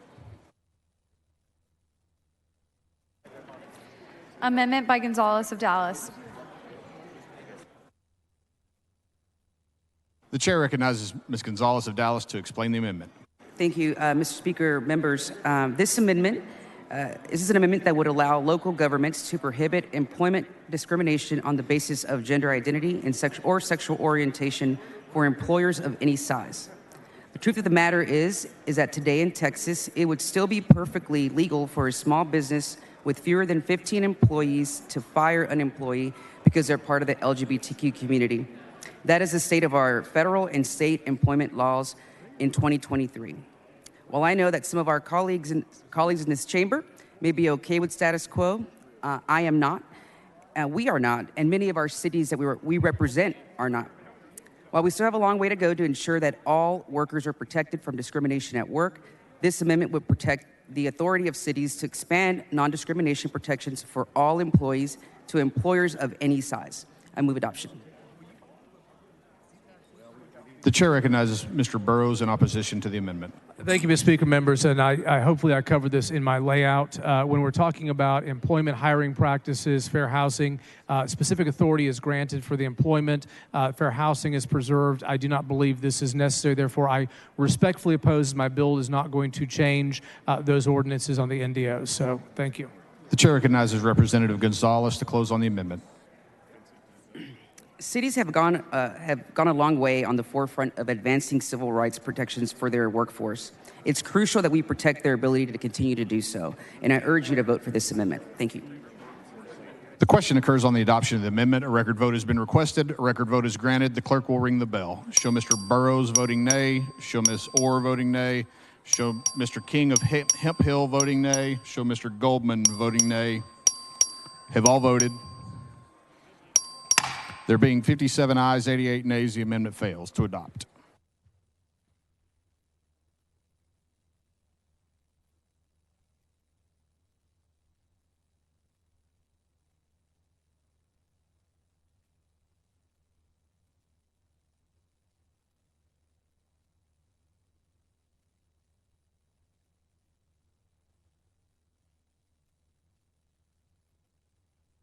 The following amendment, the clerk will read the amendment.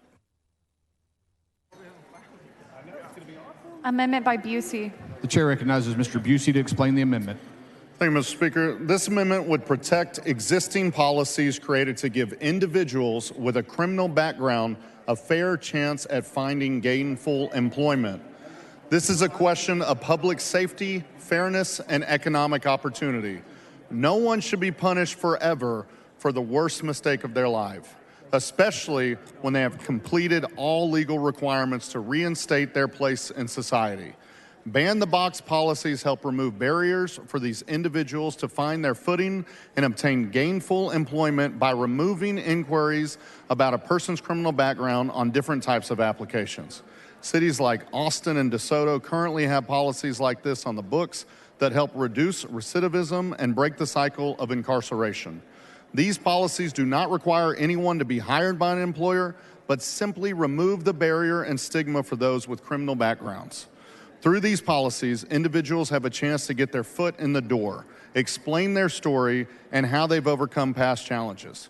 Getting folks back to work after they've served their time is good for them, good for the economy, and good for society and Texas as a whole. This amendment wouldn't create or expand any policies in Texas, but would simply allow cities to continue this work if they choose to do so. Mr. Speaker, Ms. Howard, for what purpose? would the gentleman yield? Will the gentleman yield for questions? Absolutely. The gentleman yields. Having a hard time here. Mr. Busey, this already exists in some places, right? And it's called Ban the Box, right? Absolutely. City of Austin, our city, City of DeSoto, to name two. If I understand it correctly, the purpose is to just not prevent somebody from the initial employment screening that when they're applying for a job, rather than asking them at the very beginning whether or not they have a criminal background, they decide who they're going to call back for that second interview, and then they can ask, and then they can make a decision. There's no requirement here to have to hire anybody. Is that correct? That's correct. These are people who have served their time. You can still ask after the fact, but this is saying let them have a fair chance on their merit for an application, then have that conversation, bring them in, let them explain their story to their potential employer.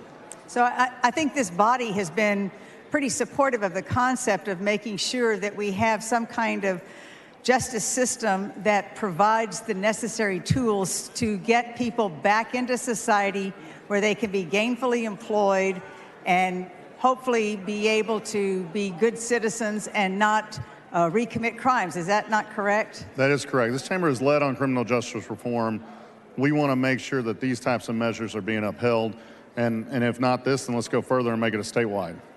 So how will protecting Ban the Box policies promote public safety? Look, we want people become repeat offenders when they can't find a good path forward. Getting people jobs helps that good path that helps them as an individual, helps their family, and helps all of us as Texans to move forward. Well, we know, as you said, that Austin has this already. Would anything in what you're amending here, or the amendments you have here, require other cities to ban the box? Absolutely not. It just says, let's leave this up to local control. Let's move forward. Let's continue to see how effective this is in communities, and then hopefully we can push for statewide policies one day. Oh, so you're mentioning local control. So this is about local control, which most of us, I think, have said for a long, long time that the best decisions are made locally by the citizens that are directly impacted. Is that not correct? That's correct. So how would this amendment help the economy? More people employed Texans, more money going back in. That's good for all of us. It's a success rate, and that's what we want. This amendment helps individuals who have served their time get a job and become a taxpayer, working and benefiting their community, and not going back into the prison system. Getting a job is a major step forward in staying away from repeating crime. Is it your understanding that the bill as it's currently written would not permit this? That's my understanding, that this would override cities like ours that have passed this and that are trying to have this path forward with criminal justice reform to get these individuals their foot in the door so they can explain what led to some incident at some point in their past. That they have already paid the dues for. They've already paid their debt to society. Let's make sure now they can fully re-enter society by not overriding this. It's a great amendment. Thank you very much. Thank you, Representative Howard. And Mr. Speaker, I move adoption. The chair recognizes Mr. Burrows to speak in opposition. Thank you, Mr. Speaker. Members, I respectfully oppose. The chair recognizes Mr. Busey to close on the amendment. Members, this is a common sense way to help get people back in society, criminal justice reform. Many of us have stood together on this. I hope you'll vote for this amendment, and I move adoption. The question occurs on the adoption of the amendment. A record vote has been requested. A record vote is granted. The clerk will ring the bell. Show Mr. Burrows voting nay. Show Mr. Busey voting aye. Show Mr. Goldman voting nay. Have all voted?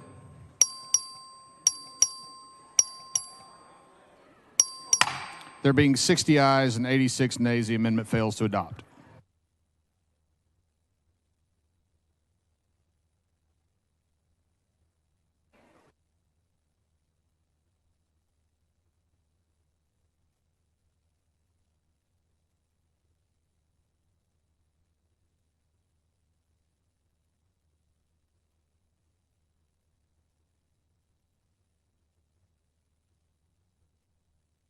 The following amendment, the clerk will read the amendment. Amendment by Niave Criado. The chair recognizes Representative Niave Criado to explain the amendment. Thank you, Mr. Speaker, members. Today, we bring to you an opportunity to show the state that we, as a legislative body, respect Texas women, that we respect any city ordinances or orders or rules governing sexual harassment in the workplace, that we as state representatives respect that no person should work in a hostile work environment. Sexual harassment occurs in every industry, in many workplaces throughout our state. Sexual harassment is something that we know clearly disproportionately impacts women. That's all of us up here and in this body. That's our sisters, our nieces, our cousins, our girlfriends, our wives, our mothers, our daughters. Sexual harassment isn't just about sex, it's about power or the abuse of power. They can include different types of things like inappropriate statements, lewd gestures, sexually explicit jokes. And Texas women, from the warehouse to the Texas House, deserve a free and safe work environment that is free of hostility. A workplace where we are judged by our work ethic and not on whether we submit to unwelcome sexual advances. A workplace where we are valued for our minds, not physically violated or sexualized. A workplace where we can focus on our work and breaking the cycle of poverty to put food on the table to feed our families, not a workplace where we have to worry about our physical safety. 1 in 4 women report that she has experienced sexual harassment at work. And between 2018 to 2021, more than 27,000 charges alleging sexual harassment were filed with the Equal Employment Opportunity Commission. And those aren't just numbers, these are just reports of people that were willing to come forward. We know, and experts say the data shows that most are not reported. In fact, according to the EEOC, approximately 3 out of 4 individuals who experience harassment have never talked to a supervisor, a manager, a union representative about their harassing conduct. So when a person is sexually harassed at work, many of them don't come forward for a variety of reasons. That may be embarrassment, may be shame, it may be that folks think that we won't be believed. One may feel like future job prospects could be compromised. You may have to balance making sure that you don't get terminated for reporting something so that you can put food on the table and keep a roof over your family's head. Workplace abuse and harassment stands in the way of equal opportunity and economic stability. So here's what this amendment does. What this amendment does is it ensures that any ordinance, order, or rule that prohibits sexual harassment is not preempted by this legislation. This amendment would ensure that we don't shut the door on city councils who want to do more at the local level to ensure that workers in their communities have greater protections against sexual harassment at work. We have a long way to go with respect to our Texas laws to ensure that safety and respect and freedom from fear at the workplace. It's time to address the gaps in the laws, and we've had bipartisan support in the past on some sexual harassment legislation to make the workplace better, and we hope that we'll have the same support on this amendment as well. Ms. Gonzalez, for what purpose? Will the lady yield for some The lady questions? yield for questions? I yield for The questions. lady yields for questions. Does sexual harassment in the workplace also impact productivity? Absolutely. We want to ensure that Texas businesses thrive. We want to ensure that when folks are at work, they're producing, making money for themselves and their families and their businesses. And there's data that showed there was a wellness team that estimated, based on their research, that the average cost through lost productivity was $22,500 per person working in a team that was affected by sexual harassment. So a U.S. Merit Systems Protection Board study from the early 1900s estimated the economic cost of sexual harassment to federal government workplaces over a 2-year period was $327 million. Were you aware of that? Yes, and that study that was done in 1990, if we can extrapolate that and assume that there would be billions of dollars in lost productivity today in 2023. Those are the economic cost of sexual harassment that we are trying to prevent through this amendment. So you'd agree that there is a positive economic impact in having these protections in place at the workplace and overall just good for business, right? Absolutely. Thank you. Thank you.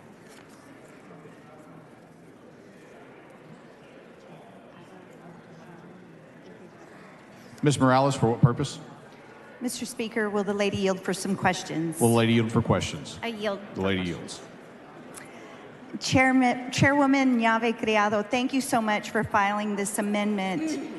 I had a couple of questions. First of all, according to a 2018 Stanford study, workplace discrimination and harassment can lead to women to avoid professions or industries altogether that are male-dominated or that are higher paying, which perpetuates the wage gap.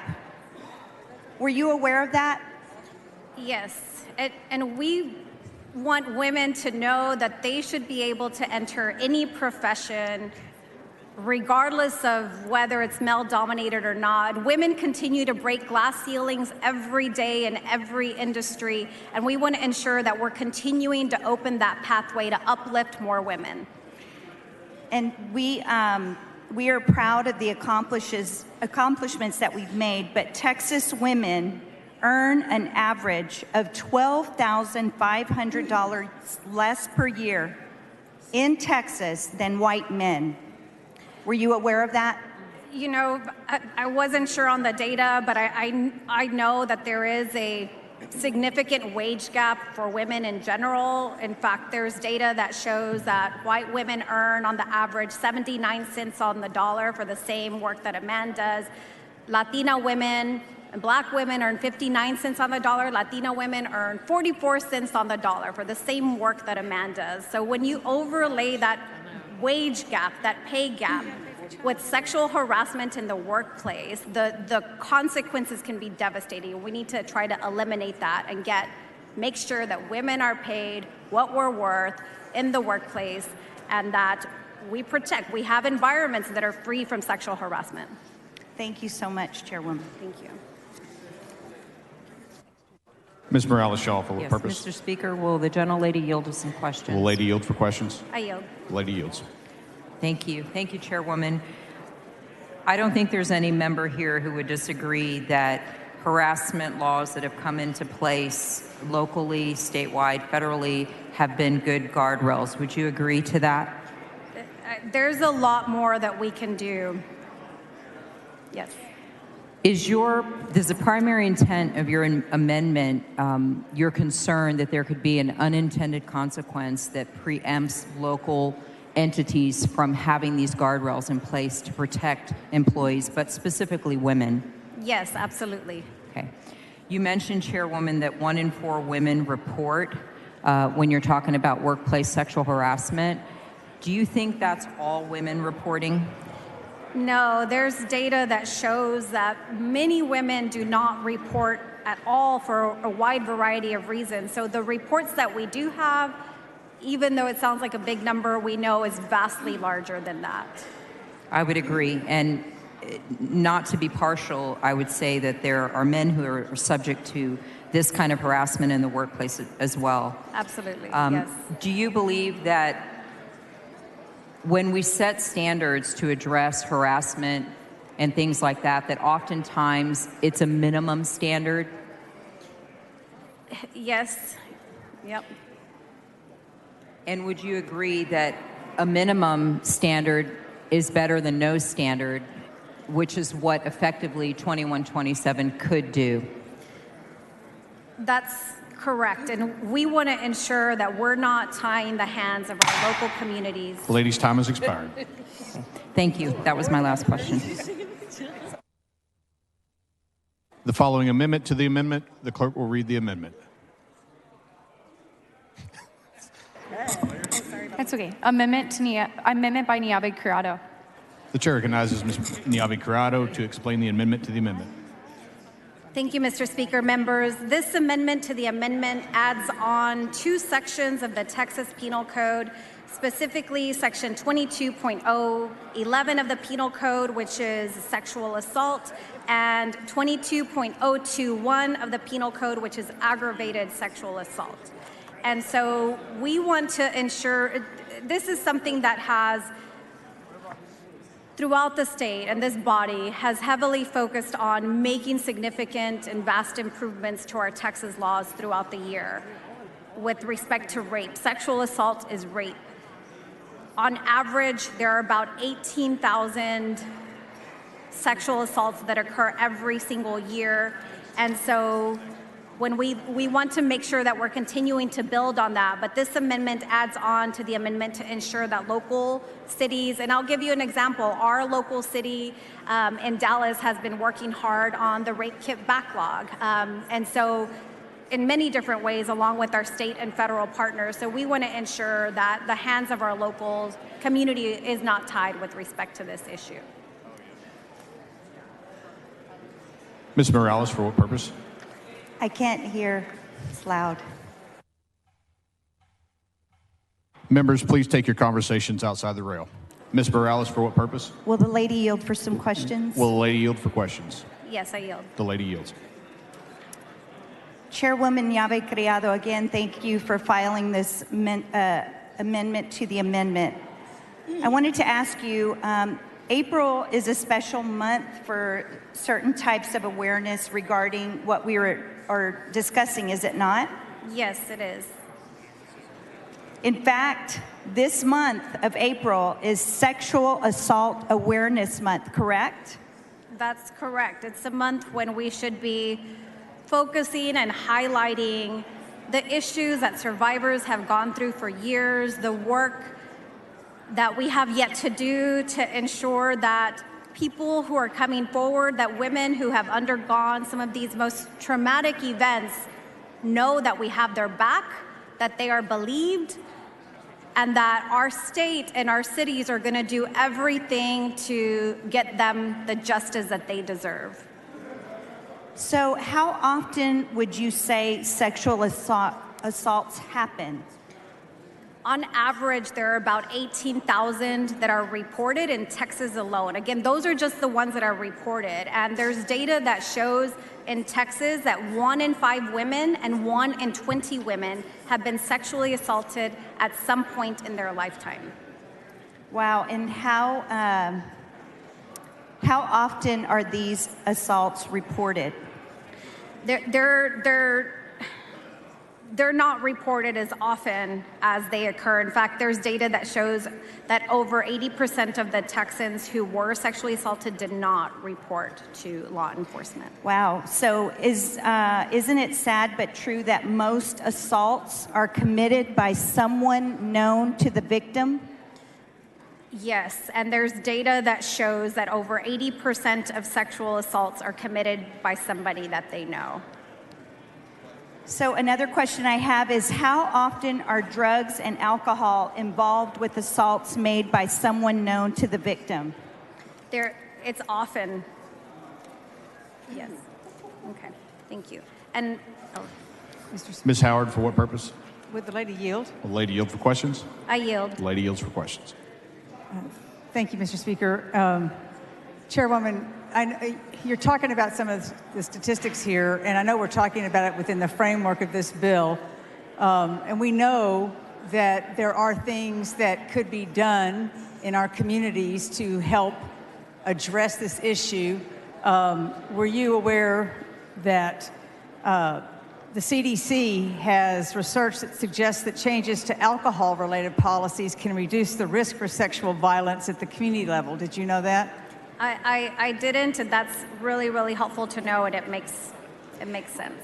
I mean, with what you were just talking about and the prevalence of this, Texas has the highest rate of sexual assaults. Is that not correct? That's correct, and I know there's been a lot of work done throughout the years by you and others with respect to sexual harassment and sexual assault on college campuses. And alcohol, unfortunately, is involved in some of those situations. And so we want to ensure that our students, our friends, our family members on college campuses are also protected, and that the bill would not preempt potential rules, ordinances, or whatever it may be to ensure the safety of girls and women in our community. And I believe you were just talking about this as well. Is it not true that the vast majority, in fact, over 90%, do not even report these assaults because we don't have a system that necessarily supports those reports? Yeah, you're absolutely right. I'm sorry? You're correct that we have a long way to go to make sure that women and men are comfortable enough reporting their assault, their rape, their sexual harassment, and that it will be prosecuted or that it will be addressed. Did you know that according to the Institute for Domestic Violence and Sexual Assault at UT, I believe the number was of the 9% that report, only 3% are actually prosecuted? Were you aware of that? I knew that it was a really low number, and you know, if somebody's going to be getting away with something like this, what incentive is, what if there's not a strong consequence to this potential action and they're not going to be prosecuted, then it's hard to deter, and it's something that is prevalent in our state that we have to address the root of. And certainly it's going to require a lot of different approaches. Would it not? A lot of different approaches, including working with the hands of our local communities, our local cities who have the ability to enact rules that can make a difference on the lives of our sisters, on the lives of our community, on the safety, on public safety in our neighborhoods, so that we don't have to worry about walking down a dark street and worried having to constantly look over our shoulder about somebody, you know, and be concerned about somebody potentially sexually assaulting us. Not everybody has that concern. We women have to deal with that reality. And so this is trying to ensure that we don't tie the hands of our local communities to do something to make sure to keep all of us safe. So what you're trying to do here is ensure that we have the ability in our communities to make policies, to pass ordinances, to do whatever we can to make sure that women in our community are protected to freely walk about in their own communities. Is that not correct? That's absolutely right. Thank you. Thank you. Ms. Niave sends up an amendment to the amendment. The amendment to the amendment is acceptable to the author. Is there objection to the adoption of the amendment to the amendment? The chair hears none, and the amendment to the amendment is adopted. The following amendment to the amendment, the clerk will read the amendment. Amendment by Ramos. The chair recognizes Ms. Ramos to explain the amendment to the amendment. Mr. Speaker, Mr. Guerin, for what purpose? I'd like to raise a point of order to this amendment to the amendment. It is not germane under Rule 8. I'm sorry, I didn't mean to cough in it. It's not germane under Rule 11. Please bring your point of order down front.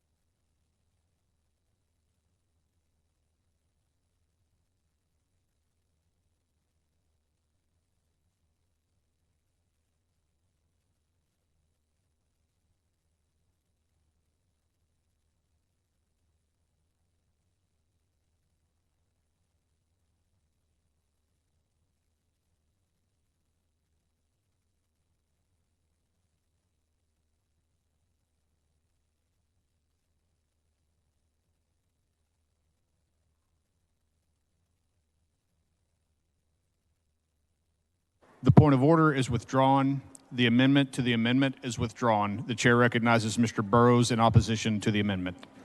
Thank you, Mr. Speaker. Members, I am going to respectfully oppose this amendment.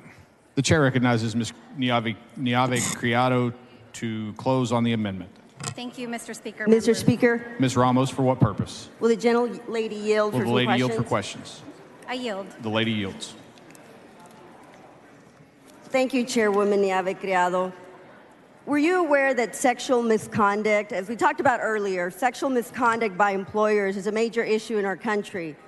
That's what your amendment's about, correct? Yes, that's correct. And it impacts so many different industries, career paths and workplaces, even here where we are now. And you mentioned even here, in fact, according to the Associated Press, 100 state legislators have been accused of sexual harassment and sexual misconduct between 2018 and 2020. Were you aware of that?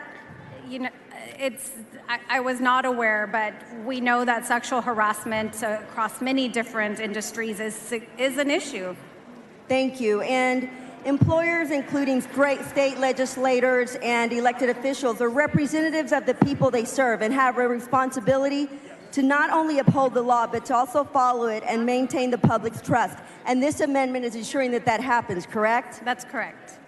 Now, if a legislator or an elected official is accused of rape or other serious crimes, it's important that they be held accountable for their actions, just like any citizen, and this amendment would help address that, correct? Yes, and that's also why we wanted to make sure that it wasn't just sexual harassment, that it was sexual assault, aggravated sexual assault. A lot of times there are power dynamics between an employer and an employee,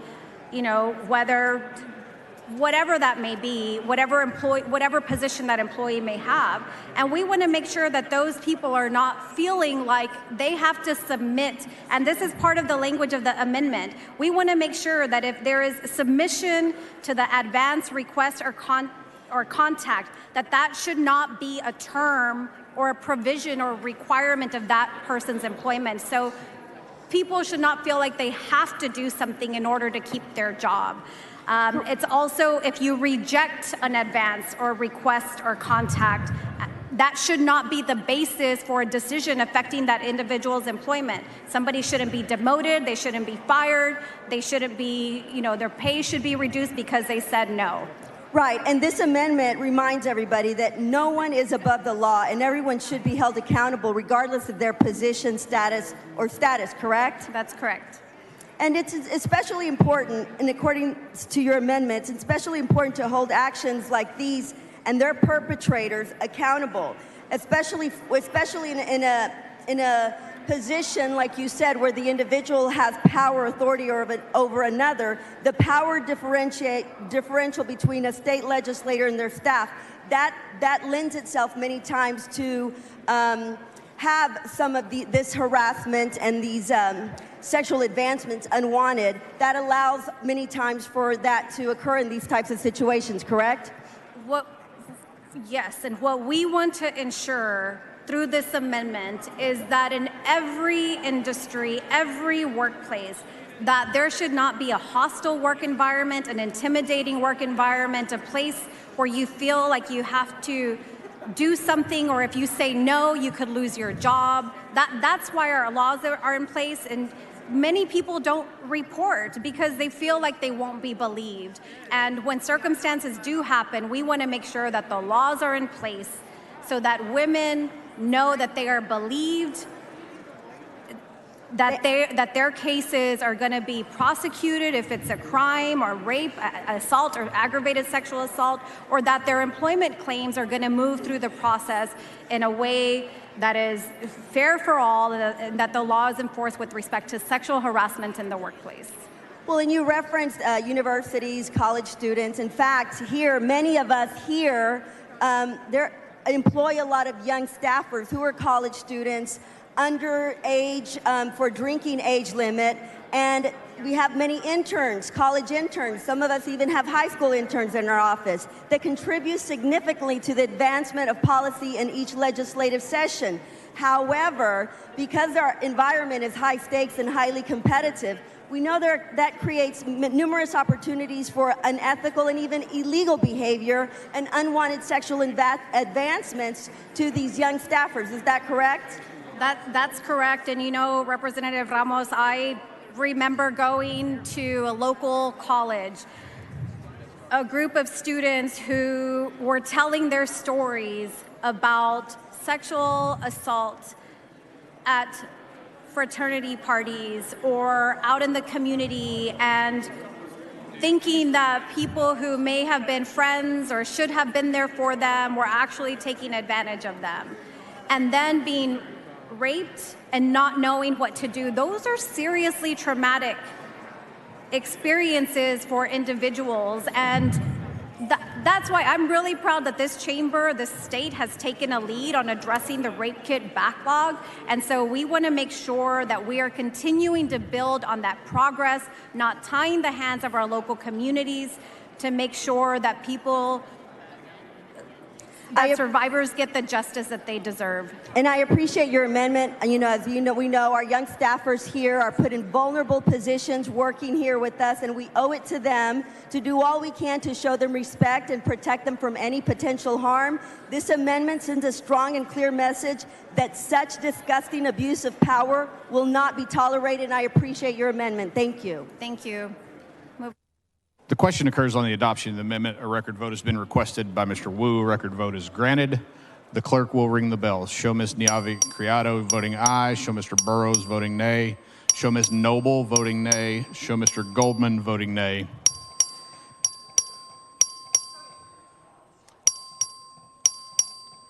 Show Ms. Johnson of Dallas voting aye. Have all voted? There being 63 ayes, 78 nays, the amendment fails to adopt.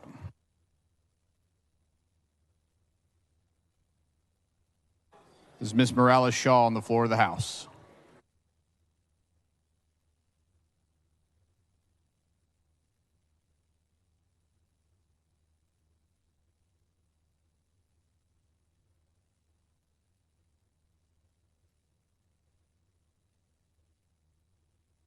The following amendment, the clerk will read the amendment. Amendment by Morales-Shaw. The chair recognizes Ms. Morales-Shaw to explain the amendment. Thank you, Mr. Speaker. Members, we're still talking about 2127, and this amendment is about making sure that workers have meal breaks. If you don't know, everyone is not entitled to that. Sometimes if it's not specified, workers can be on a job outside, inside, and not have a meal break if it's not specified. Some of us might not be able to relate to that because we have our own lounge here, and as I was in it a few minutes ago, it was very full. We can go in and out as we please, but that's not true for all workplaces. Let me tell you a little bit more about this bill. Neither Texas law nor federal law guarantees workers the ability to have time during the day to take a break to eat. This amendment would carve out a future local policy that guarantees workers the right to a meal break sometime during their workday. It doesn't require employers to pay them during a work break. It doesn't dictate what time they can take their work break. All this amendment does is ensure that in the future, cities and counties all over the great state of Texas can pass policies to ensure that employees working for all kinds of companies will have a 30-minute work break some point during the day. And I hope this amendment is voted for favorably, and I yield to the author. The chair recognizes Mr. Burrows to speak in opposition to the amendment. Thank you, Mr. Speaker. Members, we do not need to have cities doing this for meal breaks. Therefore, I respectfully oppose the amendment. The chair recognizes Ms. Morales-Shaw to close on the amendment. I close, Mr. Speaker. I move adoption. The question occurs on the adoption of the amendment. A record vote has been requested. A record vote is granted. The clerk will ring the bell. Show Mr. Burrows voting nay. Show Mr. Goldman voting nay. Show Mr. Meyer voting nay. Show Mr. Smith voting nay. Show Mr. Bell of Kaufman voting nay. Have all voted? There being 56 ayes, 83 nays, the amendment fails to adopt.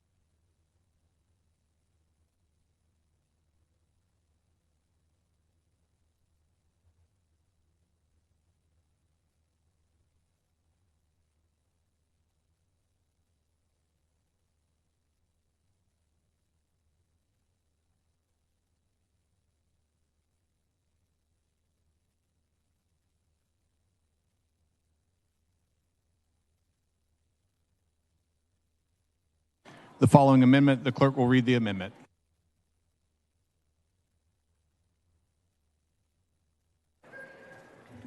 Amendment by Flores. The chair recognizes Ms. Flores to explain the amendment.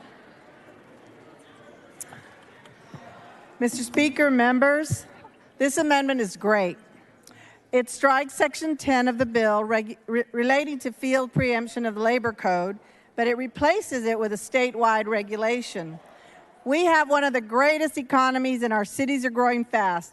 These developers often have projects in different cities, and having the same rules from location to location will help them make them more efficient in overseeing contracts and setting standards to protect their workers. This amendment, members, is to prevent heat-related illness and death among Texas workers by directing the Texas Workforce Commission to create Heat Illness Prevention Advisory Board that will develop heat illness prevention standards consistent with the CDC's criteria for occupational exposure to heat and hot environments, including rest breaks, access to drinking water, shade, restrooms, and other recommended heat safety practices. For industries with workers... Mr. Speaker. Mr. Vasut, for what purpose? I raise a point of order against further consideration of the Flores Amendment under Rule 11, Section 2 on the grounds that it is not germane. So Please sorry, Lulu. But bring it's your a point great... of order down front.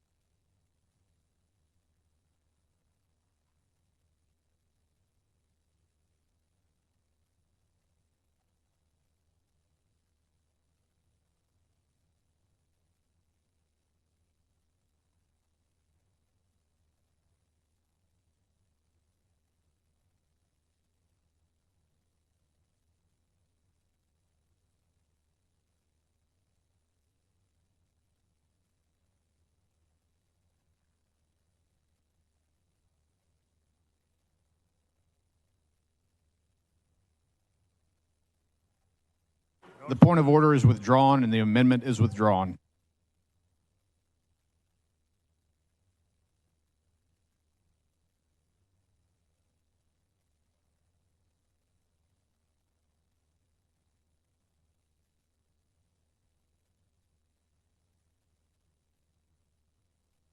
The following amendment, the clerk will read the amendment.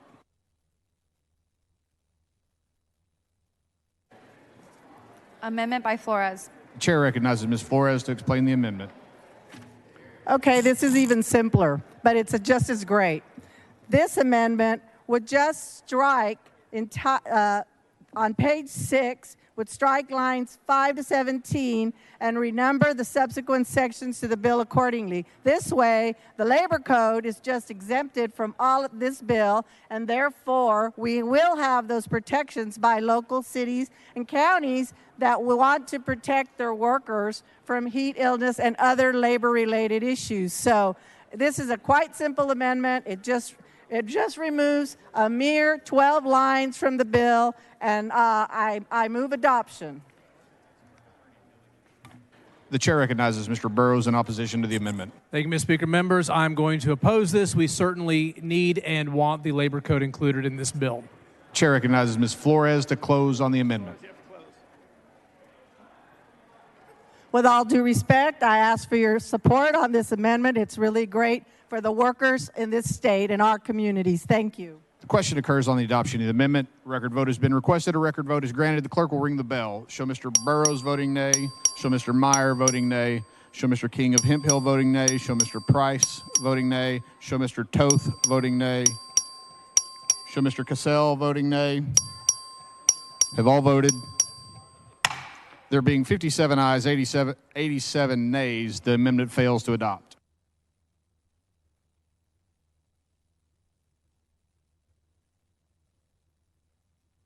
Following amendment, the clerk will read the amendment. Amendment by. Go ahead. Go ahead. Okay. Amendment by Flores. Mr. Speaker, Ms. Weiner, for what purpose? I raise a point of order against further consideration of the committee substitute for House Bill 2127 under Rule 40, Section 40 and Rule 11, Section 2 on the grounds that the substitute is not germane to the original bill. Please bring your point of order down front.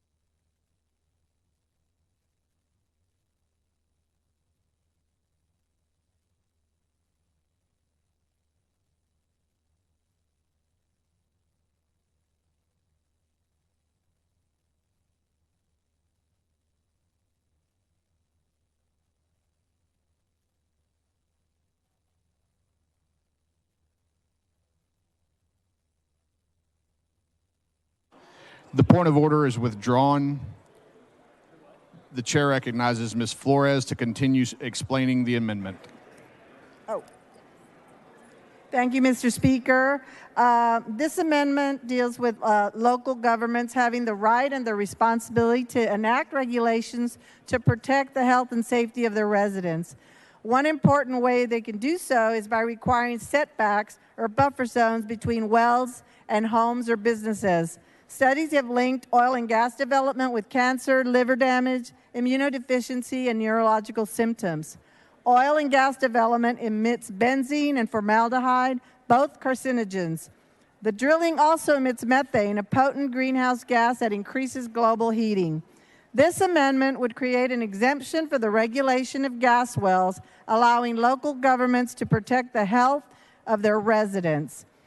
It would amend 2127 on page 7 by on line 11, striking unless and substitute A, except as provided by this section, unless, and between lines 16 and 17, insert the following appropriated lettered subsection. This section does not apply to an ordinance, order, or rule that regulates a gas well as defined by section 86.002.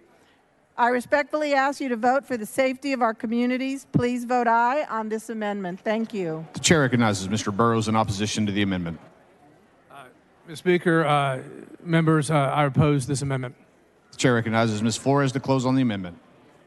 Thank you, members. I'd appreciate an aye vote on this amendment. Thank you. Question occurs on the adoption of the amendment. A record vote has been requested. A record vote is granted. The clerk will ring the bell. Show Mr. Burrows voting nay. Show Mr. Goldman voting nay. Show Mr. Smith voting nay. Show Mr. Kane voting nay. Have all voted? Show Ms. Bowers voting aye. There being 57 ayes, 87 nays, the amendment fails to adopt.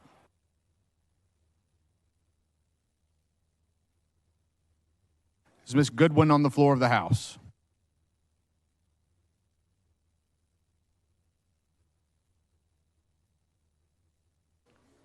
The following amendment, the clerk will read the amendment. Amendment by Goodwin. The chair recognizes Ms. Goodwin to explain the amendment. Thank you, Mr. Speaker. Members, in many areas of Central Texas, there are important caves, caverns, and aquifer recharge features which deserve to have special protections. Whether it's requirements by some home rule cities that developers seek permits, or they are protecting bats or other endangered species, or special assessments, or other protections that are part of the Natural Resource Code. This amendment simply states that cities can continue to take action to protect these special places and the endangered species they often house. Members in many districts, cave exploration, local tourism, and many businesses actually depend on protection of these unique areas. And while state law provides some general protections for caves and caverns, cities must maintain some additional powers to assure they are protected. My amendment does that. I move adoption. The chair recognizes Mr. Burrows in opposition to the amendment. Thank you, Mr. Speaker. Members, I oppose this amendment and respectfully ask you to follow with me. The chair recognizes Ms. Goodwin to close on the amendment. Thank you, Mr. Speaker and members. This would protect our aquifers, including the Edwards and Trinity aquifers and caves and so much more. So I hope that you will vote in favor of this amendment, and I move adoption. Question occurs on the adoption of the amendment. A record vote has been requested. A record vote is granted. The clerk will ring the bell. Show Mr. Burrows voting nay. Show Mr. Hunter voting nay. Show Mr. Goldman voting nay. Show Mr. Kane voting nay. Show Mr. Harrison voting nay. Have all voted? There being 58 ayes, 88 nays, the amendment fails to adopt.